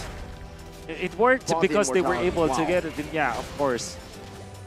Quick bind still coming up from Benecuti afterwards. And then they will try it again, but it will not matter because Demon Cat was already in front, like zoning out the members of Echo. And then Eman, look at Light and Aqua literally mirroring what Eman is doing. Yeah. It's like they are conjoined, you know? They're moving as a unit because they know that the last time that Echo was able to outplay Eman was when Eman was left alone. But this time they didn't. They babysat essentially Eman at that moment. The fact that RSGPH can adapt that quick in a single series in the span of just a few minutes. Exactly. Well, Miracle, Amazing. that's dangerous. It's almost like there's a wheel on top of his head that spins every time, and whenever he gets to a point, they adapt. Exactly. The RSG this is such a game worthy of a grand final. I mean, I'm saying that because there's one thing that RSGPH kind of learned and adapted literally just today, and that was actually go to the EXP lane with light. Like literally, first minute, 55 seconds, you go to the EXP lane. They did that against AP Bren and they won with it. Right, 2 games. Is that depending on the EXP matchup though, or is it just something that you've noticed them doing? I'm gonna say, like, I want to sound smart and say that, yeah, it depends. Depends on the match. I want to sound smart. But I kind of feel like the right answer is, so far, that is their play. So they're gonna do it consistently. And you saw in this, in game number 2 versus AP Bren, they only had Light and Nats. In game number 3, they had even Aqua in there, right? So maybe in game 1 versus Echo, they also had 3 people or 2 to 3 people going up depending on the time. So this is the RSG rotation. Literally start your roam in the XP lane. All right. Well, there you go, ladies and gentlemen. 20 minutes, 21-6. And I feel like this is an upgrade towards a strategy that we've commonly seen here at MPLI, which is the save the 1-1 strat. Usually we see a lot of just clunkier heroes that really protect. I mean, I think, whose composition was it? With the Ruby and there was an Akai. I think we saw it just earlier. Was it Blacklist? Yeah. There you go. But here it feels like a little bit more balanced with the composition that RSG brought, right? There's still cover, there's still engage potential coming from Light. There's also still damage from, despite the sustainability from Aqua on the Faramis, there's also the amount of damage still outputting coming in from him. I guess that's really what you get from a Faramis, right? Because of the fact that those bursters deals more damage the more units there are in a place, and you probably it's not as explosive as something like a Valentina, where when you get the combo, it's pretty strong, right? It hits like a truck. But if you get hit 3 times in an extended team fight, and the team fight is guaranteed to extend because it's Valentina versus Faramis, so they kind of steal each other's ultimates, right? So you're guaranteed to deal the damage, right? So I guess that's the strength of the Faramis, and that's one thing that Echo might consider banning out against RSG. You know what? I'm thinking about it, man. What does RSG stand for, Wolf? It's Resurgence, right? It does. Man, if they win this, I mean, technically, even if Echo wins, it's literally a name. Yeah. In a post-Indo-Onic era, seems like it could be Resurgence PH. I love how you had to point that out, right? Could be Resurgence PH. Yeah. Literally the name. Literally the name, right? Especially with Demon Cat going back, right? So that's been additional to it. Not saying that this is the perfect lineup for RSG, but yeah, because they a little play bird told differently, me. right? A little bird told me, I think, a little bird. You can speak to a animals. lot of times. I think throughout the entirety of up until this point, he's like, you know, Demon Kite, not it. Irad #1. But here, Demon Kite, he's here, got the MVP. That's a big bird, not a little bird that says that. What he's worth.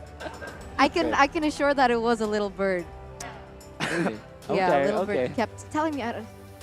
Weird. I hear voices sometimes. So I mean, like I said, it's so difficult to answer that because on one hand, you know that Irad is like you want to invest on Irad because he's younger, right? And he is more malleable. He's more teachable in a way. Moldable. And obviously. How old is Irad? 17, 18? Yeah, below 20 for sure. Oh, how old is Demon Kite? Above 20 for sure. Oh. Well, yeah, I mean, okay. like I'm sure that Irad is way younger compared to Demon Kite, so it's more teachable. So, on one hand, you want to invest on Irad. On the other hand, if you want to win more championships, you already can see it, right? The chemistry of RSGPH is different with this unit. Yeah. I kind of like it. I don't know. This little bird, I think he might be wrong for the first time in his life. For the first time in his life? Yeah. Wow, I would love to meet that bird. Maybe I'll introduce you all right. later on. I think but that little bird also predicted Echo to win. well, we'll see. So maybe 2 times. Okay. Maybe. But I'll introduce you to the little bird. Okay. But I want to introduce the viewers at home right now to Omni. Why do you want to introduce us to Omni, Eterna, you may ask? Why? Come on, guys. Up until this point, you guys know it already, right? There's exclusive documentaries regarding his favorite player, Vin, in the whole entire world. My favorite from player? Bigatron Alpha. That's very true, by the As way. well as his favorite brand ambassador from EVO's Legends named Una. That's Wolf, right. why do you love Una so much? Because of the story. Because I watched her story, Omni TV. What's her story, Wolf? By FWD? It's up to the people to find out. Watch Oh. it. If I I, like say that. if I say it today, they will not watch. So true. they gotta Wolf watch. is a hard seller. You know, he like advertised his podcast like 5 times during the I podcast heard. with me and Gandhi. I heard. I was like, man, that was Why slick, would I but smooth advertise at the my same time. podcast on YouTube with 11 episodes now? Why would I advertise you watching my podcast on YouTube? You know what? Fine, I'll watch your podcast, but one condition. You gotta get me some more Hello Pandas. Can we open them? No, this is the last one. That's why I'm telling him Can to we buy open more. it? Wait, You wanna? he really I is the want. richest What caster is this? in the world. Look at him. He can just find Hello Pandas magic. on the desk randomly. I prepared this. What is this blasphemy? You know what? I don't Here, get one. This is for you. No, I'm scared. No, I swear. No, I don't want to take Here, it. No. No. No. I'll put it on your No. screen. There you go. See, boom. You know why? Because I've learned from the richest caster in the world, I can make one appear too. That you're talking about yourself, right? You. I'm not. Wolf. I would say the other word, man. Oh my god, it's so easy to Beowulf, open. I just realized. Boss Wolf, you know? Guys, did you know this is so easy to open? Yeah, it's All you need to do is press this part. No, no, no. What shape is this? No, no, What no. shape is this? No, no, no. Here, you see that? All you need to do is press Wait, it. Yeah, I've go. been opening it Exactly. No way! the whole No way! See? No way, Miracle! Exactly, I know, No! that's why. No. This is not a Wait, joke. wait, wait. I always open it like this, like a barbarian. Yeah, me too. No, I wait, just there's a- realized. Ah, We love you, Meiji. You think about us, man. I can't believe that you never knew that. I didn't know that. It says What the Buka di heck? Sini. What's It buka says di Buka di sini in Sini. Tagalog? Open here. It literally means. What is it? What is it? I don't what's it? read, man. I'm Indonesian. What the heck? Yeah, we want it in Tagalog. It says here Buka di Sini. Dude, what? That is actually a revelation. So good. Thank you, Meiji. Unbelievable. What is this? Wait, Biscuit with filled chocolate cream. Oh. that's crazy. No? Sure. You want one? Just kidding. I'm kidding. I'm kidding. I'm kidding. Just kidding. I'm kidding. I'm still in disbelief, dudes. How are you guys Indonesians? That is proof that we are Indonesian. We don't read. We don't read. We just do, all right? All right, all right. Okay. Maybe that's why some Calm of the down. teams got knocked out. They didn't read the patch notes. Unbelievable, actually. Oh my god, look at those cosplays. They're so good.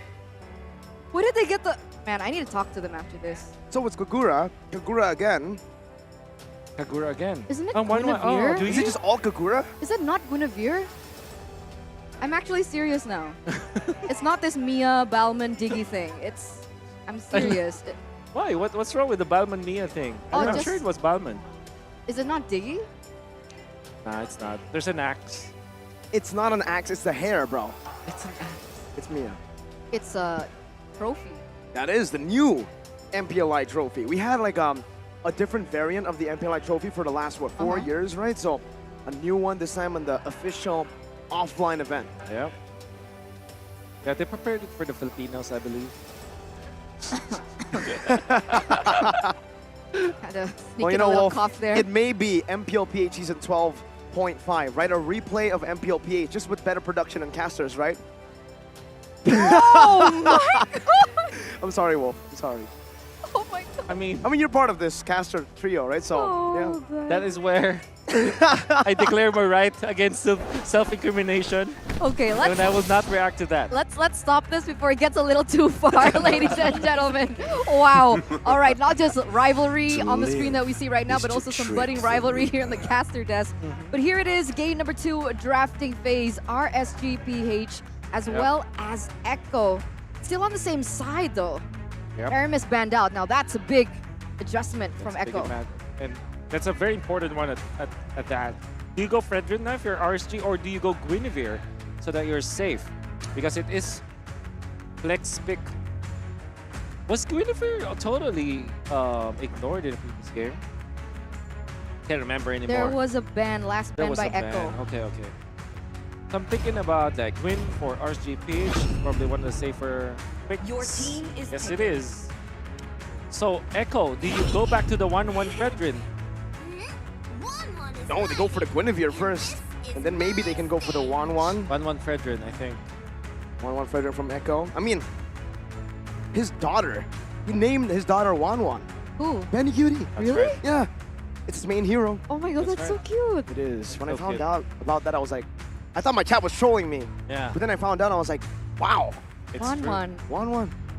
That's right. Good name. Good name. At least it's not 2-2. See value in me? All right. All right. You should. We are 3 for 3 so far. It's like when Wolf is talking about the band and the picks. It's like I don't want to talk. Because I know he's right. This guy's just So gonna I pick might as well everything. just give it. Wolf, take it over. Yeah, take it over. The Drafting Face podcast by Arlet, Wolf. perhaps. They steal the Angela. I like this a lot. But that means Echo might just go back to... Wait, Angela Baxia? Yeah, pretty strong Baxi combo. EXP? Guinevere Rome? Guinevere Rome, perhaps. Angela Mid. Angela Mid. That's right. That's right. Do you go back to the Arlot if you're Echo with this kind of draft? You kind of need a way to protect yourself from the jump from the Baksha as well as the Angela. So yeah, I'm thinking about Arlot or maybe Edith actually, so that they can output the damage at least. They usually pair this 1-1 with a way to protect it. Yep, a way to protect it or a way to enable it, right? With a Yeah. lockdown hero like a body Kaja suffers. or cover. And they say no, more aggression. Wow. Offense is the best defense to a lot of teams, and I think for Echo, that saying is very true. Yeah. They will now be targeting the Nats Zeros with a Paquito ban. RSG, they can look to ban out some of the mages that will be difficult for them to deal with. Something like Valentina. What about Lilia? But Lilia, yes, you're correct. I like Lilia. Because what I'm seeing from RGPH is now like, okay, let's try do the similar thing that we were able to do with the strong mid lane trio. Yes. Clear fast, and I think that Lilia really comes in. Oh, what? Okay. That's why you should not stop talking. Well done. I like the Lilia. Lilia gets banned. Yeah, it's really a good ban. Now, Echo might consider banning a Yuzhong, but Fovius, obviously, they have a lot of dashes. Yep. Very nice ban. So, again, what's another mid lane that can actually outscale the Angela? Maybe outscale? Yeah, Damage? I would say, especially for Sanji, Valentina would be a good choice to go for, right? It's a hard guard that can be stolen away. There's a lot of damage as well. Yeah. Magic in the late game that can outscale RSGPH. This is a dive comp that they're going for. The power of light Ooh, it's safer. Kaja. He banned Kaja instead. Alright. I was thinking Sanji, I really like him on his artillery heroes, but Barca with this is a Against a too Baksha scary. here with a hard guard, that's Yeah. like, it's almost suicide, right? That's why Kadita would be another option, but it's banned out. It's taken away. RGPH really thought about the draft, what they're going to go for next.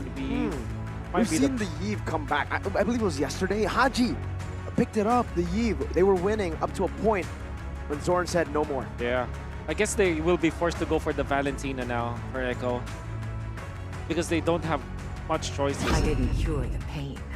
I Okay. Valentina. RSG, they're looking for a marksman. They typically go for Beatrix. Go with against the 1-1. And maybe the next choice should be something like a Clint, but there's a lot of dive, so... What about Irithel? Yeah. Irithel? I was about to say the Irithel. Especially with the Angela, right? Exactly. Yeah. With the Angela, with proper dive, good mobility, and this is not just a winning lane, a dominant lane against the 1-1.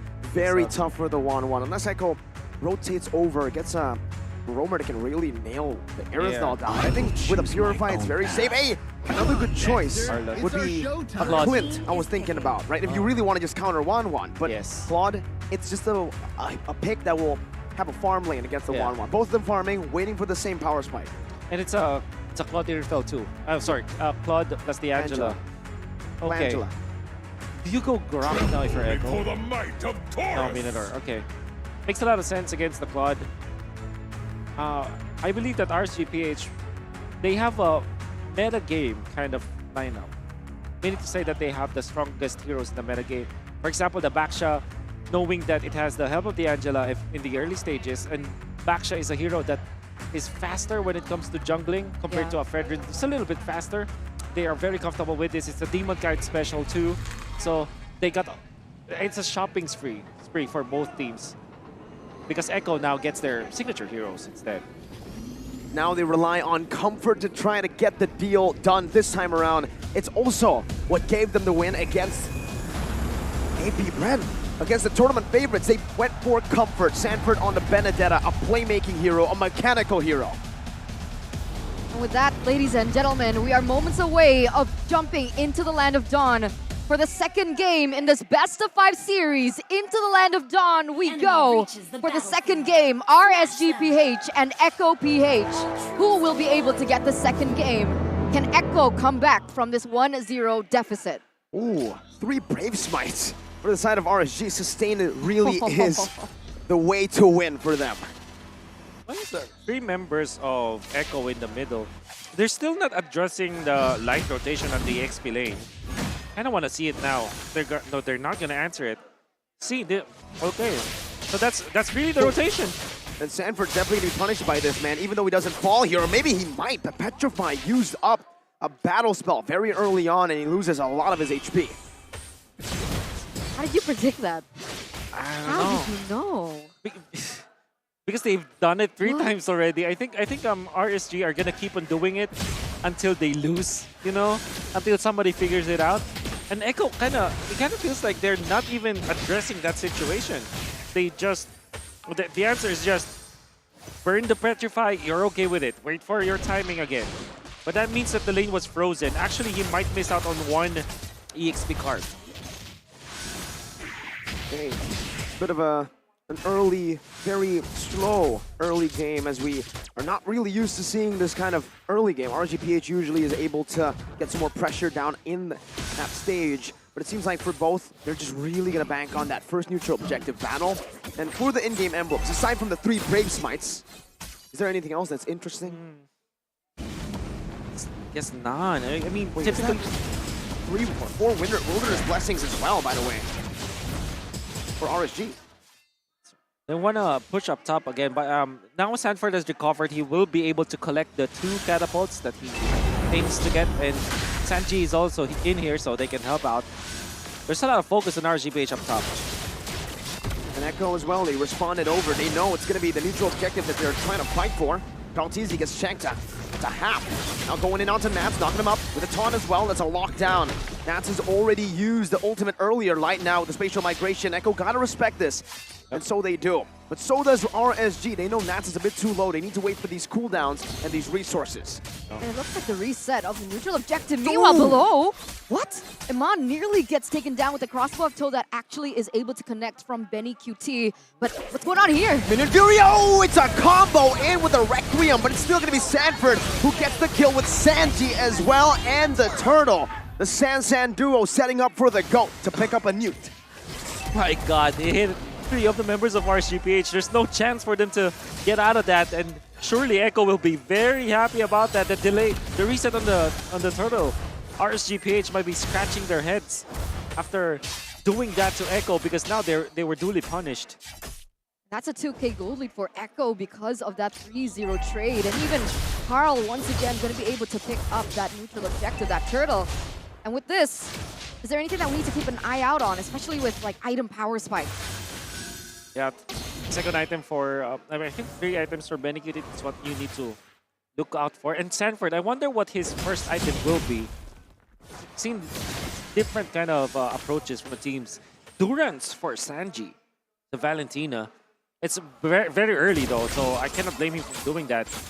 Eventually, the damage will not be that good, but you remove the sustain coming out from Aqua at the early stages. That will be really good for the team fight of Echo. JP wants to go in.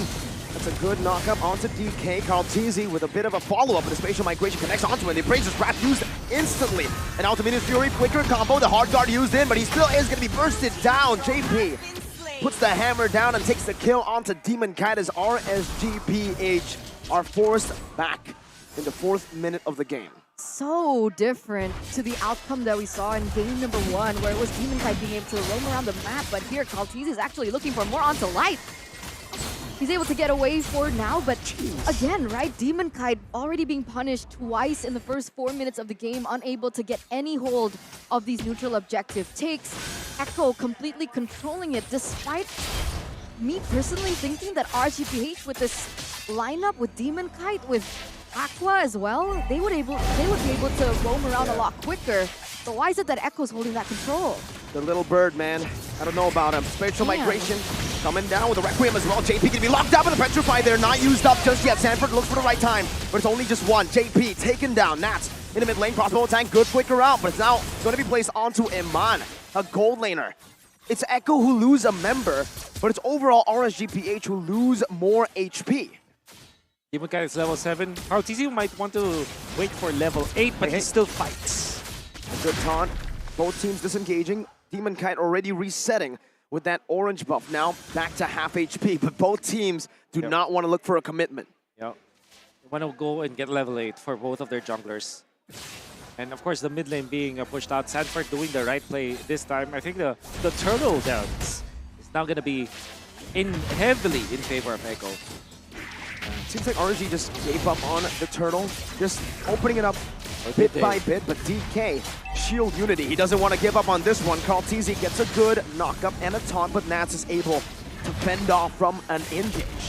Now it's Sanford. It tries to zone. Yep, it should be free here for Echo. Carl TZ doesn't even need to go with the retreat to secure it. I'm not used to these team fights, these mind games. You must be super used to it, but Light goes in. Requiem and a spatial migration. Carl TZ is actually taking the turret aggro and will just get melted down. Demon Kite picks the kill up, and he's a level ahead of Carl now. But the question is, what is he able to do with that kill, right? Sure, he's able to get a pick off to Carl TZ. Oh, Benny Cutie. Very aggressive maneuver right now. Is he going to be knocked out by the spatial migration? 1 HP. Benny Cutie still able to survive with the Minions Fury coming down. Benny Cutie looking for all the weakness points. My God, gets out. Wow. Wow. I think that both roamers and supports are doing a great job for their own marksman, right? But Benny Cutie. What? It's so low. But he's still alive, and Light is not able to find that kill. But Echo aren't able to find any kills either unless Sanford rotates. That's a taunt. Now Light, still able to dash away. Carl TZ takes him down with a quick stab with that first kill. I'm liking this. I mean, even with RC are trailing by 2,000 in the early stages, you would automatically assume that they will not be fighting. But they are actually forcing out the 1-1 in the early stage with a Claude. And this is the benefit of having the Angela. But then again, RSGPH, they still have to solve this. And Echo, both of the team's supports are doing a great job like protecting their marksmen. So I'm very excited. Now, can we fast forward to the late game and see how they team fight? Because I think that's how that's going to be very electric. You know, it's hinting towards that for sure. And Aman still able to get out with the BMI, but Sanford again on this Benedetta 102 so far. Do you think that he might be that X factor for Echo later on in these team fights? Everybody's going to be an X factor for sure. But yeah, I think that they're key heroes. I think that every hero in this particular game can change the tides of the game. Yeah. Right. Even the Angela. The right amount of heart guard. And the Claude, of course, a win condition kind of hero. Oh, Nats though, given enough space. Crossbow attack used up now with Minions Fury. Nats able to dodge away from that one. Goes in for a re-engage with the help of the hard guard. Light and Demon Kite going for the back line. Demon Kite with the shield unity now only locking JP down. But he's able to flick around now. Sanji maneuvering on, getting a terrifying on the 3 members. Nats still able to survive for a bit, but Sanford comes in as a 3-man Petri. And Demon Kite and Light should be falling down to the Appraiser's Wrath, and another Sanford picks up a triple and gets out with 1 HP. What did I tell you? What did I just say before that engage? Sanford now instantly 4-0-2, but amazing play by Sanford on his signature hero, but I gotta give props to Carl TZ. He made Aman a complete non-factor in that teamfight because he was able to zone him away in that mid lane. The perfect setup for Echo. Oh, well done coming out from Echo, particularly their marksman as well as Sanford with a 3-man Petrify. One thing that we can actually anticipate from both teams is that they are not going to use their battle skills just for nothing. Like even if they see like a good opening, they will not immediately pick it up. They are going to be looking for the right moment to activate it, and that's what literally Sanford did. Jeez. Good dodge coming out from Nats. JP as well. But they know that eventually they have to wait for the right moment. I mean, Sanford could have activated the Petrify earlier on, but he waited for Light because Light could turn things around. Then found Demon Knight, gets a triple. Smart plays coming out from the members of Echo. Comfort heroes, man. Power picks from Echo, just really proving that they don't need necessarily a big hero pool. All they need is heroes that they're used to, that they know the ins and outs of, and this is the advantage that they're getting. I mean, Sanford in a 2v1 right now. Hyper and I getting out, Blazing Duet with the Petrify. Now Sanford trying to cancel it out. He's bought enough time for the bottom lane, for the Lord to come crashing down, and Benny to get a free turret, tier 2. In the mid lane as well, it's going to be Echo final slash. Whoa, by Sanji there. A bit of a sweep to Natalia. They caught him. That's an important one. Unfortunately, Echo will not be able to push, and they will be disciplined about this. They know that they can. They already took out all of the outer turrets, and they also forced out the divine defense, holy defense of the turrets. That's the passive of the turrets for the 12-minute mark. So they're defense, happy. HD. Yep, the Like HD. the game. Wolf is such a nerd. But that's so good though. Now we finally know what it is. You've been saying it for so long. What do you call Lord's Ultimate? The charge? The charge. Oh, the charge? What is it? Take a guess. The holy charge. It's pretty boring. It's turret dash. Oh my, Okay. dude. I'll just call it a charge. Yeah, the charge sounds better. Either or, Echo still holding this 8K gold lead in the 11th minute of the game. Despite what we saw in game number 1, this is a very different turnout as to what we saw. Echo really just claiming back control on, I would say, individual performances. From Carl, from Benny, even Sanford making that play.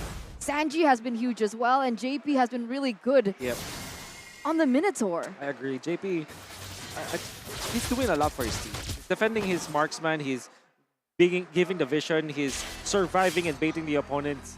And most importantly, the setup, specifically the first turtle fight, the 4-man or 3-man Minoan Fury, gave so much of a momentum for Echo to work with, and now they're leading by 8,000. But then again, RCPH, they have been in this spot before.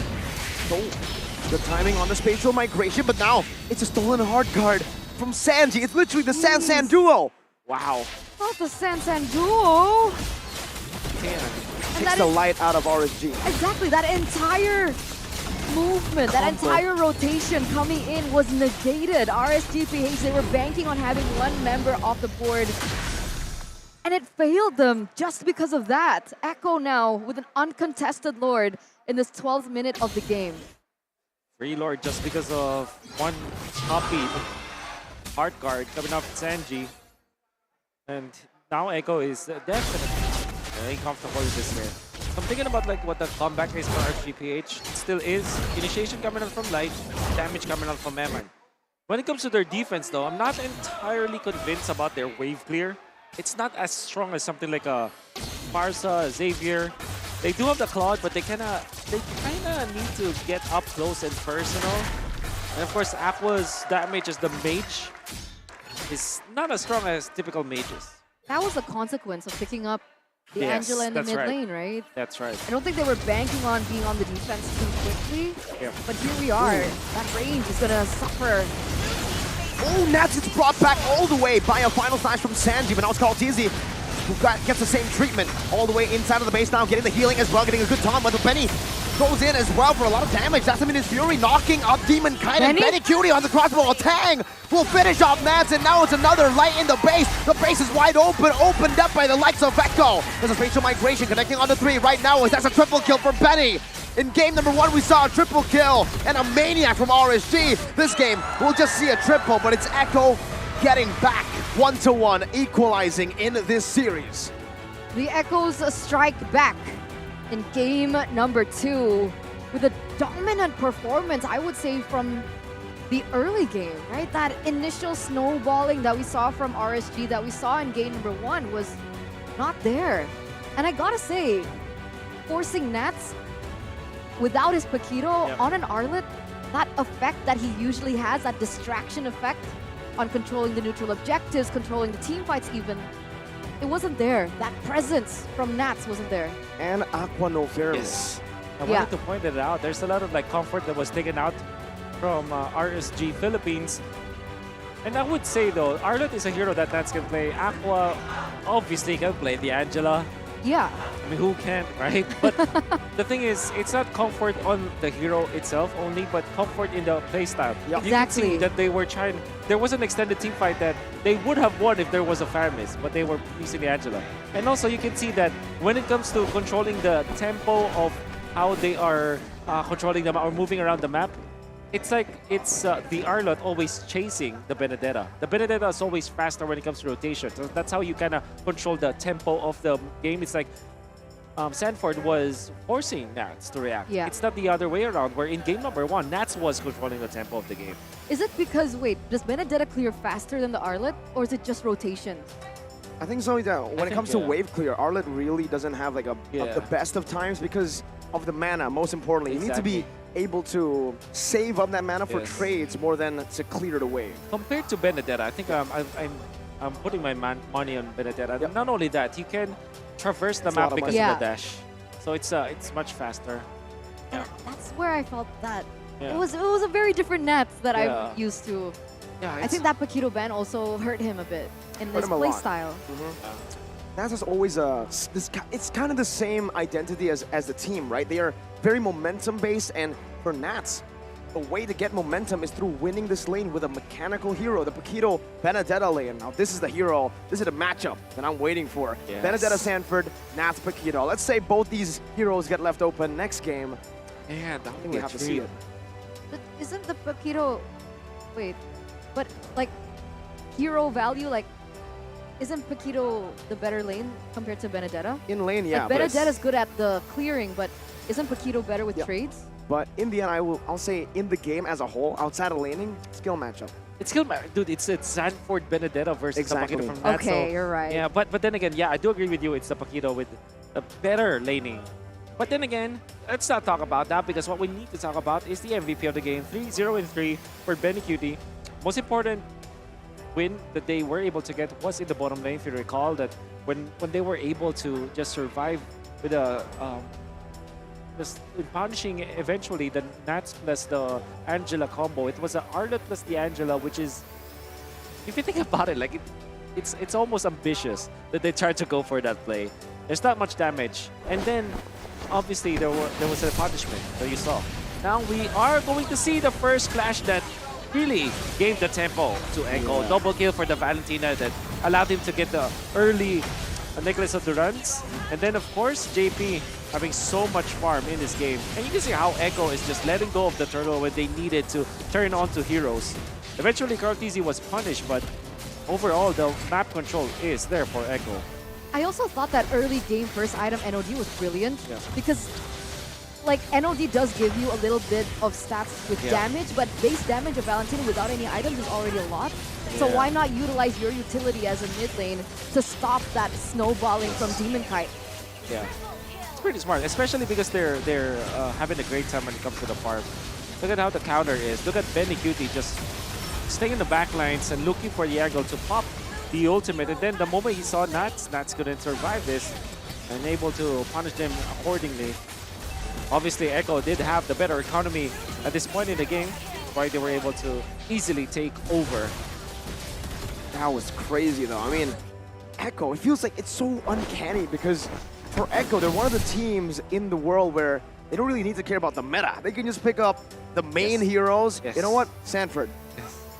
Glue is really meta. What? Glue? Nah, give me Benedetta, man. Right? Like, give me this hero and I'll pop off. Don't worry.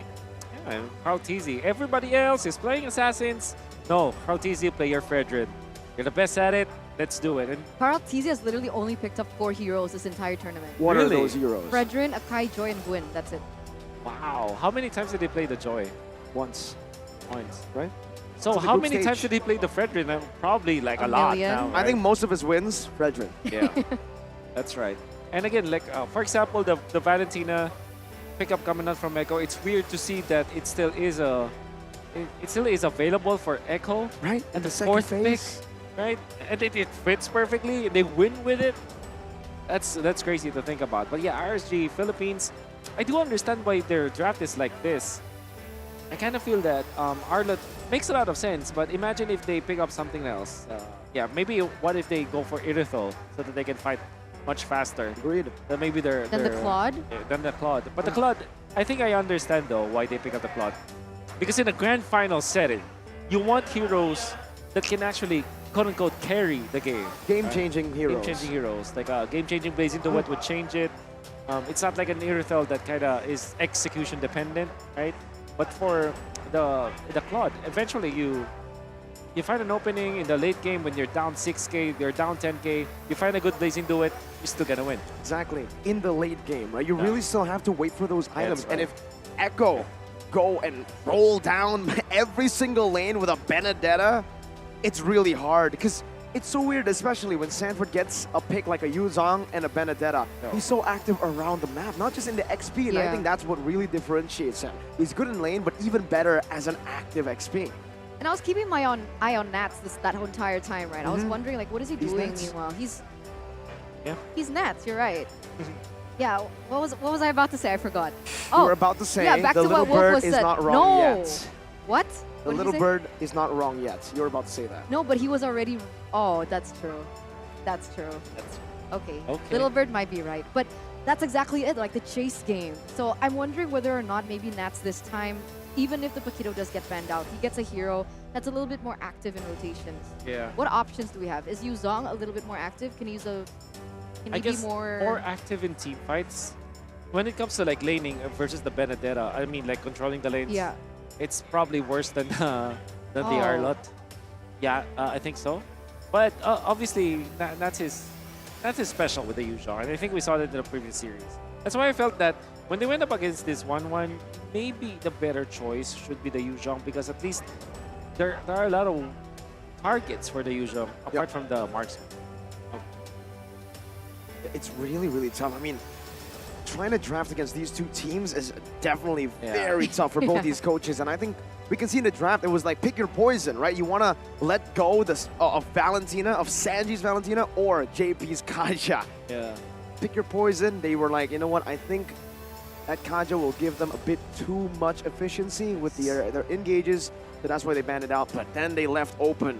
Big pick, that Valen on Sanji, and we know what happens when he gets when Valen gets Sanji. Yes, I said that right. When Valen gets Sanji. They're very confident. I think, you know what? Kind of makes me think. Maybe it is the problem now is the hero pool perhaps for Demon Kite, because I think that they're rushing Demon Kite's heroes, and that this is not only today. It's actually right. You can actually notice it from the games prior to this. Fredrin, Baxia, Martis, Wait, what are we talking about? What are we talking about? Demon Kite. Demon Kite's heroes: Gwyn, Joy, Fredrin, Martis, and Baxia. Okay, so Noah Kai, but Gwyn. Yeah. Utility. It's all utility. So let's see if there are going to be adaptations coming in from both of these teams. And while we wait, we're going to take to the host to see what are they doing over there. Rose, Clara, take it away.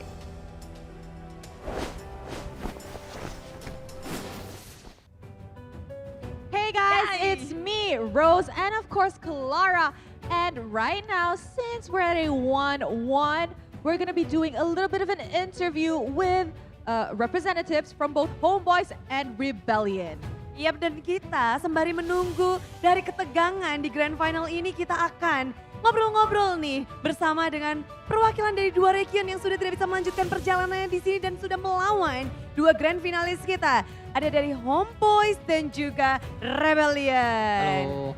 Okay, so guys, we currently have Warlord from Homeboys with us, and of course Chico from Rebellion. Okay, hi guys. Hello. Doing okay? Hello. Okay. So I want to ask Warlord first, because Warlord has fought these two teams, this MPLI. Based on their performance when they fought you guys, who do you think will be the champions of MPLI? I think for champion is Eko. Why? Mungkin karena Eko udah tahu gameplay RSC kayak gimana, makanya di-respect hero-nya. Oh, so Warlord think that Echo will win because Echo already knew the gameplay of RSC. But dua-duanya tahu nggak sih, sama-sama saling tahu Warlord? Cuma kalau Eko tuh dia lebih ke banyak strat. Cuma kalau RSC stratnya tuh cuma itu doang. Oh, based on your experience. Yeah. Jadi dari experience-nya Warlord, dia ngeliat kalau dari Eko has a lot of gameplay. And RSG, they can be written easily. That's because according to him, RSG's strats that they put out is technically more or less the same. Meanwhile, Echo has a lot of goods in the bag. All right, from a coaching perspective, who do you think will win this battle between RSG Philippines and Echo? Kalau aku sih beda. Kalau aku sih RSG PH lebih suka RSG PH. Ah, kenapa? Karena dia itu kalau RSG PH lebih ke kayak hero pick off atau strateginya ke arah yang inisiasi kayak gitu-gitu dan aku lebih suka yang kayak gitu sih. Jadi lebih pasti, nggak yang kiting-kiting atau healer-healer. Oh, so Coach Chico has different opinion. He thought that RSGPH will win this grand final because the gameplay is really interesting with pick off threat and then aggressive threat. He loved that kind of playstyle. Compared to kiting games, back and forth game, he loved brutality. I think we can see from the games, especially in the lower bracket finals just now, that RSG Philippines gameplay, especially once they start snowballing, it's practically over. Like that game they had against Bren, right? Where, if I'm not mistaken, it was a 15-1. I think that explains his love for their gameplay, right? Ya, bisa jadi. Itu memang terlihat dari history gamenya. Namun, penasaran dari Coach Chico sendiri ngelihat dua tim ini. Waktu itu berarti ngelawan satu tim aja ya, baru ya? Ya, baru lawan Eko aja. Apa sih yang membuat Philippines itu begitu kuat dan bahkan top 3-nya adalah tim dari Filipina? Kayaknya mereka lebih ke ininya sih, disiplinnya sih. Kayak paling berasa lah buat kita gitu. Kayak kapan waktunya buat fight, kapan waktunya mereka nggak mau fight, kayak gitu-gitu tuh kayak mereka bagus lah. So the discipline and then the timing for the fight and they knew really well how the game will work. So that's the strong point of Philippines team in Coach Chico opinion. All right, Warlord, in your opinion, what makes Philippines very, very different from Indonesian teams or Malaysian teams this tournament? Because you've met both Geek Fam and Blacklist in the group stage, right? And you also met Philippines team in the playoffs. So what makes it really different? Is the different Indo and PS? I think Indo is the mechanic player and PS lebih ke makro.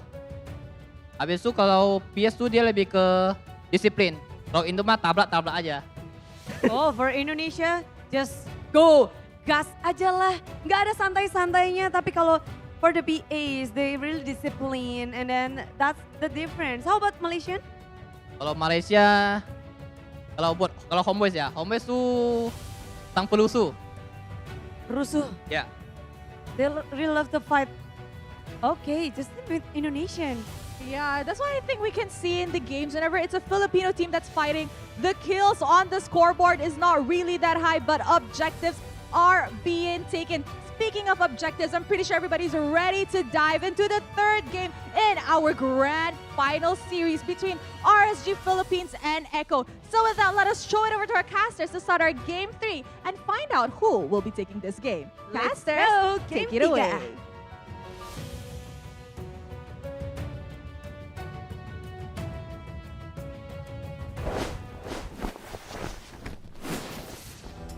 We're back here for the grand finals for game number 3 between the two Filipino titans, Echo Philippines and RSG. Back on the caster desk with me, Eterna, alongside with Mirko, as well as Wolf. And here we are to bring you game number 3 with 1-1. Echo has equalized with RSG. Are you still sticking to your predictions here? Yep, we stick to the prediction all the way. What about you, Wolf? Yeah, at this point, actually, I didn't want to predict because I think that both teams deserve it. But yeah, I have no choice but to stick with my prediction. Because I did predict TOB, I predicted Nova, I predicted AP Bren. Where are they Oh, now, I you're wonder? right. Oh, no. I predicted Geek Fam, AP Bren, and BTR. Well, Well, here well, we well. are. Here we are. Here we are. Who did you vote for? The same with Mirko. Oh. And Welcome that's to the also club. out of the window. Feels good to be be wrong. wrong. But here, ladies and gentlemen, don't miss out on the action and don't miss out on the updates. Don't forget to follow us on One Esports and all the social media available. We got Discord, we got TikTok, Instagram, X, Facebook, YouTube, as well as Twitch. And I've been actually watching a lot of their YouTube content. Me and they're too. actually quite funny. Me too. And I'm quite surprised with who won the Name the Hero challenge. Yeah. Kyrie at M4, he got 20. Well, all right. I mean, in the latest For content. MPLI. For MPLI. For I think it was MPLI. 17, right? 17. Rose? Rose and... And Bonchan? Bonchan and Few. I think. Few. There was one player. I think it could Yeah. be Few, yeah. That's right. We're losing to these players, man. How much did you get? Like You remember? 57. Oh. Wow. 57 divided by 15. So you what? Yeah, that's 3 heroes per second. Yeah. But I think this hero matters the most, right? You guys gotta Oh, name no, this please. hero. Decide who it is. Is it Balman? Is it Diggy? Is it Mia? Is it Glue? I'm hearing a lot of, difference of opinions because if you guys guess it correct, you guys can get 4,000 diamonds. Imagine that. How many heroes can you get with 4,000 diamonds? How many skins? Why would you get heroes I mean, with diamonds? Because, if you Psychopath. open a new I do. account, You you use the are a diamond. criminal, Wolf. Yeah. I do. Like Magic Chess, I also... Yeah. You just have too many diamonds. I use the diamonds to unlock Oh. the skin so I can get the 3rd level passive. You just have too many diamonds. If you're How do you watching get these many? Okay, so you get 4,000 from Name That Hero. Hey. All right. If you're watching the content, the YouTube of One Esports, you're gonna Bro! see this girl. I spent how much is it? 100 juta. 100 mil. Wait, is that serious? Yeah, and you have to see the comments. The comments are like fighting about it. They're like, no way Turna has spent that much. She's a content creator. She gets it for free.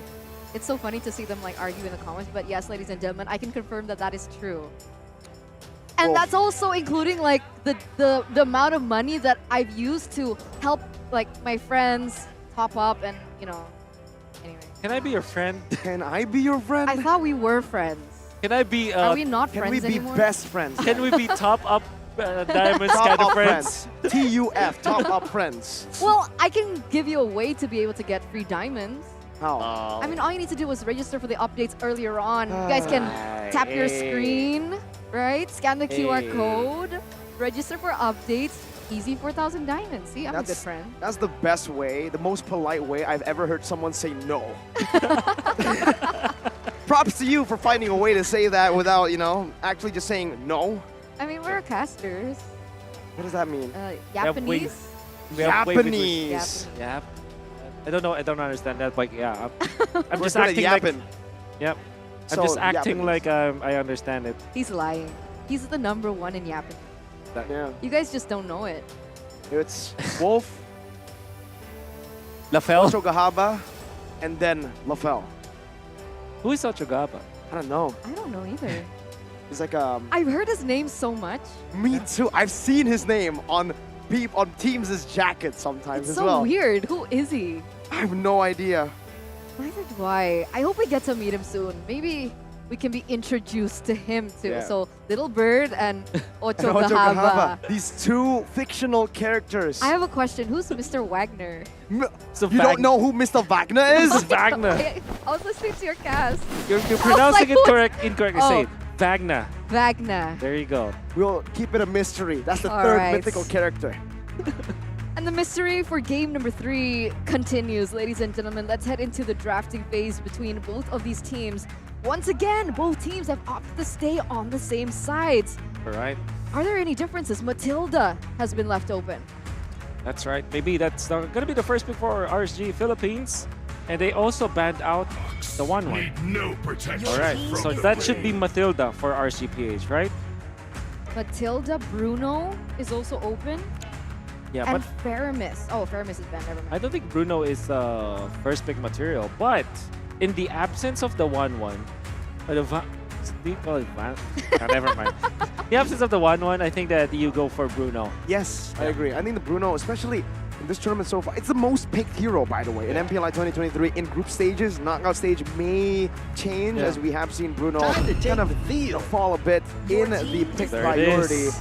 But it's almost like There it this is. Wolf is as smart as Ochogahaba. Echo, though, pick up a Guinevere and a Mathilda. Whoa, super hard dive, but good disengage. Good disengage. And that means that the Bruno might be, reconsidering his slot in this game. Like, imagine, like, having to face that. But that means that the Fredrin is open. And RSG Philippines might be considering getting that. It's a hero that can man the front line so that the Bruno will be little bit safer. You need a little bit of peel now to go with the Bruno, however.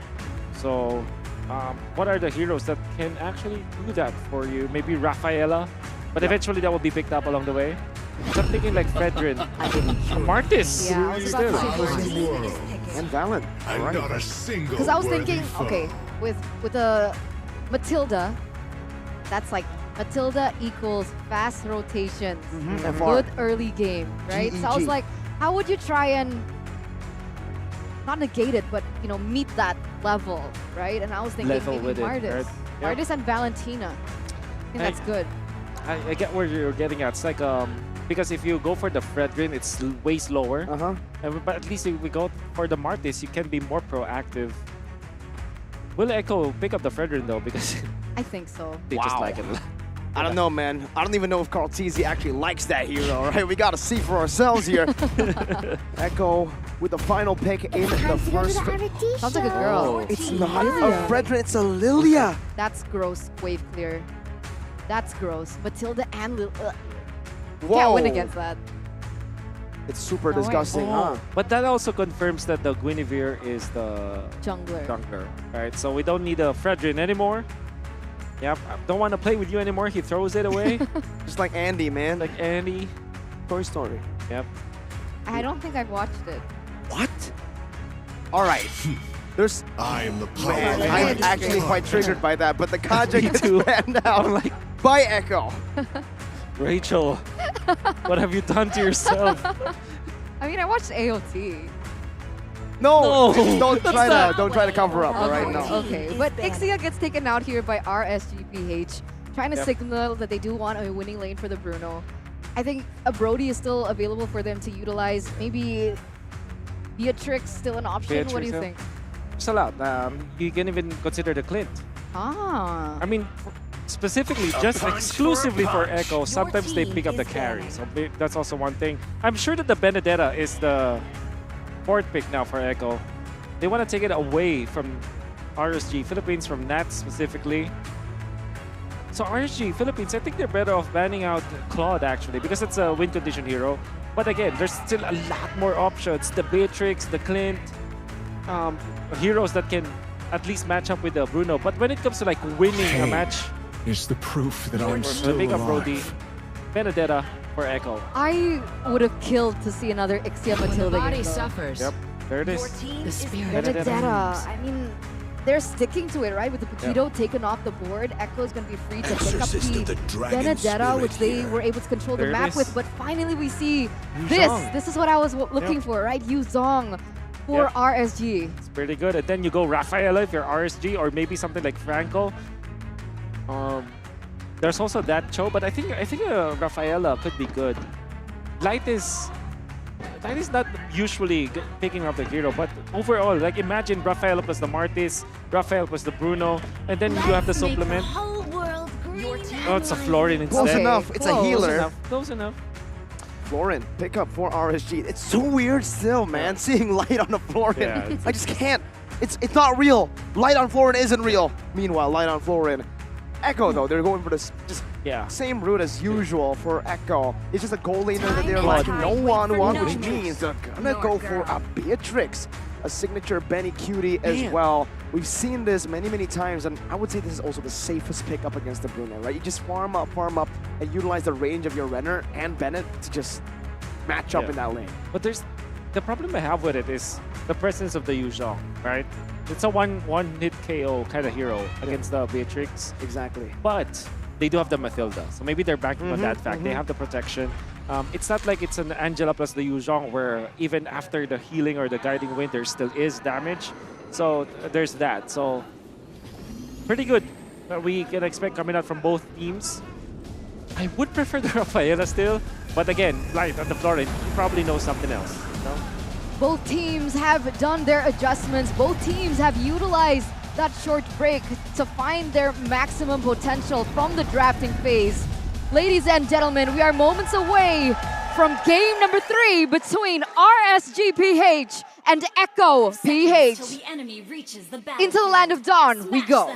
You can hear the crowd in the MPLI Arena, GBK Basketball Hall. And it's a full house, folks. for game number 3. Both these teams, they're gonna have to pull off a lot of crazy plays, some hero plays as well, man, because it's been all about that, Wolf. Even though one team has a lead for the longest time, it's all about making those hero plays happen. And something like a playing the Yuzhong, that's a hero that can give you the hero plays, right? But that's even more so for the Benedetta.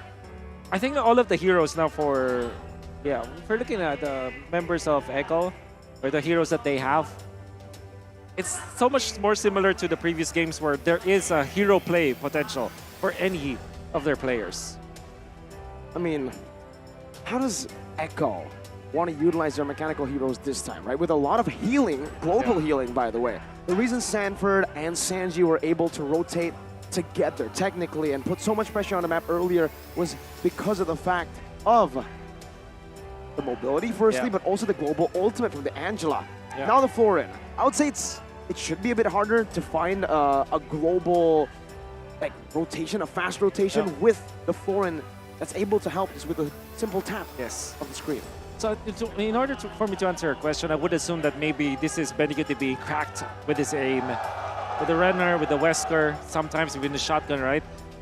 If they supplement the aggression that they have with long-range damage or their innate reach coming out from the Beatrix, yeah, it could be the way that they finish off on kills. It's like a sweeper. Typically, assassins are sweepers, but in this case, maybe Beatrix will be the sweeper for Echo, the closer for the kills. I have a concern. With Light on a Florin, what engage tool do they have other than the Yuzhong? That's about it. Maybe the Martis, if you think about it, but yeah, that's about it. Is the whole point that they want to wait for the engage from Echo and then peel, wait for the resources to be utilized and then go for the re-engage? That's why I like the Rafaela better. Because I would take you back to MPL ID playoffs where the great Baloyski went for the play for CW and pick him up. BBB. With the flicker play, with the big brain Baloy play. So the Florin does not give you that because the stun is just so whatever the opposite of guaranteed is. And, not guaranteed. Yeah. It's a skill shot and the stun isn't really that long either, it's right? not that you can't long. really look for big exactly moments. But when it comes to Rafaela, at least you have the flicker and the ultimate play. Which if you think about Light can definitely pull that off, right? True. So, the Florin is very defensive on her side. So it's very difficult to answer the question of what else do they get when it comes to engage, because literally there's none. And they only have the Martis. That's about it. It's more of a follow-up thing. I mean, technically, Nats is the main initiator at this point with the Black Dragon form, right? Unless the Bruno wants to step on forward with the help of the blue, maybe he can sustain up. But, man, it's good to see that the fans here are enjoying themselves despite it being a PHPH finals. We saw an RRQ fan just earlier. No, not talking about Arashi. Literally, the guy was wearing an RRQ scarf. Shows you that, hey, man, even though he's an RRQ fan, even though RRQ was knocked out in the group stages, he's here to support MLBB. He's an MLBB fan. I'll tell you one better. Okay. There's Aura fans in the building. Yeah, because Echo is like sister org. Yeah, but like... Are they? Yeah. You sure? Wait, they are. Are They're they? not? No, I'm just psychic. Yeah, Oh, they are, they no, are. I'm double guessing No, they are, I myself. think. You got micro, dude. Because remember the That's news not micro, about that's macro. that player Actually, going here? Yeah, I You know the saw news? in like, I think there are some leaked like matches where there's an Echo player. I don't know who he is. Why'd you say Eterna, his name? for some reason, just really likes this player. But I think apparently he's been playing with a lot of the Aura. I like the players as trophy. well. If that rumor will eventually come through, I think Rachel will be the happiest person on earth, right? I just gotta have to say, right, for that random Echo player, hide. Be careful. Yeah. There is something very scary in Indonesia. It's not the crowd, not the fans, not the org, it's You know, a caster. I was streaming. This one right here. I was Rachel. streaming and people were sending me clips of that, like through the Oh, donations. my clip. Yeah. Oh, yeah. I was That's the saying biggest that. threat. To that It random. was like FYP on TikTok. Yeah. I was like, bro. Be careful. Is that not right? Is that not true? You've seen. Yeah, I've seen it. Yeah. Like I said, like the happiest person on earth will be Rachel when that happens. Who's Rachel? I'm lucky I don't know her. Yeah. It's a random girl who didn't watch Toy It's the fourth Story. mythical story. A random girl that did not watch Toy Story 4. And Toy Story. I don't I In mean, general, imagine doesn't in know general. Andy. You do not. Even she is Okay, I tilting think- people all the way from Malaysia. Homeboys isn't even playing, but Gideon's tilted. So I think this is the time where Okay. we kind of set aside that issue, right? Okay. Why Okay. did you? How come you did not know that? No, what? Toy Mr. Story. Wagner? No. Oh. Why? Why not? Why are you judging? We're just asking. Maybe she Well, just doesn't maybe you should invite me to a podcast and I'll answer. All right. Oh, that's a Well done. Well done. well done, they say. Okay. Oh man, that was quick, Wolf. Went from like I'm triggered to yeah. Wow, my podcast got. I have a weakness, dude. Oh man, MPLI 2023. It's been amazing so far, man, and it's crazy to think that we're already in the grand finals. It felt so quick. It really did, right? I mean, so many crazy matches. My standout has still got to be the Zorn outplay and the Maro outplay. The Falcons, Maro Franco. So many, yeah, there were so many memorable moments. I really love that Maro outplay, the 25-0. Imagine we made history that here. was more sad to me. It depends, right? If you're Filipino, you're probably happy. Yeah. Yeah, but yeah, okay. That's very I true. get the Yeah, but yeah, the 25-0. That's a one memorable. I still can remember the Maro. Yeah, him heating up. And the thing is, he's not even part of the team. Like, yeah, he's a lone player specifically for MPLI. That's how crazy it is. And I interviewed that guy, and he said like he didn't even like he's not even shot calling it anymore. It's just because he's not teammates, their chemistry is not there. But everybody else was hyping him up, and he just based on momentum, he just literally he was saying that he just was guessing all the time, but he was able to hit it. Now, see, there's two sides like of like wow to that. It's like wow, with no preparation, they were able to perform so well. But then the other wow was like they won against Geekfam. Yeah, that's right. Who should have been one of the tournament favorites from My Indo. pick for number one. What? Hey man. Hey man. Expect the unexpected. Apparently, they're saving strats for M5. That's the best excuse, right? I mean, best excuse. Last year, whenever a team lost in MPLI as well, Yeah. saving strat. But this time, there's no MPLI curse. Look, the two teams that made it to the finals are two teams who didn't qualify to M5, baby. So no more excuses of the curse now. You can't say, oh, we won MPLI, we got cursed. No, That's nerd. true. You got dominated by RSG and Echo. What excuse do you have for Bigatron Alpha though? Dude, Bigatron Alpha, Aldo just left, right? We're saving saving strats for season 14. For M7, man. All right. M7. We're looking ahead. We're looking past M6. All right. Biggest He's been culprit. saying the save strats thing since. What was the first comp? That was a meme. It was before SBS, right? It was SBS. Oh, it was starting from SBS yeah, then. They were like, oh, it's saving season strats 12. for season for sure. 12. And then at season 12, saving strats. For ISF. For ISF, you're then right. ISF was like, oh, for M5. Oh, man. It's a whole lot of saving Oh, strats that's that so we've been doing. Oh, wow. No, I mean earlier. Yeah, she's Yeah, cute but- too, but. No, I mean, like, I mean- she's like, wow. The Oh. baby's so cute. Yeah, that's cute. Was she the same one that I saw yesterday? W Echo fans. Look at that. Wow. Like, they have varsities. How old is she? Must be like 2 or She's 3. right. I mean, you're you're asking us. Why are you like- asking Miracle? It's so far. I She's can't bring my 2, I don't headset know. there. That's so Okay. cute to Does see like young people Does she understand? enjoy Mobile Legends. Yeah, well, yeah, yeah. start to be exposed to Mobile Legends. What Bro, were you the- doing at 2? What was I doing at 2? I was like in the playground, not at a tournament. At 2? When you were 2, you were in a... Yeah. You learned quick. I was still just, I was learning how to walk. That's probably why she skipped Toy Story. she learned so fast. 5:15, she was casting. Yeah. Oh, man. Imagine listening to Ranger Amas for your childhood, right? Your first words. Typically, Invitational is your first words, yeah. That was cool. Oh my god. That's so cool though. What's Like your Ini first Bencana? words being ini bencana. It could be It's like not concerning as mama well. or dada. It's ini bencana. That's a very smart baby, right? It's not dada, mama. Oh, Ini Bencana. it's okay if there's no RRQ as long as As long as I'm not watching alone. W mans. Poor Arashi, man. Bro, you didn't have to do what the heck? What? Why you roasting Arashi? Sorry. I'm sorry. I'm sorry. Oh my Oh my god, god. he's not even on the test. Exactly, he's not even, he can't even, that's not fair, he can't even defend himself. He's just, he has to take it. I lost it. Oh man. Oh man, I hope Arashi hears that. I hope Arashi, like, you know, I hope Arashi steps back up, you know, because, you know, not only did his team get knocked out of the 2 competitions, but he also broke up. Exactly.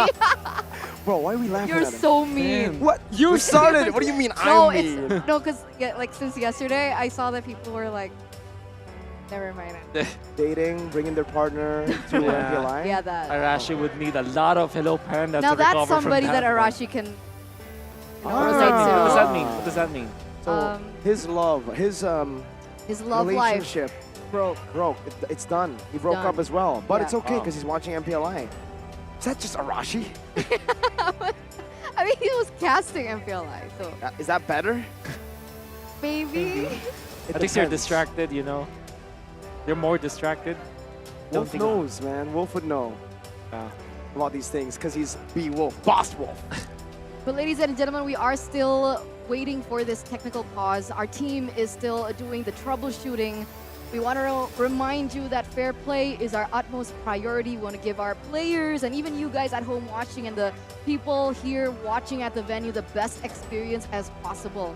So we want to give them a good time because, of course, ladies and gentlemen, this is the grand finals, high stakes here in this 3rd game because as we all know, you know, momentum carries over. So all the little things, it's going to count. It's gonna build up. Small wins build up to big wins. Yo, we got some of the players as well here in RQ the Akira. building. RQ Akira. Seems like they're on the Echo side, by the way, wearing the Echo varsities as well. Oh, let's take a look at this. Player performance, Echo, Sanford. Most pick heroes 7 times picked. The Benedetta. Oh, 71% the win rate. usual ones? Has it been banned or has it just not been a part of this hero Maybe they pool for just this pick them. How many? So 7 out of the 10 games he played Benedetta? Wow. Wow. That's impressive. That's 70%. And fun fact is the most amount of MVPs in MPLI 2023. Game MVPs. Wow. 3 times already. 5 kills and 8 assists. Is this average damage? This is damage per minute, right? 5,000. Yeah. 90. Could be. Because it's impossible to just deal 5,000 damage. It is possible if you're a roamer. Yeah. No. Oh, really? 5,000 damage. Let's Even say- one ultimate, you give already 1,000 late game. Let's Is say that a you're new thing, by the way? proud ululululu. Yeah, the ululululu. I don't.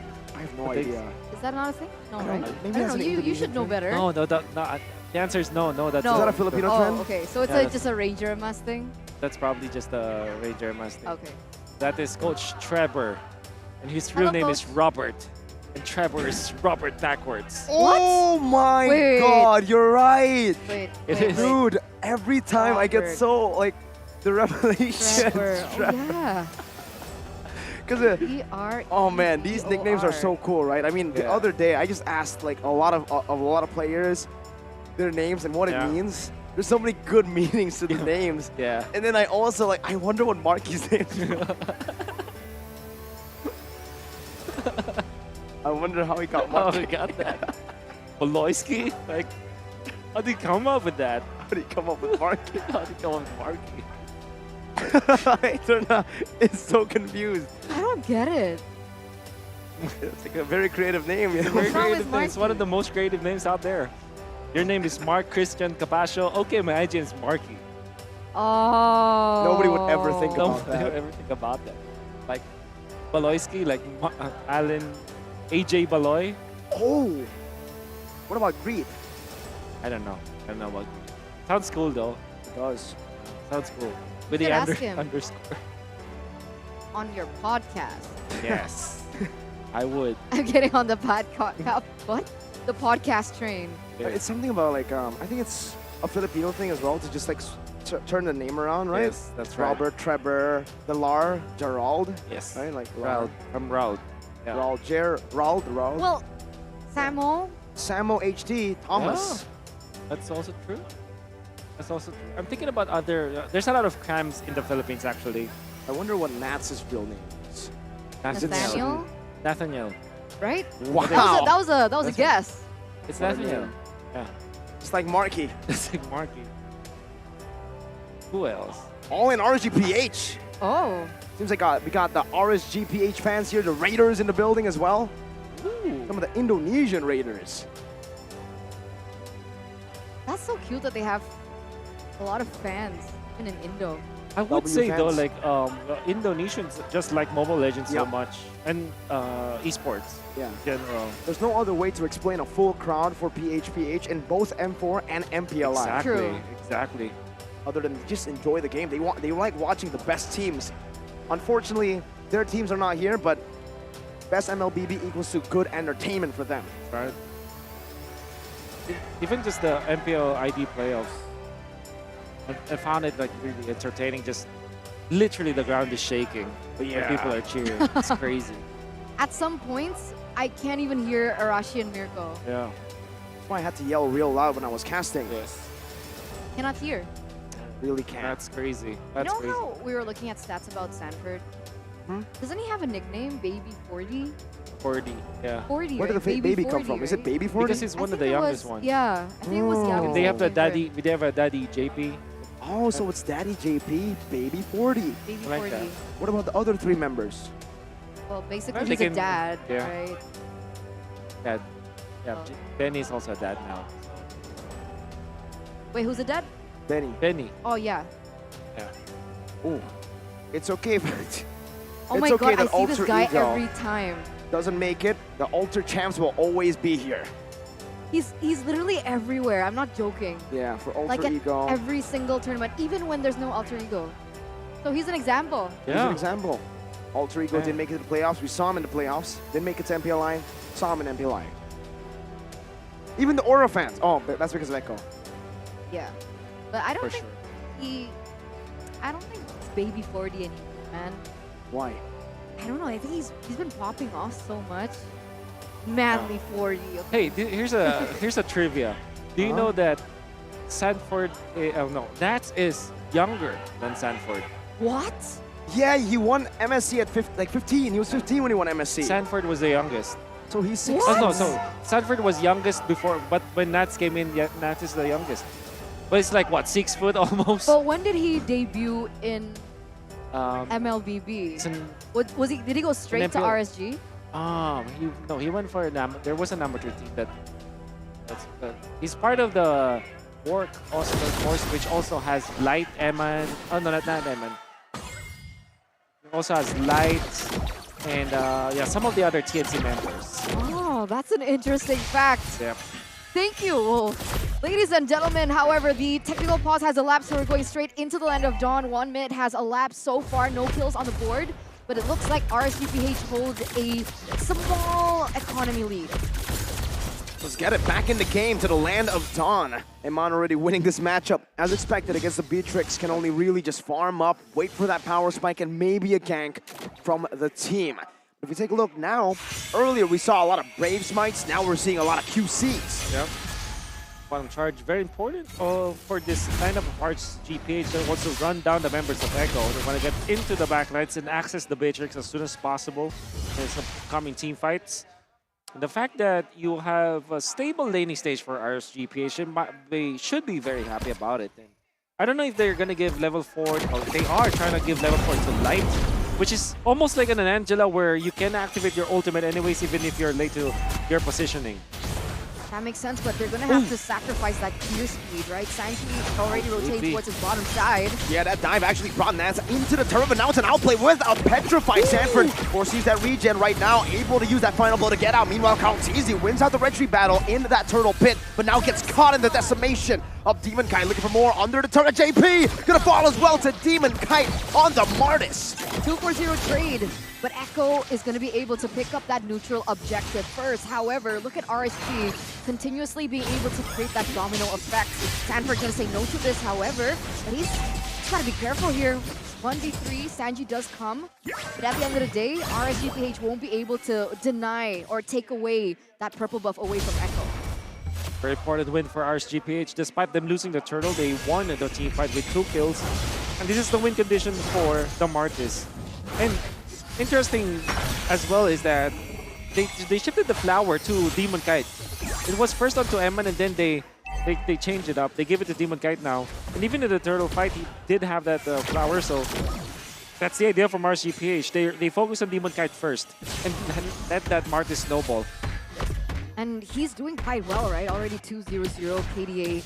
Looking for some more here, but in terms of levels, it looks like both are quite equal. Kaltizi also at level 6.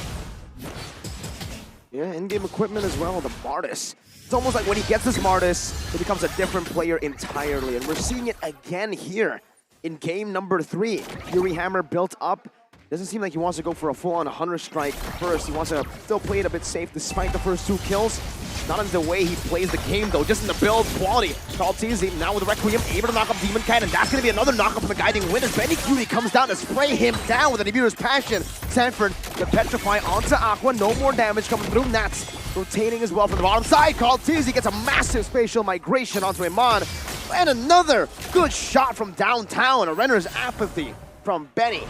Earlier on, you can already feel that damage coming through. Demon Kite gets taken out, but Wolf, what do you think about the past 4 minutes? Yeah, well, I was surprised that there were 5 members of Echo in that bush, knowing that Demon Kite wants to take advantage of his snowball potential already. Great dream coming out from Echo, parking 5 of their members to shut down Demon Kite.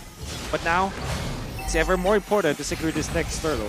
All right, a Circling Eagle. The Black Dragon form onto Kaltizi. Good Petrify as well. No Furious Dive used up just yet right now. So waiting for the right time. Kaltizi jumps in and finds it. Sanji going to be caught, but has the Black Shoes. Gets him out to safety. Meanwhile, Sanford in the back going up against 3 members, forcing the Bloom out and forcing RSGPH out as well from this neutral objective contest.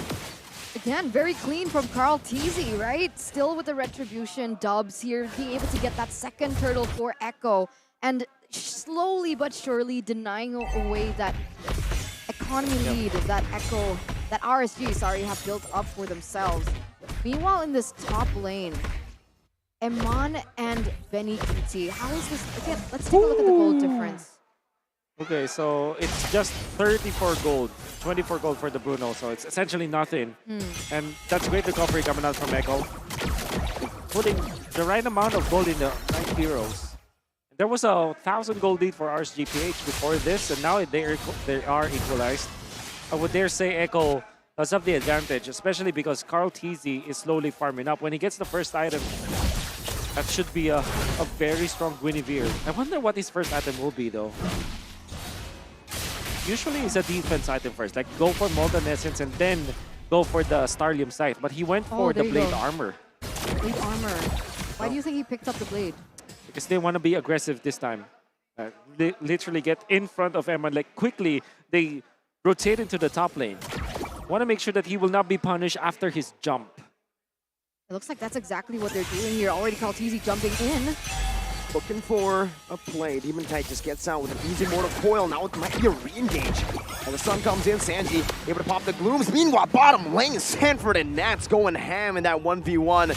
Seems like Nats will be able to walk out of it with a win as he pops the regen and clears the wave out. Meanwhile, in the mid lane, we do see that Aqua is taking a very unique approach to this. He's using his ultimate, his IMU, for the Black Shoes. I thought maybe he would use something a little bit more aggressive, but he goes for his life insurance instead. Let's see, retreat battle. This time still Kaltizi. All 3 turtles secured by Echo.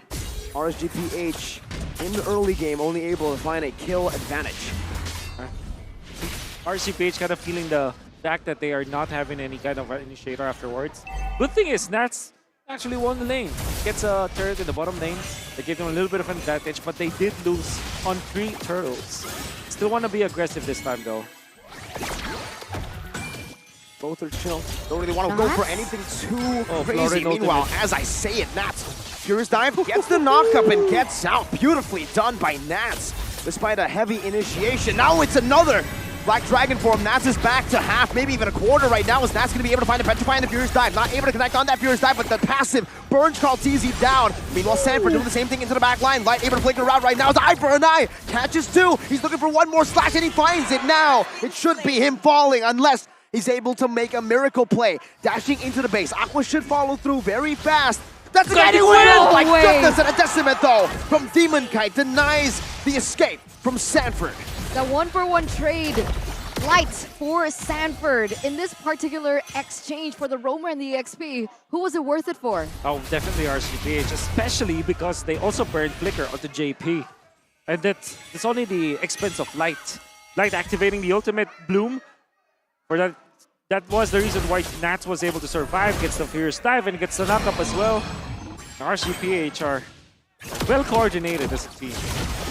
Man, it's so close here. I think one of the main things that I see very different is the fact that Karl'Tezi has a level ahead of Demon Kite. That's 2 main CC onto Iman, knocked up for eternity. Meanwhile, now Demon Kite has to use that Mortal Coil just in time. Does get the timing down, but the damage will still come through. And if you're fashion, oh my goodness! No. Demon Kite with 1 HP, unkillable. He survives that all that in that 1v3, all that damage coming through. But at this point, unfortunately for RSGPH, Echo, I feel like now they're ahead. Yes. Benedetta going to be able to get that tower on the top side. Karl'Tezi has a 2-level lead, now a 1-level lead. But Karl'Tezi is very close to that level 13 point. Most specifically, Benegute is farming uncontestedly for the past few minutes. They even helped him get a kill up top, and then eventually onto the bottom lane. So a lot of farm on the Beatrix for sure. And they're baiting Echo. This is actually what you wanted to do against RSG's lineup. RSG's composition are very all-in. They don't want to bait. They want to commit to a kill. And that is how Echo is approaching this. They're utilizing JP to poke and prod RSGPH. That's a Black Dragon form from Nats. Trying to find an opening in this team fight. Meanwhile, Sanford up top, going for the clear, going for the cut. And maybe possibly a split push. JP going to be caught in that furious dive and the Petrified. Nats on point. Sets off perfectly for Demon Kite to look for it. But now the facial migration connects onto the back. Still able to survive. But Nats again with the help of Aqua. Just takes him down. Now it's Sanji running away. But Nats is able to pop in that black shoes, helping Sanji get out. But now it's going to be Sanford with the help of Benny. Demon Kite diving back to the turret. Not able to really go for anything else here, though. It's going to be Sanford, unless one Mortal Coil gets out. Aqua is there, but Sanford is bigger. It's Echo with another big win in this trade, just with Sanford. No, Aqua takes him down. What in the world? Beautiful team fighting for both teams, but most specifically Nats. What a god in this Yu Zhong. Eventually dies, but his timing on the Petrify. Karl'Tezi tried to wait for that. And because Karl'Tezi was waiting for the Petrify before he went out, he actually got poked so much and it was put so low. In the end, he was petrified during the retry battle. And that was going to be Demon Kite securing the Lord and a couple of kills. RSGPH are at a different level, and Nats once again. It's Nats Entertainment, everyone. I wanted to see this, right? I wanted to see him on a hero that is active, that can unlock this potential, and finally we get to see it. Karl'Tezi, though, goes in for the jump, is able to get away out of that, but Amon will pick it up. Oh, Nats! What an initiation, this time onto Benny. Just some zoning from Nats. My goodness, though, now Sanford with the Petrify, and a final blow onto the Requiem and a spatial migration. The Wombo happening right after a Wombo from Nats. Plays after plays.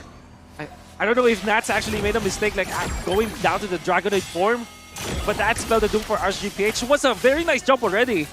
But he prematurely ended his ultimate. And that gave the go signal for Echo to dive. Oh, Sanford though. Needs to be careful with the magic damage coming out from Aqua, especially now that he's already picked up that Lightning Crunch. He's going to be able to help him in terms of movement speed, but JP goes in deep. Circling Eagle just to zone RSG away, but now he is actually In a bad spot. Guiding win. Oh, hit the wall. Now it's Aqua. Dashing forward, looking for the Terrify. Good backup from the rest of Echo. Super high caliber gameplay. I believe Bruno does have a little bit more items compared to Benicudi, but one thing that's special about Benicudi is that he has the Wind of Nature now. Sanji might be run over. No, not be the case. Target is Carl or the purple buff. Who gets it? Eman. Okay. A very more important target.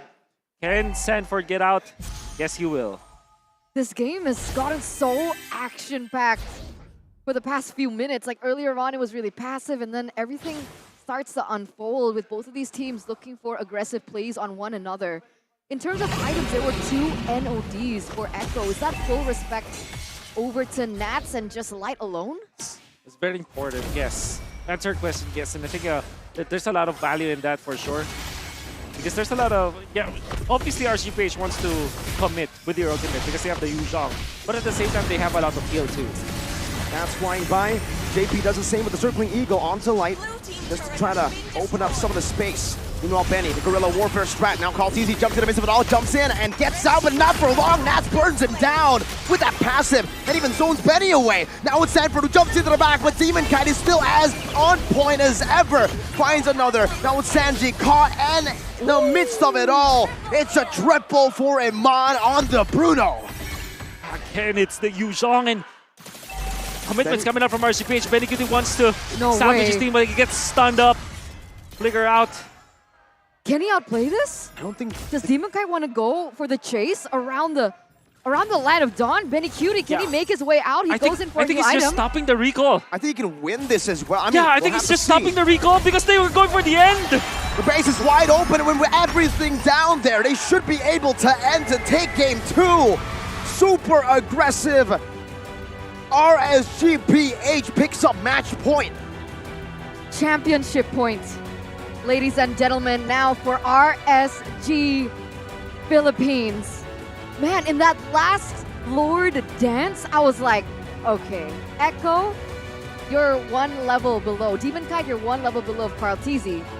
And then the big black dragon comes out of nowhere and just denies that entire advantage from Echo by taking him out before that whole thing went down. And what a team fight. What a team fight.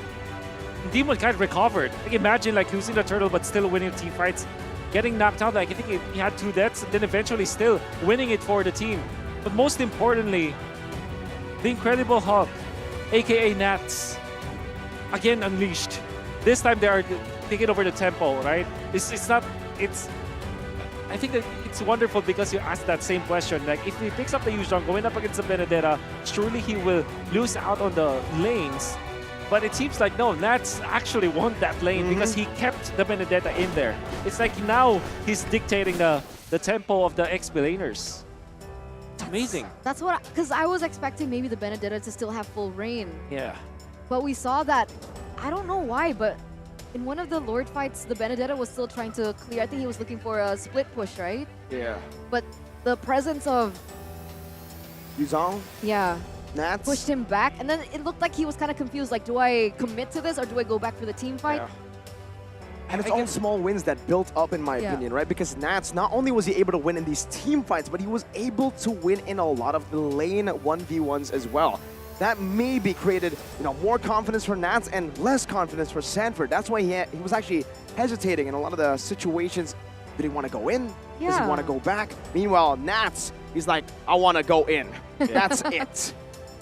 Everybody follows. This is the thing, right? It's not just him zone. Sometimes he zones out the heroes. That's the idea. But majority of the jumps that you saw from Nats, there was someone else with him too. That's why even Carl TZ, I think he was playing mind games already. Because in the last Lord, just like in the Lord previous to that, he was actually receiving so much of the damage from the dragon. Because the dragon usually hovers over your head, and that.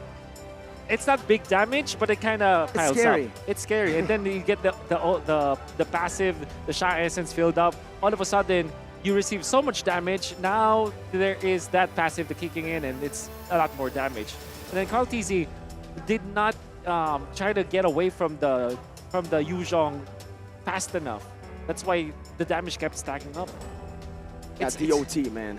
Whew. These Nats, man. He's the MVP for game number 3 on the Yuzong. Finally, gonna be able to see him just really shine in this game. Who was the MVP earlier on? Oh, it was Demon Kite. Okay, now it's Nats. Game 1, Demon Kite. Game 2, it was Benny Cutie. And Benny, then game yeah. 3, 1-1. Nats. But I think that the wins of both teams are so dependent on the XP lanes. I mean, yeah. Especially if you activate Sanford, for example, but now the incredible Nats. I can't think of any other good metaphors to show all of our viewers, but definitely he's a Hulk, really. Sometimes he's just a Bruce Banner form. Falcons. That's also true. Yeah. So we have to think about something else. You have to help me here, Miracle. Maybe I don't know. Big bad Nats? No. Big bad. No. Big bad Nats? But he's big, and he's bad. I think it's just these Nats. Yeah. It doesn't have a ring to it though. No. Let's take a look at the highlights though. Yeah, you can see you watch out for Nats' ultimate. You know? I think it's the next highlight here. So you see that he received so much damage from Nats. That's Kalkizi being put low, and of course the Petrify just in time. So when he fought, he was eventually punished easily. That's Aqua taking him out, and it will happen once again, right? In the next Lord. You can see how important the usage of the Dragon form is. And then, of course, Demon Kite. The Decimate was actually like timed perfectly with the animation that he was able to reach Benny Cutie in that particular moment. And that's just 10 minutes of gameplay. There's already a lot of action. Eventually, Aqua finishing up the kill. So this was the premature one and a very good recovery coming out from Echo, but it wasn't followed. Again, watch out for Nats. He's dealing so much damage to Kalkizi, making it so difficult for him to get there. And even before the Lord fight happened, already the Retribution holder for Echo is already out. And it's mainly because you'll understand why Kalkizi does not... He's not even trying to get out of the zone of the dragon. It's that he understands that he needs to take care of the Lord Dance. So I think the idea for RSG is before the Lord Dance happens, let's already poke our opponent so that we have a kill threat no matter what. And it's funny, right? Because typically when you use a Black Dragon form, you'd usually go and target the gold laner, but yes, there's a lot of times where he actually uses it to zone out Kalkizi instead. Yeah, And, I like that. and eventually it kills 2 birds with 1 stone because for some reason in that last Lord fight, as we took a look at it again, Benny Cutie was actually caught in as well. Yeah. Unfortunate positioning for Benny. He was also waiting around Kalkizi's play, expecting a Requiem to maybe connect onto more people, but it only connected onto one, I believe. One knockup player. I believe it was Demon Kite. Yep. And then Nats being free just went in. Like I pointed that out because typically you look at the composition of RSGPH with Nats. He's always on point when it comes to diving the gold laner, but in this case, there was good communication and good strategy coming up from RSGPH. That's your duty this time. Make it so that Demon Kite will win the Lord Dance, or at least the entirety of RSGPH can turn on to heroes when the Lord Dance does happen. RSGPH, I think that everybody just chipped in. 3-0-6 for Mr. Aqua himself, the Valentina. So this could be the hero that, I mean, maybe they can forget about the Angela now. Just think about, okay, let's go for the Valentina instead. I don't understand Angela Vid. Yeah. I feel like it's a stretch in this meta. It depends. If you're see you soon, it can work, right? For them, for some reason, they always are able to make it work. It's even their pocket strat. With the Angela But, mid, like- they rarely lose. Oh. Then they get banned out, and then they lose. I agree with you. I think only it's a playstyle kind of thing. Yeah. I wouldn't think about like for example, Sanji, Aqua. These are the 2 players that surely they can play Angela, right? But would You you really want them to play really- Angela? Exactly. They're so mechanically skilled that Like it's not just for them Yeah, to... it's like the Faramis has a lot of mechanics because you time the Stampede, you time the Ghost Bursters as well as the ultimate. But Angela, right? It's like you waste so much mechanical skill on a hero that doesn't require it. It's like putting Nats on a Fredrin. Why? Yeah. Don't. Putting Nats on a Asha. Oh, please, no. Get these tanks away from Nats. The Freya.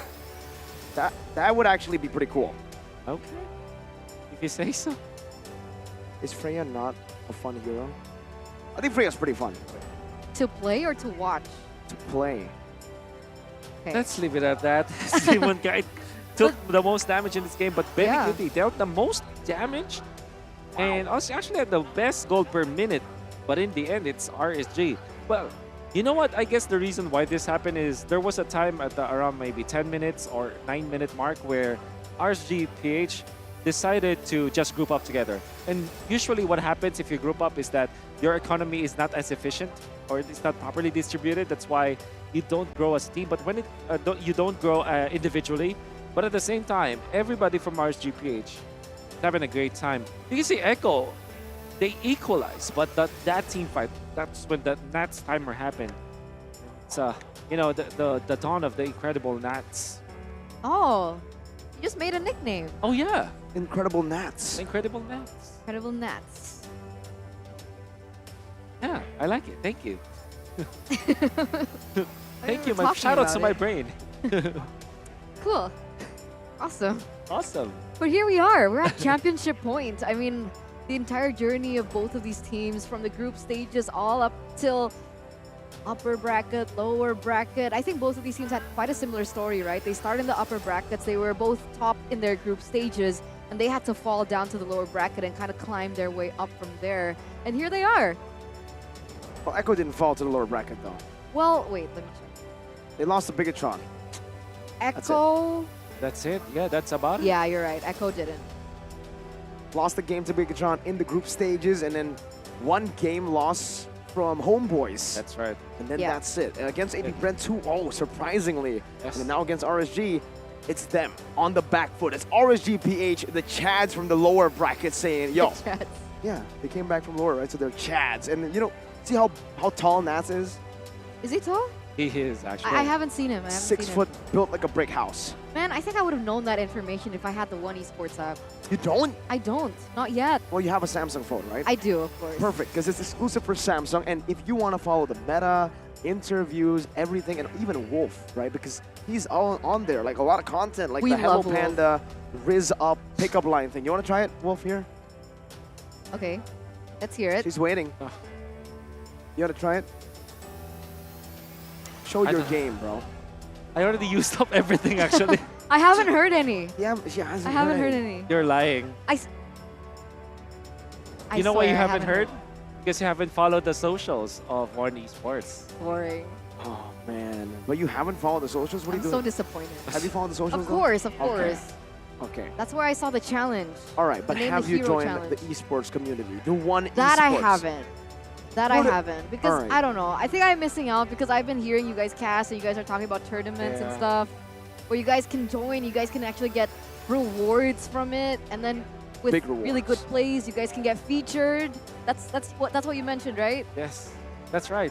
Actually, that's very true. Like if you play good enough, that happens often because there's a lot of like people out there that's looking for to complete their 5-man queue.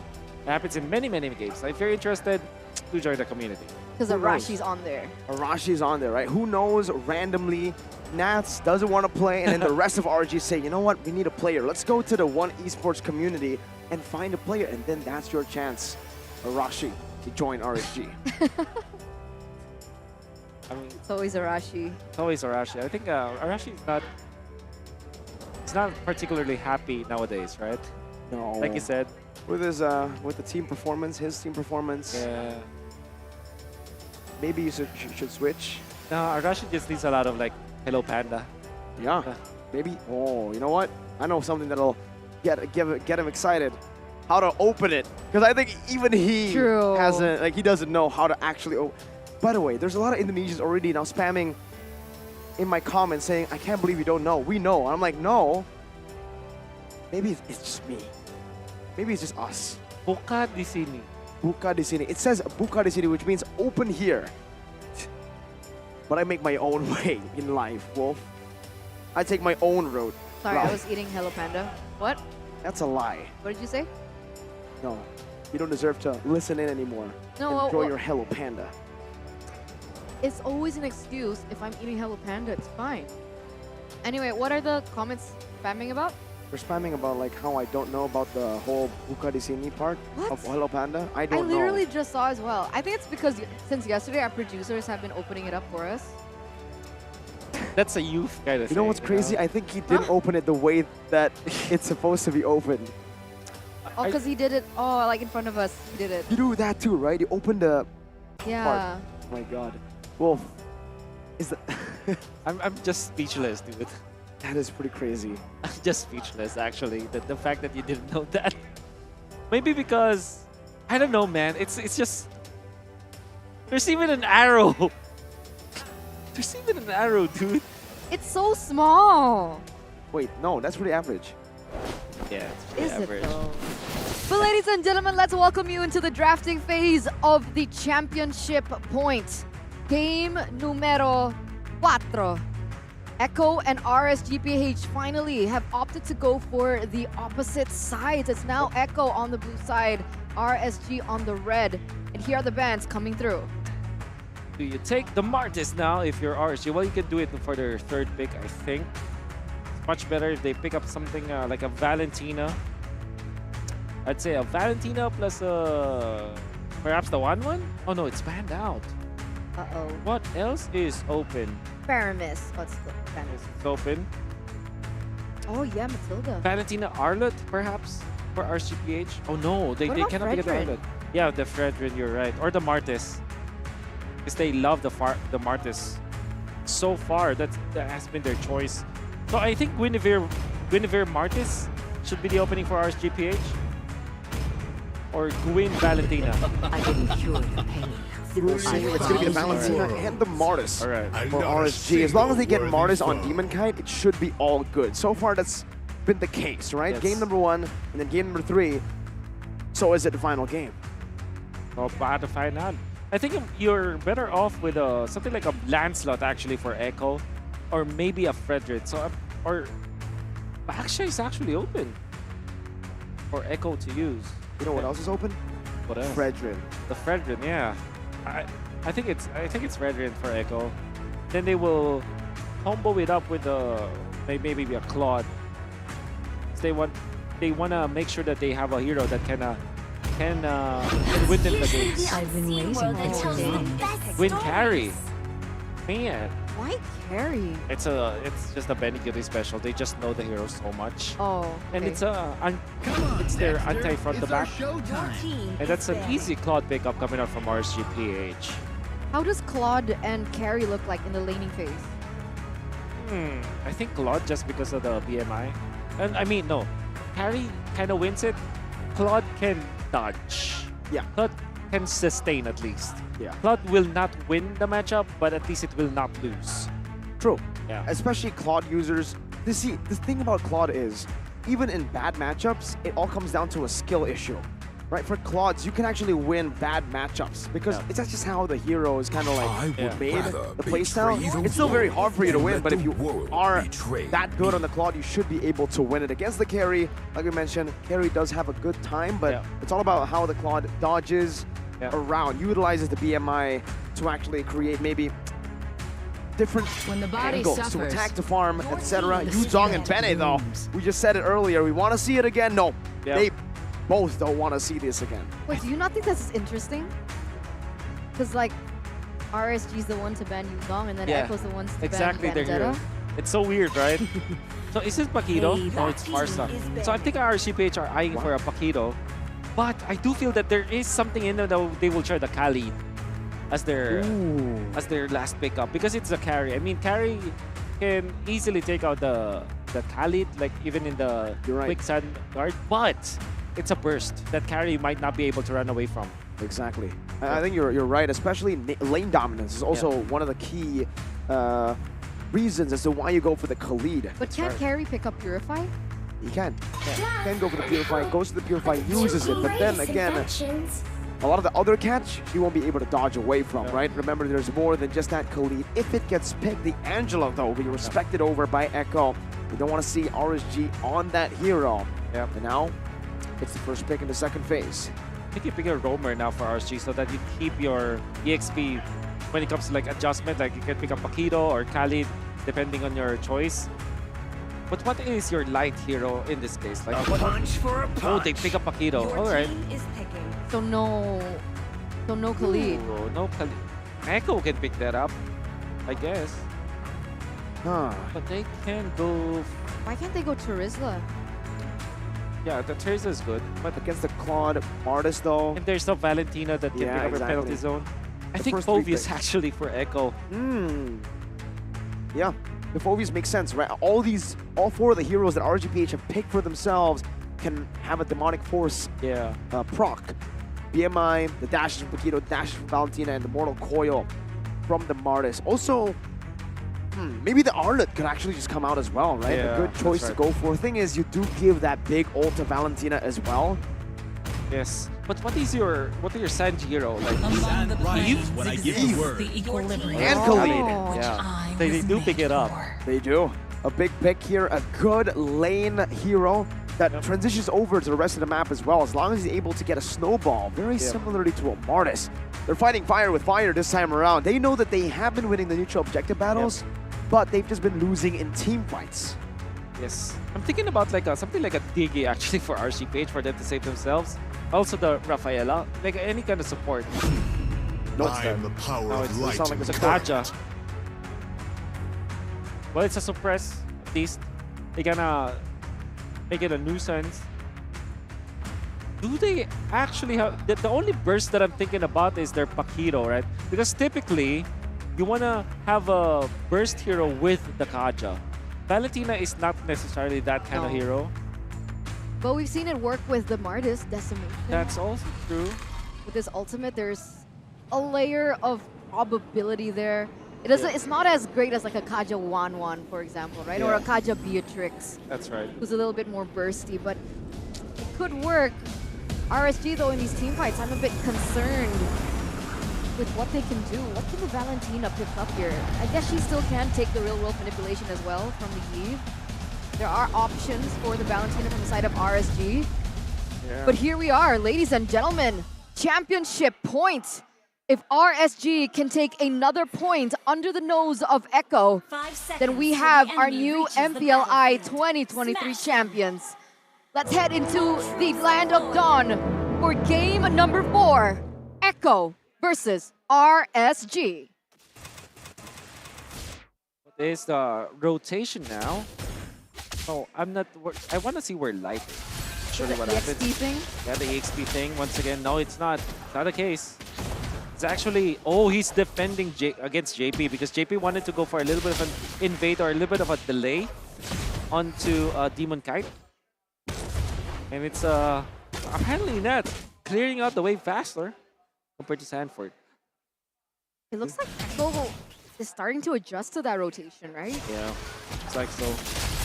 Here as well, though, JP just walks up. Demon Kite still able to pick up that lethal Wanderer on the Martis.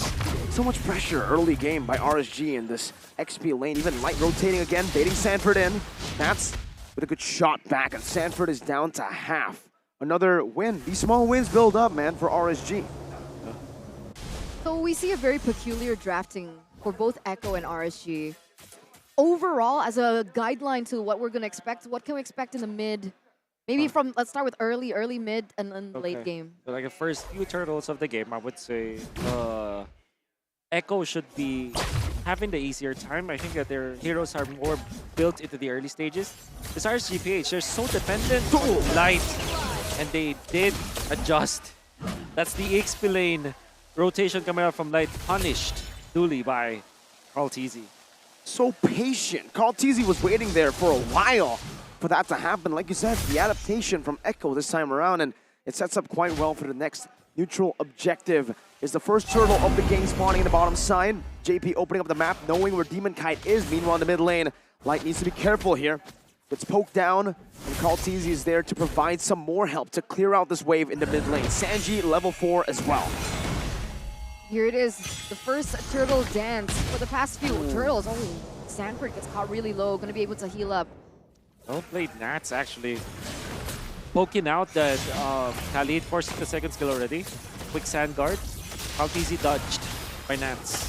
Where's Demon Kite? He's level 5. Oh, Nats jumps in very deep, actually out of the real world manipulation onto Carl Teasy. Sanford forced to use the Raging Storm defensively, and now Carl Teasy is going to be ran down by the likes of RSG. Under the turret, Nats picks up a big knockout with a jab. But Flater Divine Judgment brings Sanford back. It's 3 kills over to RSG early on. See, they didn't even need to go for that engage typically because like you mentioned, right before that they went in for the engage, Demon Kite hit level 5 first. So in that particular regard, he should have had a little bit more to say with the neutral objective contest, but they were still able to win that the entire way.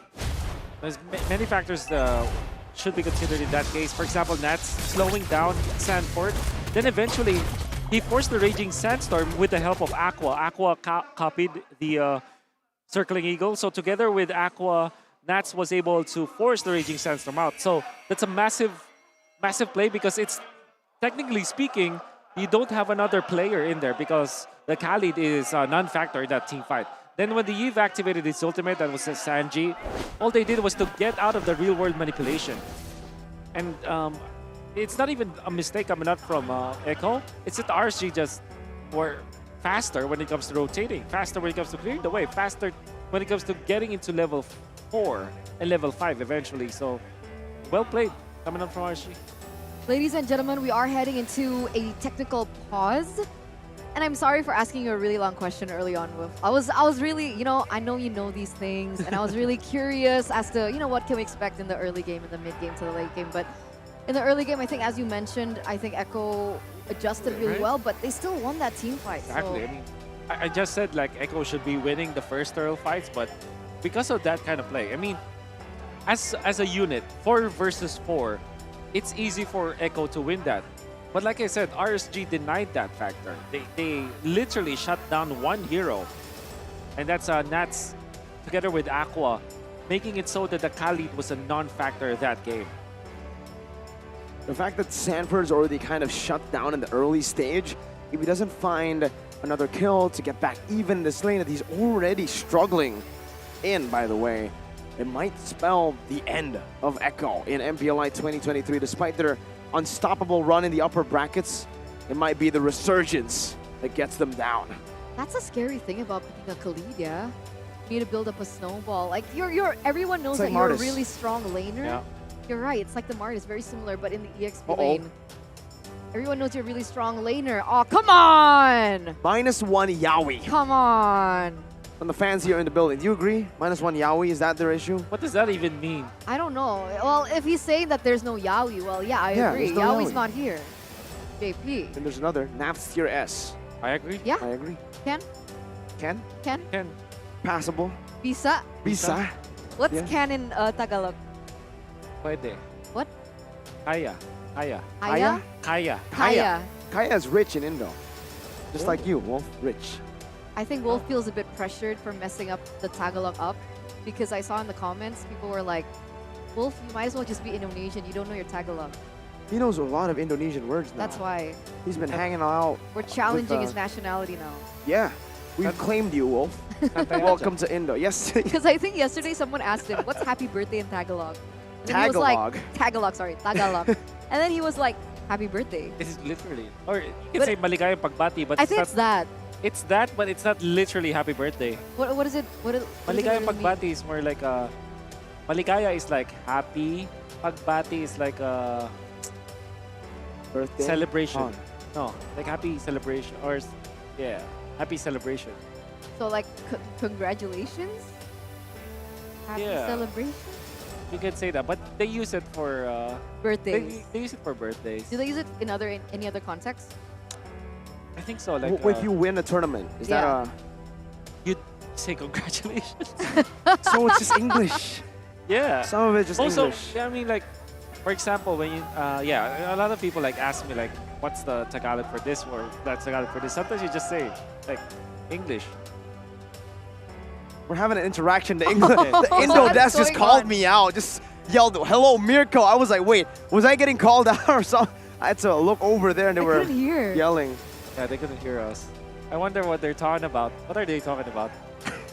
I don't know. They're just calling us out. What's up? We're just saying hi. We're just saying hi. Hi, back and forth. Indo and English broadcast. We're They're just the sync. acting like as You know if what would be we're- crazy if both the speakers turned on here for English and Indo? And It'll then we be could so talk. chaotic. That would be so fun. It'll be so chaotic. Imagine like 6 casters screaming at each other. Imagine different Ranger, Amas, and In Cornet. different languages. In different, you're right. What if the left side is English, the right side is Bahasa? And then in the middle it's Tagalog. Like we have Manjin randomly in the... Yeah. Shout out to Yeah, why Manjin. is Manjin not here? Isn't he like always there in international tournaments? Yeah, I think he's not essentially welcome in Jakarta anymore. Right? You know, funnily enough, we actually call him the. He actually looks like He looks like one of our. Man. What? He actually has similar looks to one of like the content creator in Indo. Oh yeah. I'm trying to think of. Bukan. Yeah. I think it is Bukan. Is it Bukan? Yeah, I think so. Yeah. Like a lot of people yeah, call actually- him the Filipino Brandon Kent. Yeah. And Brandon Kent is an RQ fan, and you know Yeah, the I whole saw that. opening for MPLPH, he had his Exactly. RQ jersey and everything, so Yeah, I it's saw really that. funny. Yeah, I But saw yeah, that. a lot of people, I don't think some people hate him, but most people are like, this guy's fun. No, people don't hate him. Some people hate him. Some people hate me. No. Some people hate Wolf. Yeah. It's Some more people like- hate RQ and Echo and RSG It's and more like BTR. But nobody the hates Rachel. rivalry, right? Nobody hates Rachel. Nobody knows Rachel. They only know Eterna. That's also true. I think it's just the budding rivalry, the typical rivalry happening between the Philippines and, And Indo, yeah, Indonesia, yeah, yeah. which is quite funny because I don't see Indonesia top 4.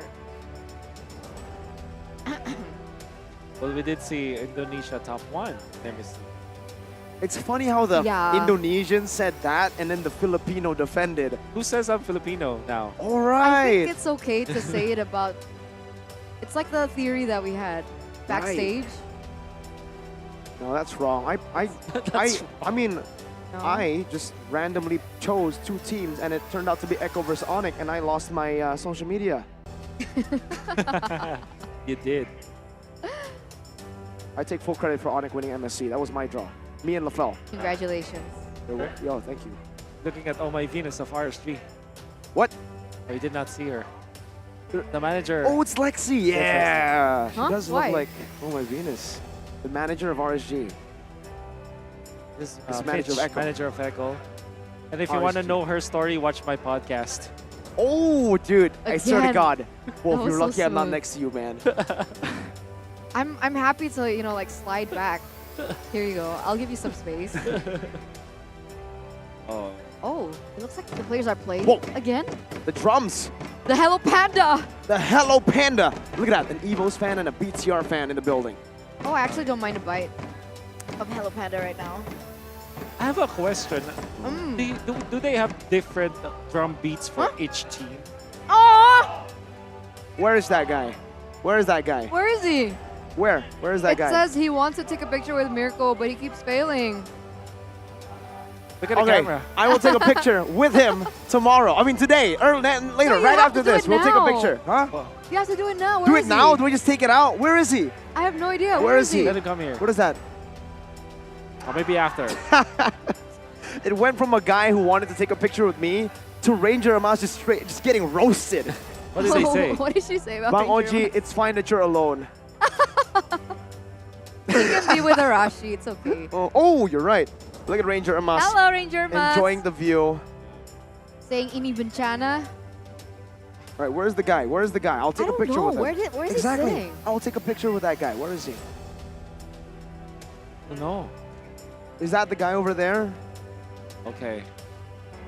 I think we have to get back to the land of dawn. Here we go, ladies and gentlemen, back into the land of dawn.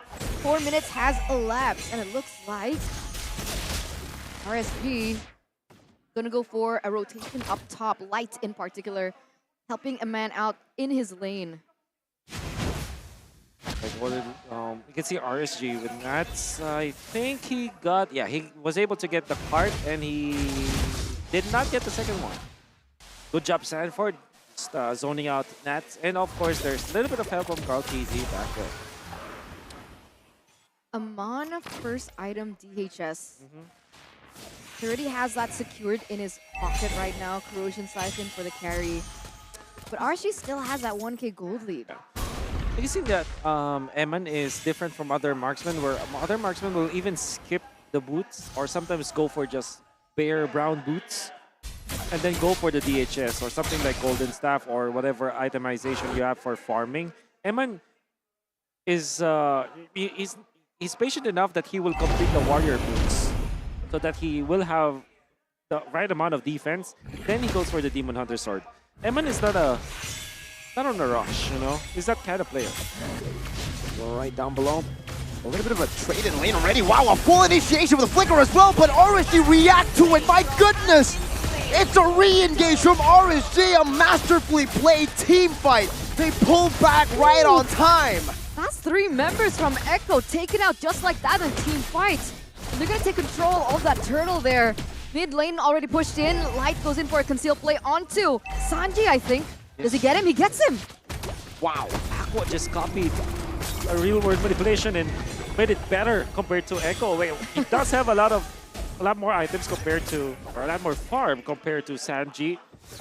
And he was able to slow down the members of Echo and hold them down together in a box. And Eman just popped the ultimate. Didn't even have to use his Purify because everybody from Echo just struggled from the real-world manipulation. The Eve pickup coming in from Echo. Now, you can even think about it. Maybe it's more of a liability than it is a good thing for Echo. Trying to backfire, but meanwhile, on top side. Blazing Duet, the Divine Judgment to drag Benny back to Eman's range. Killing spree for Eman. This is a Klon in the early game with 3 kills. The resurgence theory is certainly starting to look even more real in the first 6 minutes of the game. Ladies and gentlemen, and it's so peculiar as Kaltizi goes in. That's a Raging Storm coming out on Demonkind. Now with the Mortal Coil turning it around once again. The CC is there and the Decimate as well. As Nats is the one who knocks him out in the end. Echo now more than on the back foot. They're just running for the hills. Imagine utilizing all of your ultimates. Requiem, you have the real-world manipulation and the Raging Sandstorm still not able to take out Demon Kite. And then Demon Kite turns it around. Retribution used, as well as Nats being in there. And RSGPH, you can really feel the economic difference between these 2 teams. It's so crazy to see the outcome. Like right now here, Aqua going in very deep, gonna take that ultimate away. Once again, the real-world manipulation gonna be in the hands of Aqua. And it's so peculiar because his first item was NOD. He didn't go in for a quote-unquote offensive magic item. He respected the regeneration coming in from JP and the rest of the members, yet that's the outcome that he's able to have. And that's comparison to Sanji, who already has the Ice Queen's wand. They just woke up today better than Echo. And the momentum that they brought from for series number 1. Light gonna be poked down there, but Demonkind now goes in, and that's gonna be Aqua again with a real world manipulation and locks them down for the rest of the team to collapse. It's Nats in the back, aiming for Benny, and he gets the damage done. It's Demonkind with a double. Now one more, it's a triple from Demonkind. Oh my god! This should be it! I mean, for sure, they might not be able to end it literally right now, but they have a straight-up chance to do so. They're feeling it. They're gonna be respecting Echo for sure because of the holy defense still available for the inhibitors of Echo. Guys, it's only been 8 minutes and RSG has a 10K gold lead. Wow. They're beating the clock at this point, right? Not just the game, not just Echo. Kaltizi gets the purple buff. But that's it. And even Eman is just very comfortable now. He still steals the orange buff that should be for Kaltizi, who's just level 10 at this point. Even Light is almost level 10. That's how ahead RSGPH is. This is revenge. RSG, they're looking for blood. Remember, it was Echo to send RSG down in MPLPH, not even send them down, knock them out. And they're coming back with a vengeance. Kaltizi though. Facial migration with now the help of the Raging Sandstorm. It's gonna be Iman with a blazing duet. My goodness. Shreds them down. Sandford jumping in, but Iman with another outplay, and it's Demonkind who capitalizes. Walks them down in the base. And now it's RSG who are looking for the end. That's another cancel on the Kaltizi spatial migration. No way. No way, they can't do it here, right? They can't end here, right? Right? They have Sanji, so maybe that is something that RCPH is respecting. They don't need to, they have a Claude. Claude is great in the late game. And unfortunately for Echo, they went for this carry. And carry is supposed to win the early stages. Khalid is also meant to win the early stages of the game. There's not much comeback coming up from Echo, but we've seen this before. And Echo might be able to pull up a miracle, but at this point, RCPH are very comfortable with this economic lead. The Blitz of the Lord, just like that, going to fall uncontested for RSGPH. A 13K gold lead, almost breaking a record. We're close. I think the record was 16K. That was the record. It was 25-0. Where the 25-0 is just so difficult to beat right now. And it was even RSG Philippines that did it. Now we're back here against Echo. But that's the thing, right? I mean, we were talking about like the lanes and how everything was supposed to pan out in the early game, the laning phase, but RSGPH, they pulled the pedal to make that a non-factor. And they're munching on these turrets. They're falling down like flies. RSGPH, they have a Lord in the mid side. Does Echo have enough time to readjust? Let's see. This might be the final push of the game. Nats now right there, baiting out Sanford Nightlight, getting his Divine Judgment and locking him down. Nats diving deep, now gets shut down with bases wide open, and Resurgence! The Resurgence has happened for the Philippines and mainly for RSGPH, the champions of MPLI 2023. They were once the conquerors of Southeast Asia. And here at MPLI, they topped the ranks in their group stage. Knocked down by AP Bren into the lower bracket, where they silenced the dreams of our two dark horses, See You Soon from Cambodia and Homeboys from Malaysia. Like a team reborn, RSG, Resurgence, have risen from the ashes of their former glory and are now, ladies and gentlemen, your MPLI 2023 champions.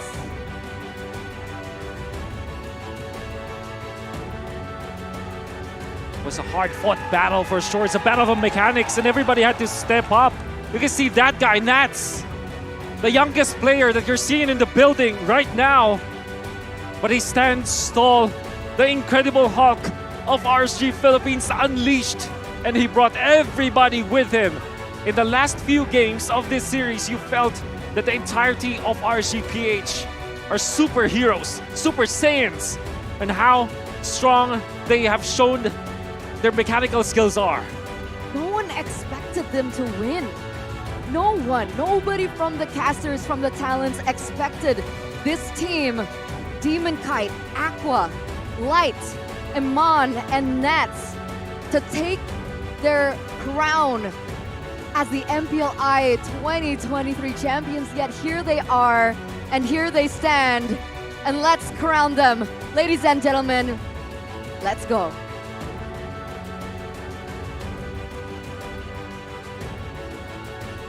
A very intense grand finals, but luck, however, fell short for the side of Team Echo.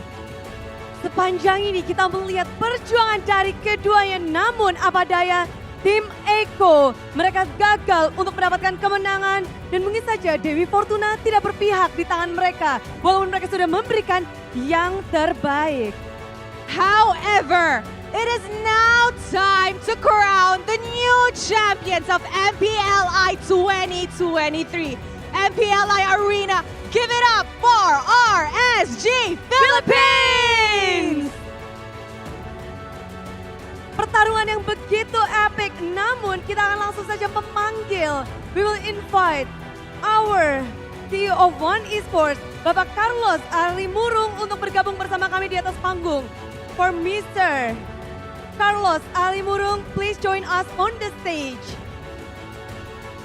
Lara, this was an amazing MPLI, the first MPLI that is made offline, and a new Filipino team is the champion.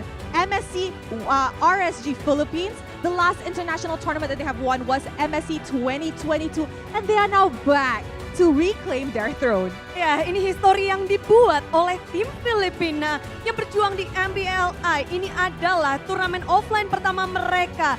Lalu kita pun melihat bahwa Indonesia tak lagi bisa untuk mendapatkan medali ini karena Filipina mereka mengukir sejarah ini. Dan kita pun bisa melihat betapa bahagianya mereka, betapa kegigihan yang mereka berikan di sini. Yes, and the journey of RSG Philippines was not an easy one. They have climbed their way from the lower brackets after being dropped out from the upper brackets. Di match pembukaan di babak playoff, mereka harus terjun ke lower bracket. Namun, lihat apa yang mereka perbuat. Mereka menyapu bersih semua tim yang ada di lower bracket. Dan inilah dia, momen yang harus diabadikan tentunya untuk tim RSG PH.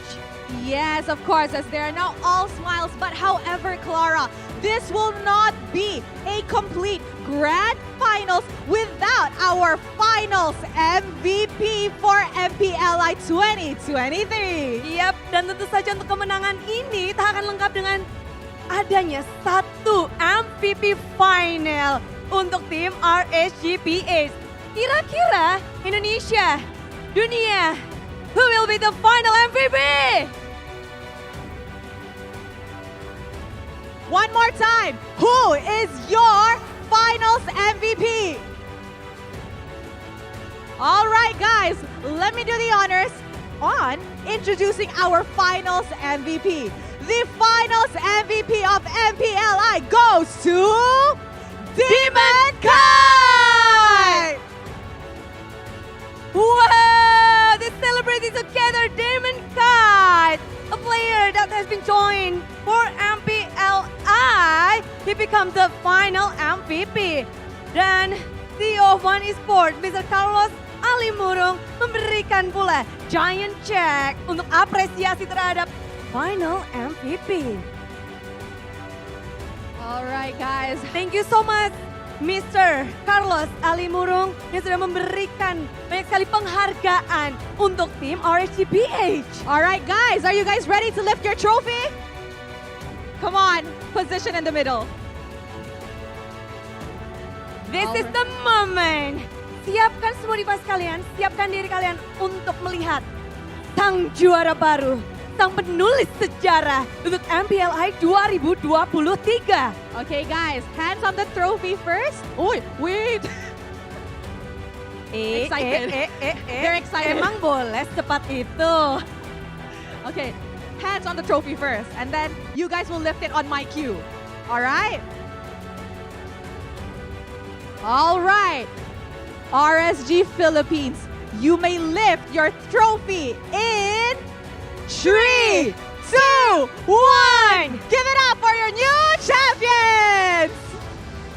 The new champion for MPL Invitational 2023 goes to Philippines for the RSG Philippines. Amazing, amazing performance from the side of RSG Philippines. And this is the first time in history that Philippines takes the MPLI trophy. Ini adalah kali pertama Philippines mengangkat piala dari MPLI. Betapa bangganya mereka dan betapa bahagianya tentu semuanya sedang merayakan dengan kemenangan ini. Dengan hasil yang luar biasa, mereka membuat histori yang benar-benar baru. Di lower bracket, mereka berhasil memenangkannya, melanjut ke grand final dan bahkan domination yang mereka berikan, mereka tunjukkan di panggung MPLI. And of course, to conclude our winner announcement, our sincere gratitude also goes out to all parties, our valued sponsors and partners whose unwavering support has been instrumental in making this event successful. Thank you for our official partner, Meiji and Omni by FWD. Our supporting partners, Samsung, PBSI, Wonderful Indonesia, and MRT Jakarta. Our supporting radio partner, Prambors, and the support of Munton Games. Thank you for partnering with us and contributing to the excitement of MPLI 2023. This is Clara Mongstar. And this is Rose, signing off. MPLI 2023, rise above!